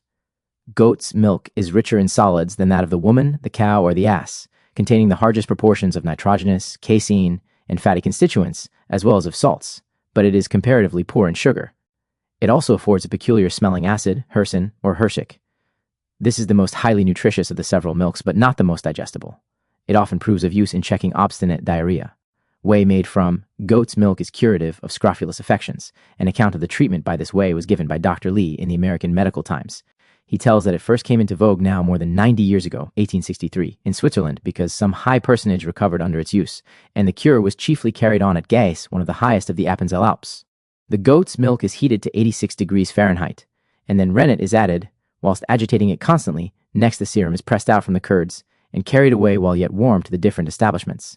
It has a greenish tint, being sweetish, balsamic, and agreeable, consisting of a solution of sugar, lactic acid, and animal extractive matter, which is made up of osmosome and different salts. These comprise the chlorides of potassium and sodium, sulfate of soda, and phosphate and carbonate of lime. Its sensible properties are very different from those of the goat's whey, which is offered for sale in London and Paris. The whey is drunk warm between 6 and 8 in the morning, pure, and to the extent of 7 or 8 tumblers full, the patients walking about for several minutes between each cup. Generally, between the 3rd and 4th glassful, a serious diarrhea comes on, accompanied with borborygmi, flatulent rumblings, but no colic or griping. Some farinaceous soup is then given, and very rarely are there any more discharges from the bowels for the next 24 hours. After a few days, the tongue becomes white and the mouth clammy with more or less constipation, for which a mixture containing equal parts of sugar, rhubarb, and cream of tartar is given, this acting as a gentle laxative. Some of the patients take moreover baths of goat's or cow's milk, which are said to have a very beneficial effect when the skin is hot and dry, the goat, pulse frequent, and the nervous system irritable. In scrofulous affections, particularly of children, the effects of this goat's whey cure are found to be simply wonderful. It is specially commended for diseases of the chest, and for those of the bowels, considerable help being given in the former by the restorative atmospheric and climatic influences which are brought to bear. Again, in habitual torpor and constipation of the bowels, this treatment effects admirable results, the viscera becoming energized and disgorged, whilst the appetite is increased. The average length of cure is 3 or 4 weeks, and the best time for pursuing it is at the beginning of summer, by which season the sun has sufficiently developed in the herbage those juices, and peculiar proximate principles which give the milk its curative properties. Hence it is that the whey must be made from milk derived from animals which range and browse on the high mountains of Switzerland. The establishments of Germany are not so favorably situated. Mähren in the Tyrol is especially famous for this cure. A goat thrives on shipboard better than any other animal, and is of much value there for its milk. But Kirby, entomology, tells of a lady Penruddock who swarmed from head to foot with maggots, Icari lactis, supposed to have become engendered from her drinking goat's milk too copiously. These terrible mites consumed all the flesh off her body. Satirists say that the grave dignity of our law court's bench and bar is mainly attributable to goat's hair, the person who wears a legal wig being a very different-looking man when he puts it off. Of old, this animal was regarded as the favorite steed of witches, wizards, and demons, and the devil, animal simples, was thought to assume its form when visiting the earth.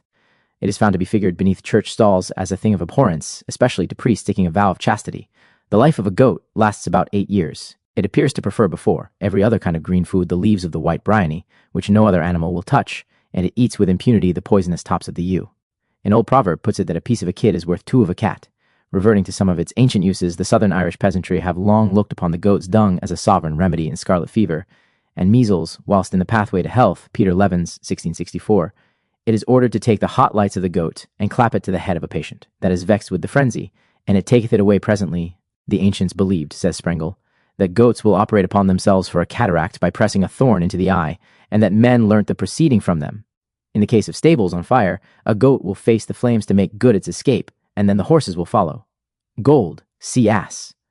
As a good medicine to be used by one that is in a consumption, ass's milk, which C has been ordered. Of old, 1650, to be concocted with rosewater, and hen eggs being presently drunk warm, with a cake or two of Manus Christi made of gold, or pearls. This precious metal has played so important a part in curative medicine from the most ancient times, and continues to be so highly remedial in its present uses, that some length of consideration may fairly be given it. Here, in alliance with animal simples. Gold was used medicinally by the Chinese 2,500 years before Christ. Paracelsus employed it as a universal panacea and called it a solution of the sun. He tells how to prepare his Sal Philosophorum, or Sapientia, from powdered gold, calcined, most carefully with washing, boiling, and vinegar, the salt to be kept in a close glass vessel. For it is a most excellent medicine against all diseases of the body, for it will leave nothing in a man that shall hurt him, but it doth drive it forth by sweat, and maketh the patient as sound and whole as ever he was in his life. It healeth all outward sores, as the canker, the wolf, fistulas, and such like. Ye shall take a phial full of wine, and put therein 2 or 3 grains of that salt, for it is sufficient for any sick person for any kind of diseases. Then stop that phial, and set it on warm water until the salt be dissolved. Then give the sick person a drink, thereof warm, and let him down to sweat, for it will cause him to sweat wonderfully. The sweat will bring him to health again, although he were a leaper. Other sicknesses, although they were never so evil, or sore it will help them. When thou wilt help any outward sore, thou shalt lay thereon a wound plaster, and let him drink it the said salt with wine morning and evening as said before, and in short space they shall be holpen, and you shall lay upon the sore a cool leaf or lint, and you shall see what abundance of foul and rotten blood, and such like come forth. The which is scant to be believed, and then those holes, or sores will incarnate and heal of themselves without fault. The first known trituration of gold was made by Moses out of the remains of the golden calf of the Israelites, and he compelled the children of Israel to drink it in water.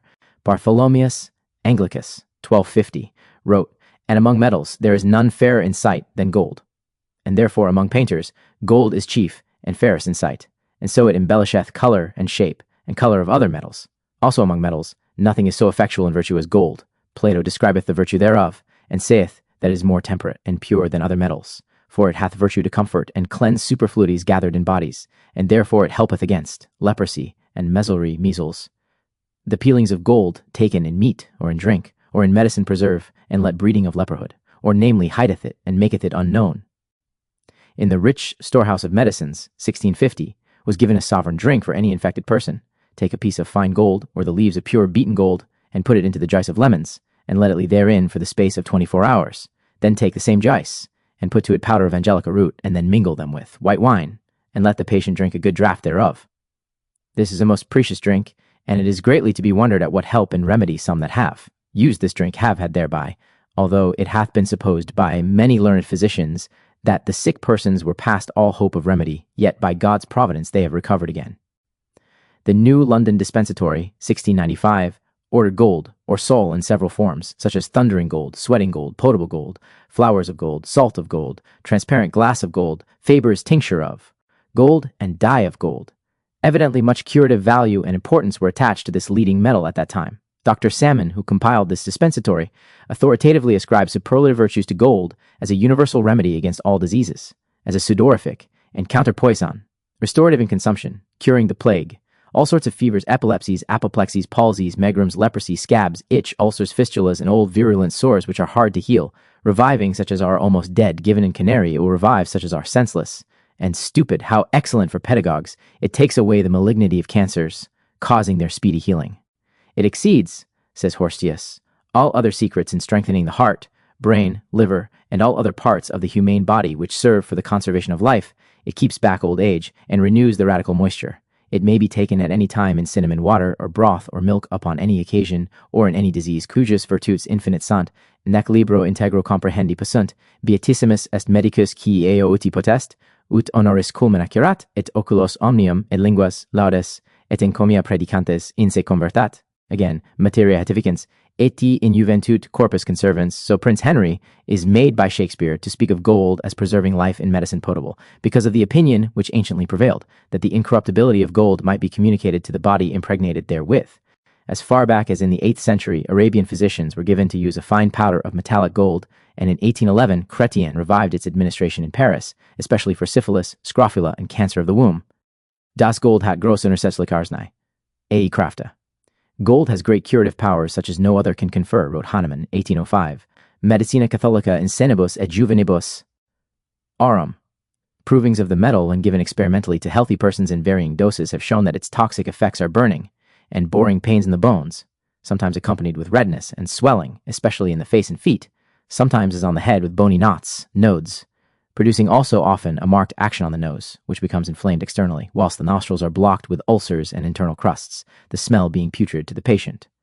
Careful observation of these particular effects has led to the highly successful use of gold in much reduced doses for curing syphilis, tertiary scrofulus, or venereal ulceration inside the nose, disease of the nasal bones, with concomitant suicidal melancholy and obstructed liver. It has further shown itself an admirable medicine for constitutions broken down by mercury. Dr. Hughes, Brighton, once gave to a poor fellow thus afflicted a trituration of gold with powdered sugar of milk, 1 part of the metal in 100. This patient came back in a week's time looking quite another man, and exclaimed, "Surely you have given me the elixir of life." And in chronic jaundice the same remedy has been found equally useful. Rushes of blood to the head and giddiness were also experienced by the provers of gold, together with confusion of sight. The testicles were made painful and swollen, profuse nightly perspirations were found to be induced. In men, full doses of the metal cause sexual excitations, and in women, an immoderate monthly flow.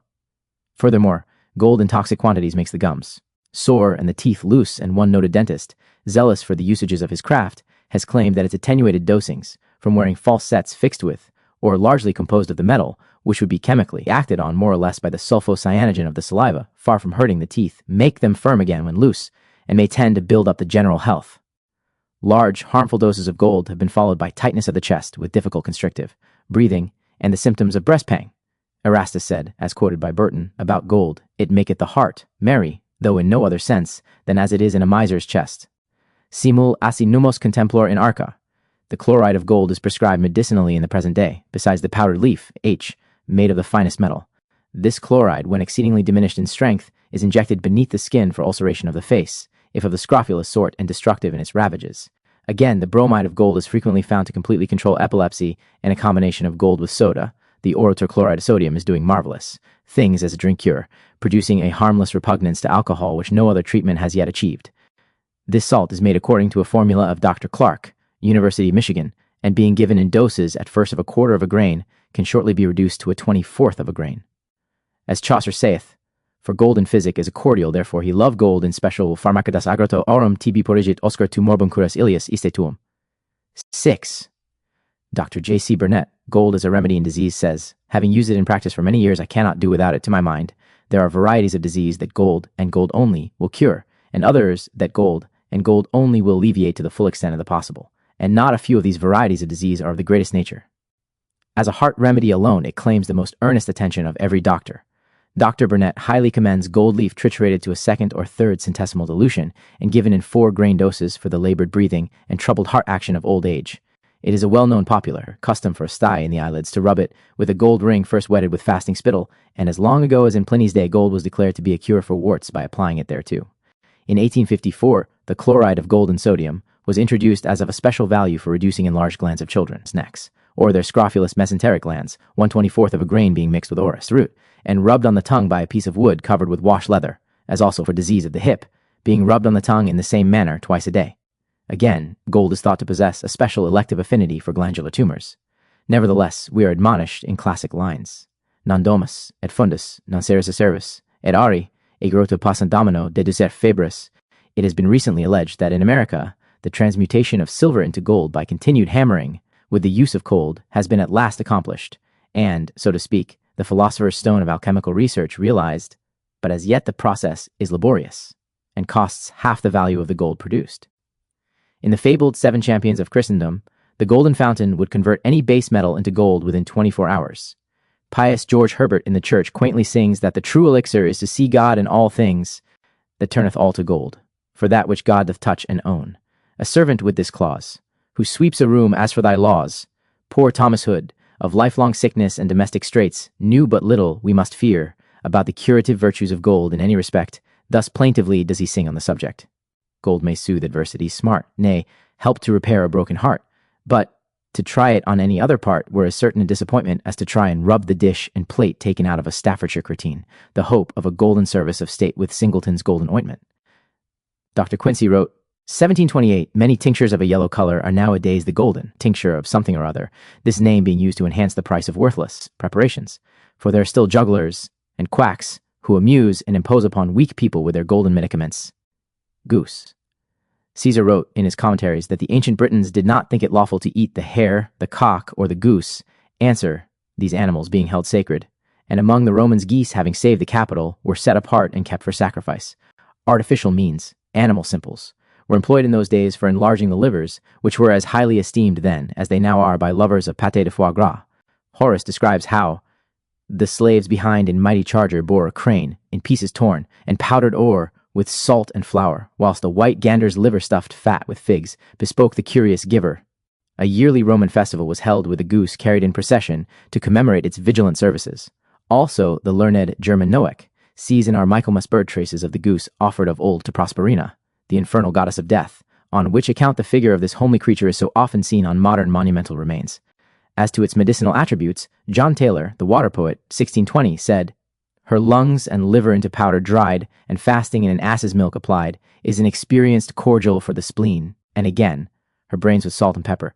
If you blend and eat, they will the understanding mend. The flesh of this bird, declared the London Pharmacopoeia, 1696, is exceedingly hard of digestion, but being digested nourishes well. The liver is of great nutriment. The grease is exceeding hot and of thin parts, piercing and dissolving.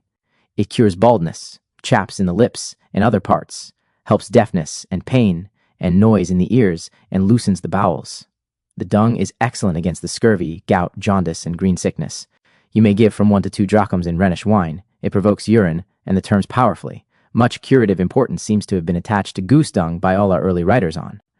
Medicinal remedies, though modern critical ridicule makes a jocular tilt against the green end of a goose dropping, as given in times past for the falling sickness.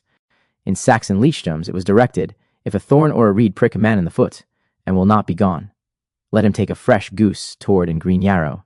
Let him pound them thoroughly together, paste them on the wound. Soon it will be well.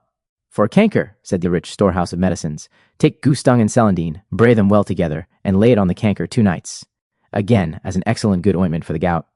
Take a fat goose, and pluck her, and dress her as if she should be eaten. Then stuff the belly of her with 3 or 4 young cats well chopped into small pieces, which in these days the Society for Preventing Cruelty to Animals would quickly make a subject for prosecution.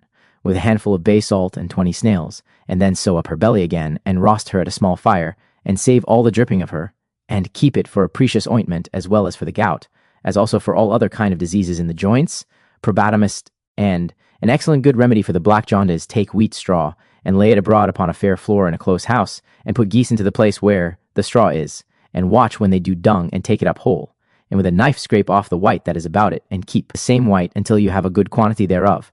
Then dry it in an oven, and make it into powder, and let the patient drink it in ale or beer, both first and last, warm, and it will cure both the black and yellow jaundice. Also, as a very good remedy for any burning or scalding, either with a handgun or otherwise, take a good quantity of the dung of geese, which is of 1 night's making, and a good quantity of butter, unsalted, and else sheep's suet clarified, and fry them in a frying pan, until the butter or suet be almost consumed. Then put the same stuff in a coarse linen cloth that is clean, and strain it into a galley pot. Then take a feather, and dip it in the liquor, and anoint the place therewith that is burned or scalded. And when you have so done, take a fine linen cloth, and wet it well in the same liquor, and lay it upon the place grieved to cover it withal. Do this twice every day until it be whole, which, by God's help, will be in a short space. But Dr. Quincy pronounced 1728 as to goose dung, Stercus anceris, that, though reckoned useful as a detergent for distempers of the head, it had been introduced more from fancy than good reason. There were 3 days in the year called Aegyptiaci, that is, in our tongue, dangerous days, in which by no means on no occasion neither beasts nor man's blood should be diminished, that is, the last Monday in April, the first Monday in August, and the first Monday in January, curiously, resembling our modern bank holidays as to the dates. If any man drinks any medicinal drinks on these 3 days, he will end his life within 15 days, and whosoever on these 3 days tastes flesh of goose will end his life within 40 days' time. Theophrastus gave comfort by assuring his countrymen, he that keeps geese about his house need not fear thieves, and hath always those that will tell him assuredly what weather will ensue, for the goose, by watchfulness and clamour, will give the alarm against thieves, or by their eagerness of feeding and fluttering in the water, they do presage a storm at hand. The goose is said to be the only bird prescient of approaching earthquakes. An old receipt for the web, or spot in the eye, was to take the great bone of the goose wing, the older the better, for, though it be a year old, it is not the worse. Break it, and take out the marrow that is within it. Then put some of this upon the web, or spot, and it will break it and save the sight. Goose grease, adepts anceris, obtained from a roasted goose, is highly emollient and very useful in clysters. It readily proves emetic. The Puritans, says Butler, in Hudibras oppose fat goose as bitterly as they did fat pig, and the Italians from time-honored respect still deny themselves the luxury of roast goose at the luncheon partaken of by George IV, when a king's messenger boarded the royal yacht in Kingstown Harbor to tell him that Queen Caroline was dead. A goose pie was the staple dish, with Dublin whiskey. Is she? By Jove! Exclaimed the amiable monarch, and went on eating his goose pie.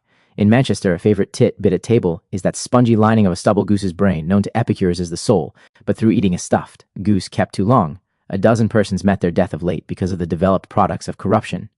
Tomaines. Whilst from one of the victims an alkaloid liquid was extracted after death which smelt like the urine of mice and resembled the poisonous alkaloid of hemlock, at the same time, the presence of similar cadaveric products were found in the debris of the goose. To cry "Bo" to a goose refers to a noted Gothic general Odin's invincible son, once terrible to warriors and women, a dread captain who commanded the Persian hosts.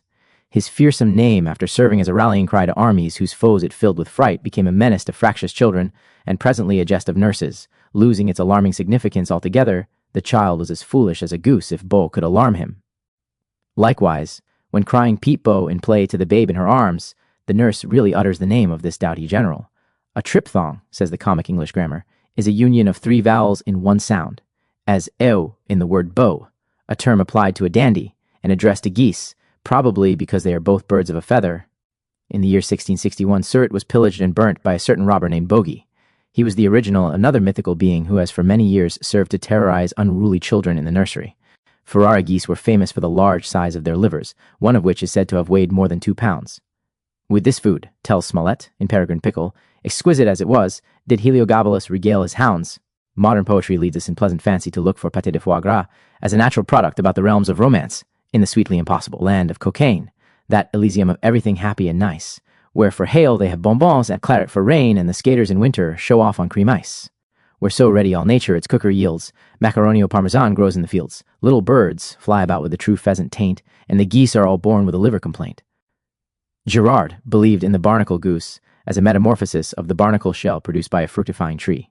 In his famous herbal he gives an account, which he could personally vouch for, of the fruit of the goose tree, when ripe, falling into the water as an embryo bird, and duly obtaining its feathers. But this was founded altogether on a mistake, and must have originated in the fact that the sea barnacle, Lepa cirripede, possesses, when its shell is open, a plume-like cluster of curling limbs, and owes its specific name, Anatifera, goose-bearing, to this feathery adjunct. Galen commended only the giblets, stomach, and liver of a goose sodden in broth. The Polish method of showing a suitor that a maiden rejects him is to serve at dinner a goose with black gravy. To get goose is, in Northamptonshire, to be well scolded, and a quaint old proverb runs, full of fun and fooster, like Mooney's goose. Lady St. Ubs, a proud, patrician dame, of ancient family and haughty name, grown fat and fidgety, and 45, began with sickness which was strange to strive. At once her head, her heart, her eyes, her ears, her spine, and limbs suggested fretful fears, but yet in appetite she little ailed, nor strength, nor stoutness of her sinews failed. Anon the doctor came, and went and came, a rough practitioner of rural fame, who, soon discerning nothing grave amiss save stress of years, abruptly told her this. Whereat her ladyship, no more content with such plain skill, demanded to be sent in stately fuss to London, there to see a court physician for a costly fee. But first suspecting something kept behind of dread forebodings in the doctor's mind, she bade him write a statement of her case, which she before the titled sage might place. The note was penned, marked private, but the dame, inquisitive beyond all sense of shame, burning to know what things it might reveal, forgot her dignity and broke the seal. With eager eyes she scanned the scribbled page, when great her wrath, though impotent her rage. These were the only words it served to tell. A plump old goose one send you, pluck her well. Grasshopper. The grasshopper, cicada, is a well-known, happy summer insect of the hemipterous classified order than which, says Kirby, none has made more noise in the world. From the time of Homer, the cicada, grasshopper tribe, formed the theme of every Greek poet in regard to both tunefulness of their note and their delicate flavor when brought to table. Anacreon inscribed to them a beautiful little ode. Homer compared the simple garrulity of old age to their chirping. Aristotle says they were eaten by the polished Greeks and were found very delicious. Likewise, other classic authors, Aristophanes, Elian, and Pliny, mention their being eaten as a favorite food. Moses, Leviticus c. 21:22, conveyed to the children of Israel the divine permission, "Ye may eat of every flying creeping thing that goeth upon all four, which have legs above their feet, to leap withal upon the earth. Even these of them ye may eat. The locust after his kind, the bald locust after his kind, and the beetle after his kind, and the grasshopper after his kind, allied to grasshoppers are locusts, as thus mentioned by Moses, and on which, with wild honey, John the Baptist is recorded to have lived long afterwards in the desert. Our English grasshoppers," says Vincent Holt in his little book on edible insects, "quite fairly represent eastern locusts, which are cooked and eaten in many ways throughout Arabia and Persia, Africa, and India, being exposed for sale in regular locust shops, and among the Moors they appear at the best tables. It has been aptly suggested that their very name, gryllus, is an invitation to cook them. The method of doing so is to pluck off the head, wings, and legs, to boil for half an hour, to flavor them with pepper and salt, and fry in butter. At other times they are powdered and baked into cakes, or again, they may be boiled, turning red like lobsters in the process. Indian cooks curry these insects. Vincent Holt further tells us he can bear personal witness that our English grasshoppers, when treated in either of the above fashions, are most tasty morsels. I foresee the day, says he, when a dish of grasshoppers fried in butter will be as much relished by the English peasant as a similarly treated dish of locusts is by an Arab or a Hottentot. I have eaten grasshoppers raw, and I have eaten them cooked. Raw they are pleasant. To the taste, cooked they are delicious. He suggests, to the epicure, grasshoppers au gratin, or acridos sautés à la maître d'hôtel, the Africans, far from dreading invasions of locusts, which formed one of the plagues in Egypt when sent in hordes as a punishment, look upon a dense cloud of these insects as we should on so much bread and butter in the air. They smoke them, salt them, boil them, or stew them, or grind them down as corn, and get fat on the provender. St. Francis de Sales says they who discouraged the Israelites from going into the promised land told them that the natives were such giants, sons of Anak, that they ate up other men like grasshoppers.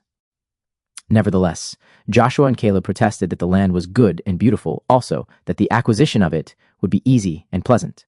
Turning the tables, we may, with benefit, eat grasshoppers like men throughout sunny England, which gives a delightful promise in this respect. Socrates told fair Phaedrus, says Burton, at noon when it was hot, and the grasshoppers made a noise, the sweet tale, animal simples, how these grasshoppers were once scholars, musicians, poets, etc., before the muses were born, and they lived without meat or drink, and for that cause were turned by Jupiter into grasshoppers. Incidentally, may be quoted in this regard what Hufeland, when writing on longevity, has said about mankind as to eating and drinking. Nourishment includes not only meat and drink, but much rather that influx from the atmosphere of subtle, spiritual, vital nourishment which seems in a particular manner to contribute towards the support of the vital power.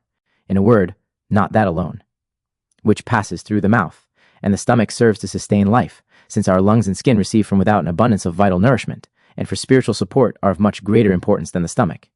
The Aborigines of New South Wales eat grasshoppers raw, and call the sounds made by the males galang.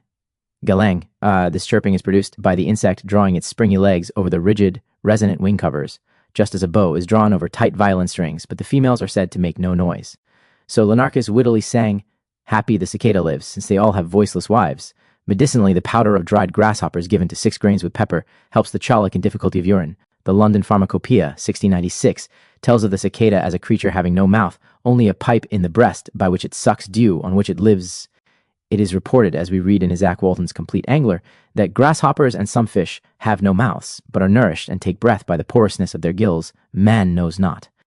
How, and the same may be believed of the Fordidge trout in Kent, near to Canterbury, none of which has been known to be caught with an angle, unless it were one that was caught by Sir George Hastings, an excellent angler, and now, with God, which feeds in the sea 9 months in the year, and fasts 3 in the river of Fordidge.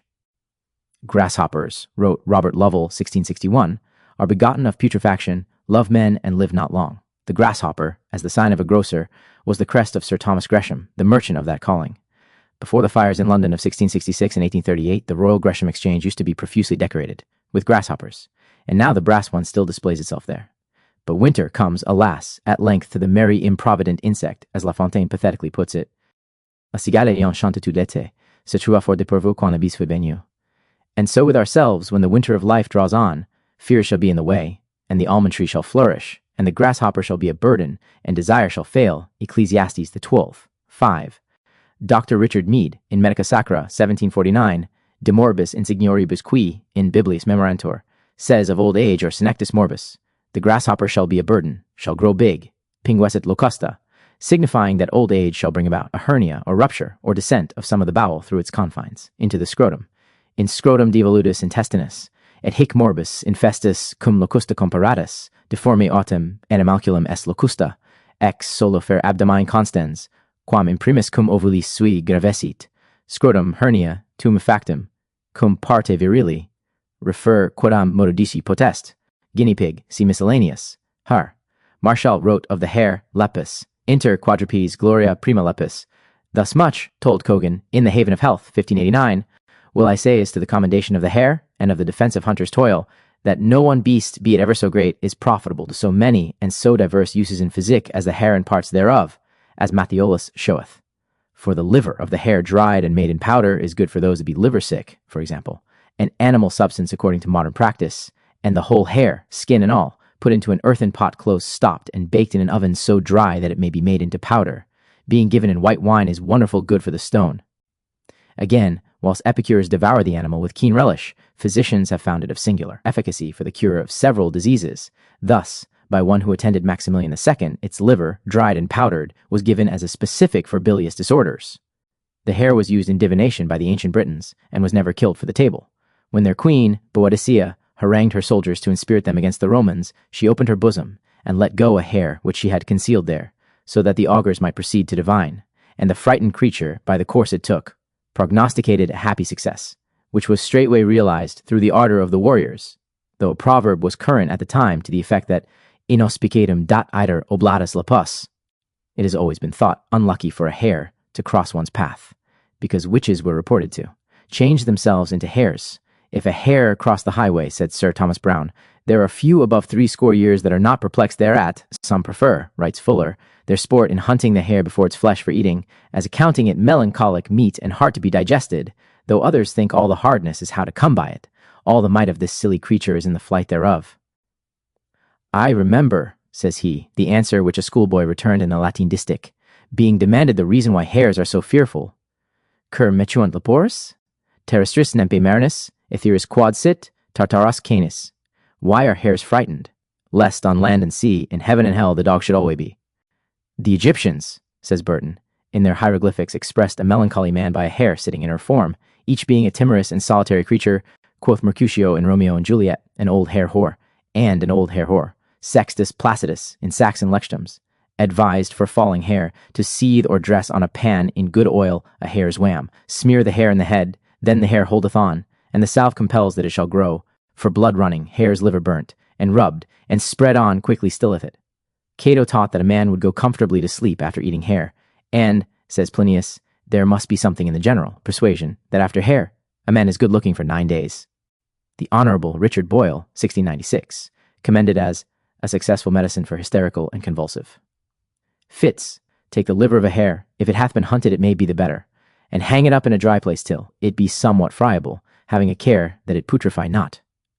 Of this reduced to powder, let the patient take 2 or 3 scruples at a time in any convenient vehicle, for incontinence of urine, told Sextus Placidus. A bear's brain in wine given for a drink wonderfully amendeth. But hare, thought Burton, is a black meat, melancholy, and hard of digestion. It breeds incubus often eaten, and causeth fearful dreams, so doth all venison, and is condemned by a jury of physicians, though Mizaldus and some others say that hare is a merry meat, and that it will make one fair, as Martial's epigram to Gellia testifies. But this is per accidens, because of the good sport it makes, the merry company and good discourse that is commonly at the eating of it, and not otherwise to be understood. Truly it's ilindubiles succi nauseam provocant. Dr. Salmon Avers, in the New London Dispensatory, 1696, the hare lives 6 or 7 years, and hears well and sleeps with its eyes open, but shut their eyes when awake. They never drink, but refresh themselves with dew. For pain of wham, take heels of hare, bear them on thy frock, wonderfully it healeth.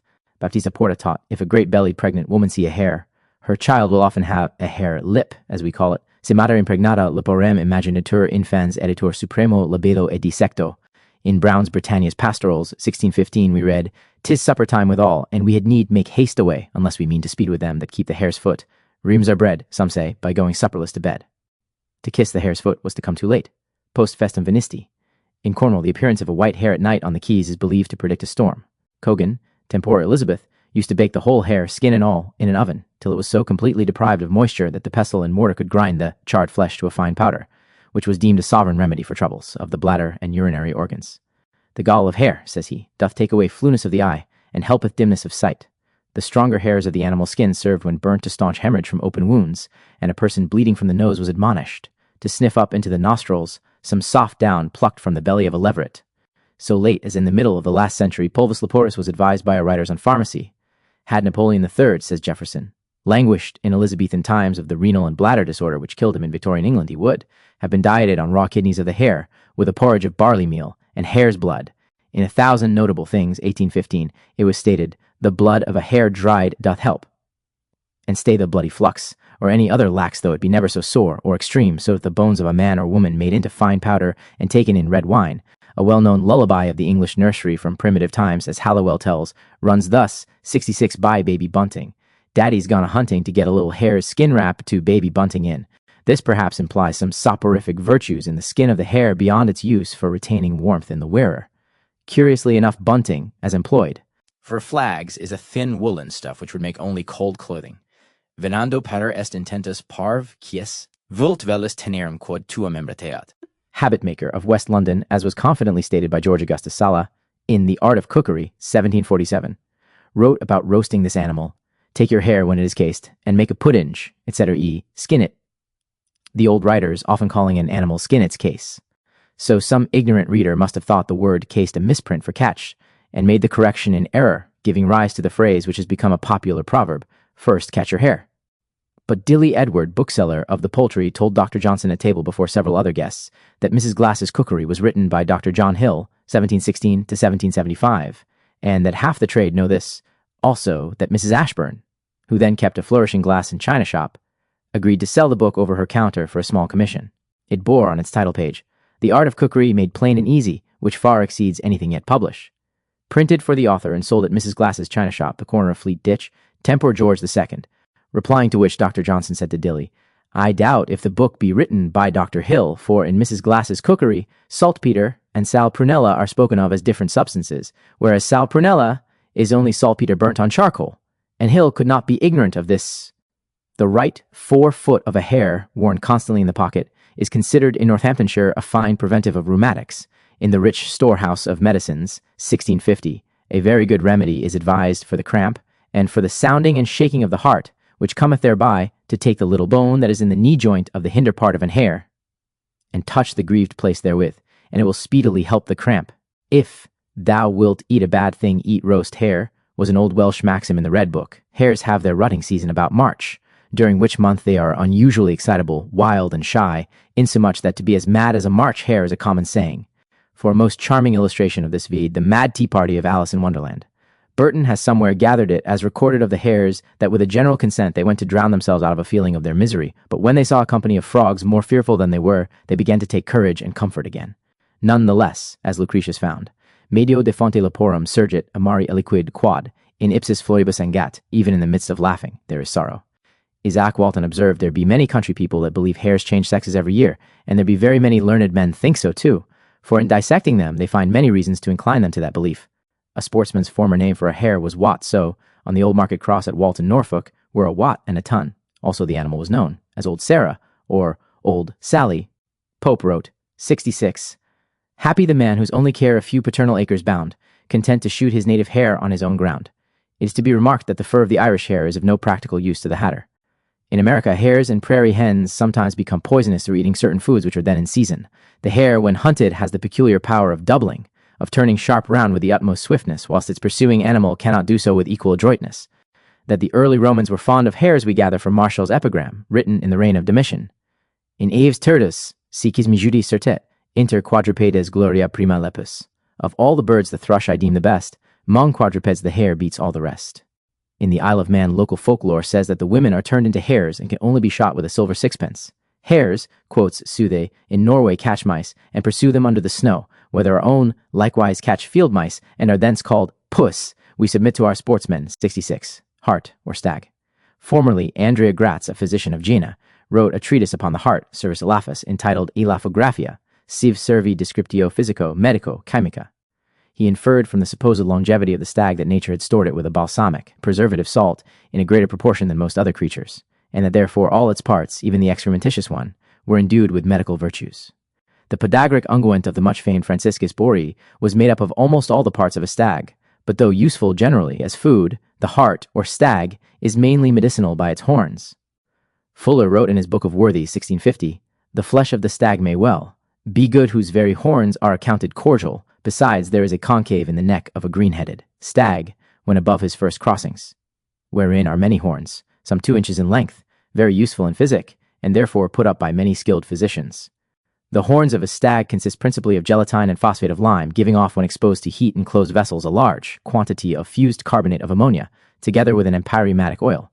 This liquid ammonia goes by the name of spirit of hartshorn, and was used formerly much more than it is at the present time. When mixed in proper proportions with olive oil, or with soap liniment, it makes a capital stimulating embrocation for relieving congestions, or to be rubbed in for rheumatism. The empyreumatic oil, if purified by repeated distillations, forms the oleum animale of the old dispensatories, which see, by the Indians, the Norwegians, and other northern nations, the hoof of the elk is used as a cure for epilepsy. The patient must apply it to his heart, hold it in his left hand, and rub his ear with it. Pettigrew notices, in medical superstitions, that the foot of the elk is regarded in the Congo as a certain remedy against epilepsy. Knock the beast down, and joins a learned medical author, when he will immediately lift up that leg which is most efficacious to scratch his ears. Then you must be ready with a sharp scimitar to lop off the medicinal limb, and you shall find an infallible remedy against the falling sickness treasured upon his claws. A stag's horn is thought in Spain to be a safeguard against the evil eye, so that a small horn, silver-tipped, is often hung for this reason on the neck of a child. If an evil eye is then cast on the child, this enters the horn, which it bursts asunder. A decoction of hartshorn is nutritive, emollient, and soothing, being used for such purposes against irritated states of the intestines and of the pulmonary passages after having been flavored with sugar, lemon, or orange juice. For hartshorn jelly, Dr. King Chambers orders, boil 1/2 pound of hartshorn shavings, not raspings, which are adulterated with bone dust, in 3 pints of water, down to a pint, strain, and add 3 ounces of white sugar candy and an ounce of lemon juice. An equal quantity of ivory turnings may be used instead of the hartshorn shavings if more readily procured. Heat again up to the boiling point. The gelatine thus obtained is more soluble and digestible than that of the shops, which is manufactured from old bones, probably after maceration in acid. A white drink of hartshorn is likewise useful when composed of burnt hartshorn powdered 2 ounces, gum arabic 1.5 ounces, and water 3 pints. Down to a pint strain, and add sugar. Boil. It may be stated incidentally about gum arabic that if a teaspoonful of it powdered be taken after meals for indigestion with heartburn, it will famously prevent acidity of the stomach. And for sore nipples, there is nothing better than pulverized gum acacia, applied as often as convenient. Howard Paul tells a story that Henry J. Byron and he, when sitting at the Savage Club, saw a singular old man come in, with a flowing white beard, a parchment skin, and a general oriental aspect, who mumbled when talking, as if he had no teeth. "What language is he speaking?" said Howard Paul, sotto voce, to Byron. "I can't make head or tail of it." Byron listened, shook his head portentously, and replied, "It's too much for me, dear boy, unless it's gum arabic." Theophrastus Paracelsus ordered, "To make oil of a hartshorn, ye shall take hartshorn in the month of August, and file it to powder, then boil it in water until it be sufficient. Then draw away the water in balneo, and take that which remaineth in the bottom, and put it in a glass with little pieces of the tiles, and distill it, and thou shalt have a fair oil, the which serveth for sundry purposes.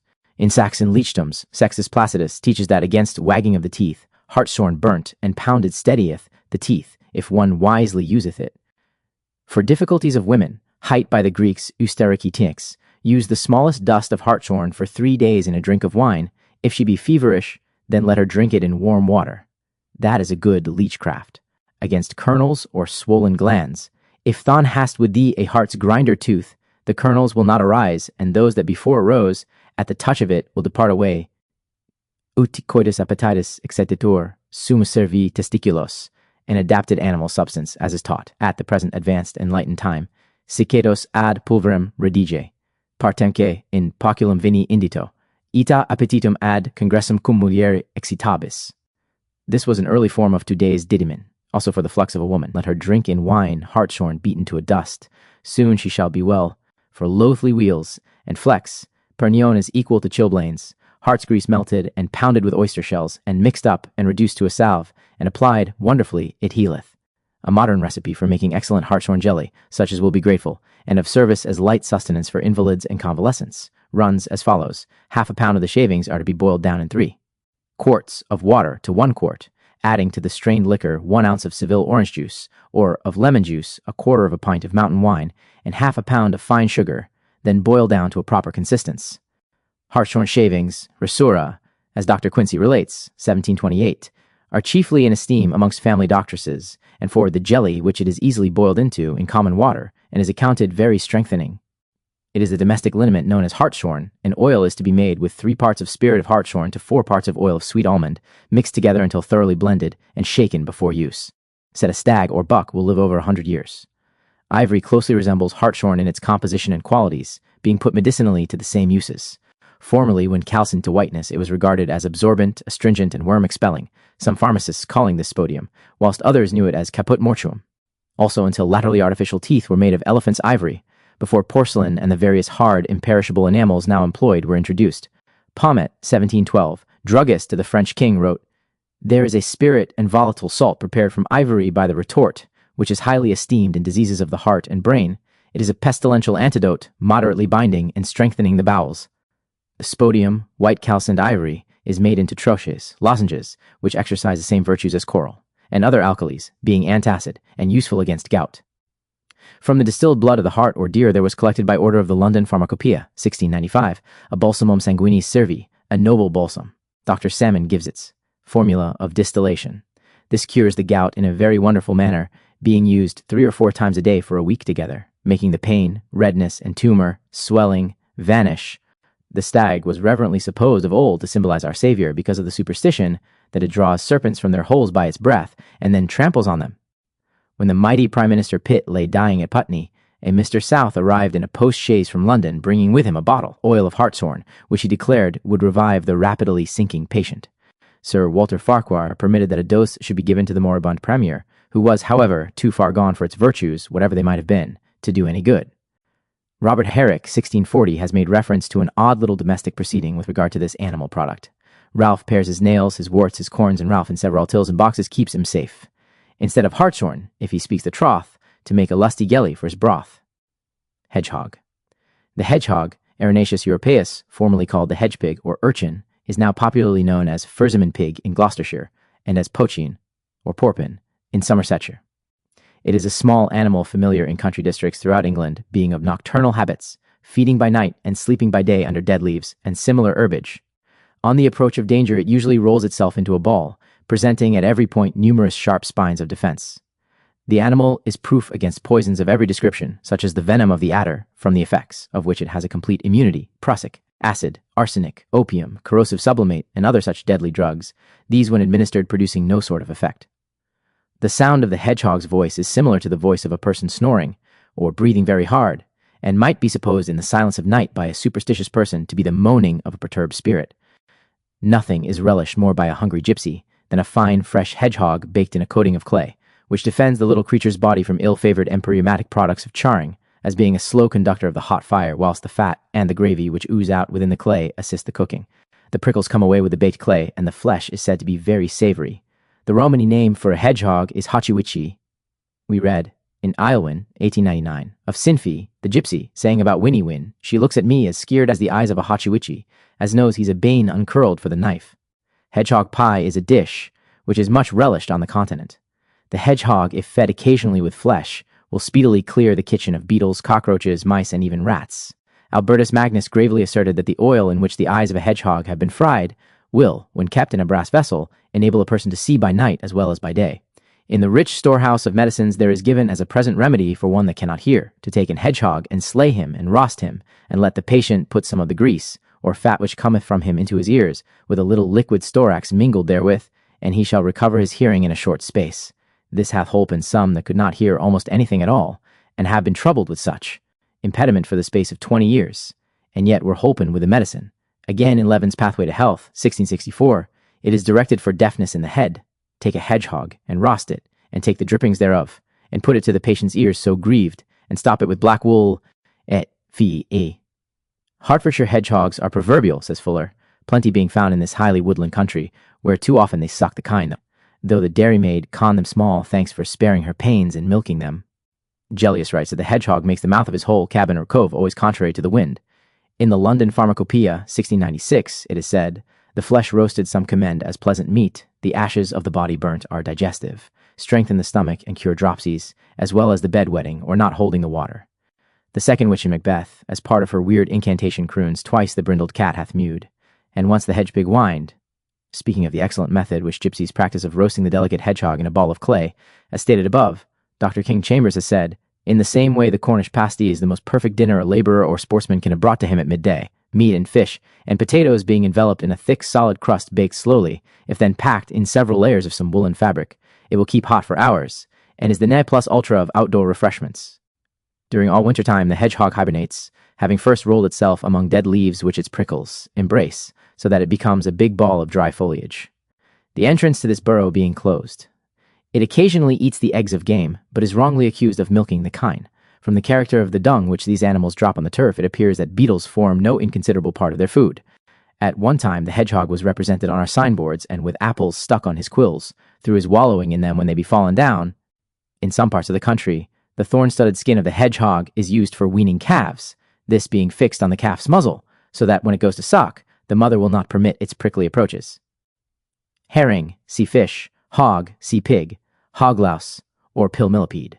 The hoglouse, common armadillo, is very well known throughout Europe, and has long been employed as a popular medicine. It is technically called Glomeris marginata, being found as a familiar object under old wood and dry stones in almost every country garden, and certainly in every field, throughout the greater part of England. When touched, it rolls itself up into a ball, and frequently remains in the same state for a considerable time. This hoglouse, or millipede, was the primitive medicinal pill. It must not be confounded, as is often done, especially by the former writers, with the woodlouse, quod vide, a similar insect which inhabits rotten wood and old walls, being somewhat larger than the hoglouse, but the body whereof does not contract itself into a ball, whilst its tail is seen to be furnished with two prominent lateral styles. By these characters it may be readily distinguished. Millipedes abound with a nitrous salt which has made them of much reputed use for curing scrofulous diseases and inveterate struma, as also for some kinds of stone in the bladder. The London College of Physicians in early days directed that these creatures should be dried and suspended in a thin canvas bag placed within a covered vessel over the steam of hot spirit of wine, so that being killed by the spirit they might become friable. They were prescribed both fresh and dry in obstructions of the liver and of the digestive organs, as well as for the other conditions just named. Dr. Salmon, 1696, said, they dissolve the stone in both reins and bladder, they open obstructions and cure the jaundice, help the cholic and asthma, restore the appetite, and are most admirable things. Dr. Quincy wrote, 1730, they abound with a nitrous salt which they seem to derive from what they live on. They are good in palsies and all nervous distempers. Likewise, because of their asperities, they cut their way through any obstructions. They are good in struma, scrofulous tumors, and inveterate ulcers, being much best taken in substance, or bruised in white wine, the liquor being swallowed without settling fine, else a great deal of the saline matter will fall to the bottom. Nevertheless, Dr. Willis, 1662, who tried to reform the ignorant and merely empirical medicine of his day, pronounced, it is a vulgar and ill-considered remedy for our countrymen to take, for the jaundice, 9 hogless alive in the morning for 5 or 6 days together, by doing which I have heard that many have been cured, when other things did no good, and these certainly can give relief in no other way than by restoring the volatile salt which had become depressed in the blood. Millipedes have a faint, disagreeable smell, and a somewhat pungent sweetish taste. On analysis they afford an alcoholescent fluid, and an oil seemingly inert. Given in modern days by Dr. Lewis, they have been found considerably active, whilst Dr. Cullen tells us he has known 100 of the little creatures taken twice a day, without producing any sensible action.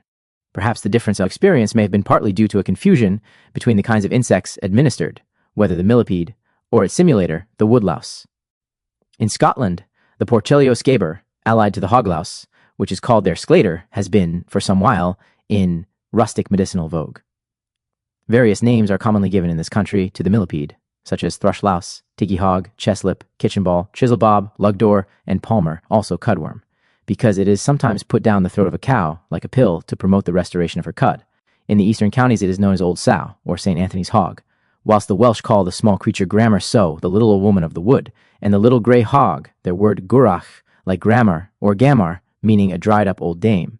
Millipedes may be still found among the obsolete stock of some druggist shops, being supposed by those who notice them to have been used in former medicine more on account of their resemblance in shape to pills than because of any inherent curative virtues or properties they could boast. In reality, their earth, salts, and characteristic oil must be the remedial principles which they actually possess. These creatures, as Dr. Salmon put it, are so much in the acquaintance of the common people that folk seem to be masters of their medicinal virtues, and use them in many cases without any other direction. The hog lice are by all experience very diuretic and abstersive, not only for disorders of the reins, but also in obstructions of the viscera, and in the jaundice particularly. Dioscorides wrote, "The loops, or the worm with many feet, drunk in wine cureth the jaundice. These loops lightly bruised, and bound in a thinner piece of linen, adding thereto wine, and being pressed, are given thereof to the sick of jaundice, in the morning as he lieth in his bed, and for some days together, and for the taste's sake a little cinnamon and sugar may be added, in 1,000 notable things." 1815, we read, as a perfect sure proved remedy, and a rare secret for helping of women's breasts that are swollen, and full of pain, stamp or bruise 9 little worms, of some called swine lice, which commonly would be found between the bark and the wood of old dry trees, and which have many feet, and being touched become round as a button. In 8 or 9 spoonfuls of drink, let them remain therein all night, and the 8th morning strain the same drink, and let the diseased woman drink the same a little warm at one draught, and then let her lay on her breast a 2 or 3-fold linen cloth warmed. The next morning let her take 8 of the same little worms in drink in such order as before, and the 3rd morning 7, and the 4th morning 6, and so every morning following one less, until 9 mornings be ended, on which 9th morning she must take but one of them, as it will fall out by decreasing one every day, and if she be not then thoroughly whole of her breast, let her increase every morning one immediately following until she hath received 9 at one time, according to the order before appointed. 66 again, in 1695, the Honorable Richard Boyle in his collection of medicines directed as a choice external remedy for sore throats to take millipedes, sows, or hog lice alive, and sew them up between the foldings of a piece of linen, and apply them to the throat in the form of a stay, which is to be kept on all night. Small beds of lemon thyme, Thymus citriodorus, are cultivated at Penzance in which to rear millipedes or hog lice for administration as pills in scrofulous disease of various forms. From 3 to 12 were formerly given, either whole or in Rhenish wine, for 100 days together to cure all kinds of cancer. Swammerdam relates an amusing mistake of a servant maid who, finding in the garden a good many millipedes rolled up, thought she had discovered some choice materials for a necklace, and betook herself to string them with much care, but on suddenly seeing them unroll themselves she was terrified, and ran screaming into the house. In the Pharmacopoeia of London, 1696, all the wonderful qualities then supposed to be inherent in hog lice, or millipedes, were summed up thus: they dissolve the stone in both reins and bladder to a slime, and bring it away. They open obstructions, cure the jaundice, all obstructions of the urine, help the cholic and asthma, restore lost appetite, and are most excellent things, being given for 100 days together, or more, for the curing of all sorts of cancers and serous tumors in what part of the body soever, the king's evil, old sordid, and rebellious ulcers, convulsions, the rickets in children, and dimness of sight, yea, blindness itself. Outwardly the powder of them is good against diseases of the eyes and ears, and the quinsy being mixed with honey and applied. I can personally vouch, says a present practitioner of medicine, for undeniable success in treating cases of obstinate, catarrhal jaundice by pills made entirely from the pounded bodies of these small creatures freshly killed, when the ordinary treatment by hot stoops, alterative medicines, and gentle mercurials had signally failed. In France, Dr. Dehaene has recorded that in certain forms of impaired vision, the patients have taken hog lice on bread as a remedy, and that without doubt the odd medicine proved efficacious. Abbe Danson, à vous des étudiants en médecine encore que quelques-uns dans ces herborisations et la campagne et s'en trouvent très bien, Dr. Quincy, 1728, directs for a simple oppression of millipedes, take live millipedes and white sugar of each 3 ounces, beat them well together in a marble mortar, and pour upon them 1 pound of white wine, which strain out again by hard squeezing. Laudator vinum simpler, cerevisia duplex, est bona duplicitas, optima simplicitas. Wine, which is simply pure, we praise, but doughty stout, like double dealings, we regard with doubt. Dr. Fuller declared that too much cannot be well said in commendation of millipedes, and that the above way of managing them does most surely retain their full virtues. It may be given for some time together, about 3 ounces every morning, but they seem not convenient for a hot, thin blood, and 'tis reported that taken in large quantities, overnight, they will cause a scalding of urine. Instances are quoted of wonders performed by them for inveterate strumas and ulcers. Honey. Honey, mel apis, is essentially of animal produce, with medicinal powers and claims consideration here.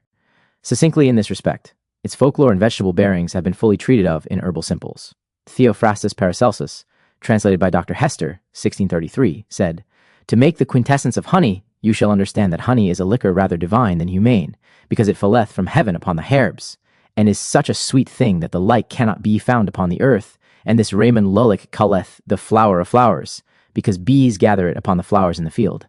And truly it is a most strange thing if we would consider well the quality of honey and wax, and therefore the wise Baruch Rabbika, in the Academy of Avicenne, did write the sentence, Mel dentro et oleo di fuori, satisfying us by this that honey and oil were the first two liquors in the world, and truly it is so if we consider well, as it may well be proved by Holy Scripture. The order to make this quintessence is thus: take 2 pounds of perfect pure honey, and put it into a great glass that 4 parts of 5 may remain empty. Lute it well with a head and receiver, and give it fire until there appear certain white fumes, which you shall turn into water with wetting of cloths in cold water, and laying them on the receiver and head, and they will turn into water of a red color like blood. When it is all distilled, keep the glass close shut, and let it stand till it be clear and in the color of a rubine. Then distill it, in balneomaria, at least 6 or 7 times, and so it will lose this red color and remain in the color of gold, having a great smell, and so pleasant that the like cannot be found in the world. This quintessence dissolveth gold and maketh it potable, and likewise any sort of jewel that is put therein.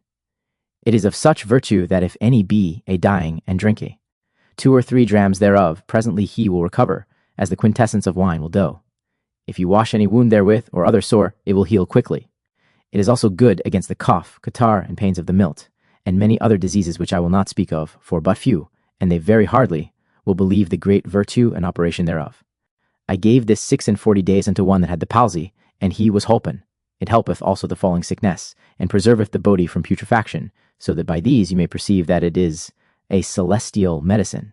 If, therefore, any virtuous man would take a little pain in the experience hereof, he shall do wonderful things, as many times I have, so that the peoples deemed that I wrought by enchantment, when as indeed I did it by virtue of this liquor, ministering, the same so privily that they could not see it, which fell out to my great honor and benefit of the sick, as you shall read in my Thesauro, della vita humana, and therefore I would wish them that profess physica and chirurgery, to use such experience, whereby cometh honor and gain to the physician, and profit to the patient. Our German ancestors attributed their length of life and prowess to the mead, or honey beer, which they commonly drank. Pure honey consists largely of glucose, identical with the sugar of grapes, and levulose, answering to the brown syrup of the sugarcane, together with a volatile oil, and some yellow coloring matter which becomes bleached on exposure to sunlight. Also a small quantity of an animal acid is present. Honey is a heat former, and a producer of vital force. Moreover, it goes directly into the blood, and straightway supplies bodily warmth and energy without having to be acted upon by the saliva somewhat slowly before it can generate heat or furnish fat to the system. The superiority of honey over cane sugar is thus manifest, because this latter must be converted deliberately into honey sugar before it can be utilized for the wants of the body. On the contrary, the honey sugar or glucose will relieve fatigue forthwith and renew the vital heat by immediately contributing power and caloric. Honey further contains, in addition to the glucose and the thinner syrup, some pollen granules of various forms, and so perfect as to often determine from what flowers the nectar has been derived. Unless the digestion of honey and the sugars is very active, as in children, who constantly expend much bodily heat and growth, and adult persons of robust digestive powers, it is better to take some modified combination thereof, as with bread or with milk. Very wise was Her Majesty the Queen in the old nursery rhyme of a song for sixpence to sit in her parlor eating bread and honey. Mel mandit, penenc morans regina culina, dulcia plebea non commodenda nuru. The honey wine of the old Teutons was drank for the first month of 30 days after marriage, this being therefore called the honeymoon. As a heat producer, 1 pound of honey is equal to 2 pounds of butter, and when cod liver oil is prescribed and cannot be well tolerated by the weakly digestion, honey may sometimes be most beneficially substituted. In former times, it was employed largely as a medicine and applied externally for the healing of sores. When mixed with flour and spread on linen or leather, it has long been a popular remedy for ripening boils, becomes a serviceable addition to expectorant medicines, whilst acting at the same time as a useful laxative. For a sore throat, it makes a helpful ingredient in gargles, and when combined with vinegar, it forms oxymel, always a favorite remedy for relieving coughs which are chronic. The bee propolis, or glutinous resin, with which the combs are fixed to their foundations, contains also benzoic acid, and when burnt slowly will relieve asthma by its fumes. Honey, when old, engenders an excess of lactic acid in the stomach, and sometimes an ulcerated condition within the mouth. If the latter, unhealthy state comes on spontaneously as thrush, from health otherwise deranged, then honey with borax, alkaline, will remedy this affection. A plain cake made, as on the continent, with honey instead of cane sugar, to be eaten after luncheon or at afternoon tea, will prove preventive of constipation. Cane sugar is in itself a muscular food of great value, though of slower elaboration than honey. It becomes stored up in the liver as glycogen, to be employed during muscular efforts by conversion into force. When the muscles are set into action, the sugar is called into use, and it accumulates again in them whilst they repose. Taken early in the evening, sugar is capable of decreasing the daily fall in muscle power, which occurs towards night, and it increases the resistance to fatigue.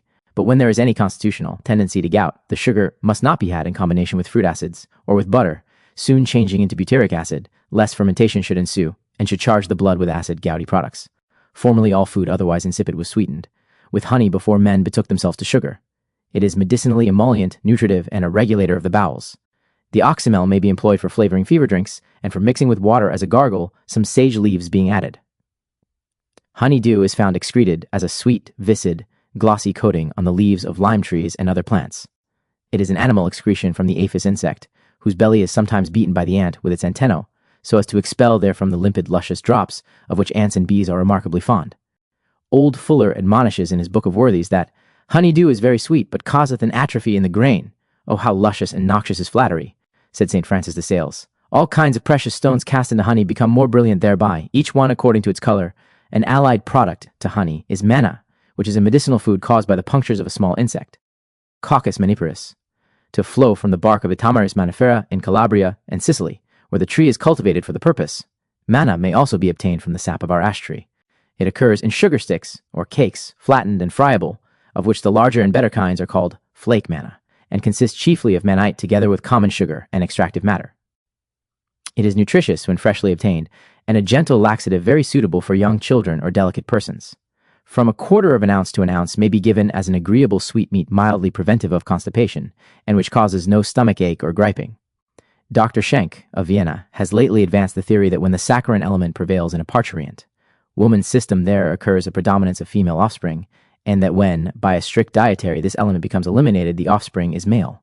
Honey collected from the linden tree is superlatively good because the bees are restricted to a period of 3 days for gathering it, for by that time the saccharine material comes to an end. In Russia, a delicious liquor called lipets is made from this honey. It possesses the valuable property of keeping those who drink it entirely free from gout.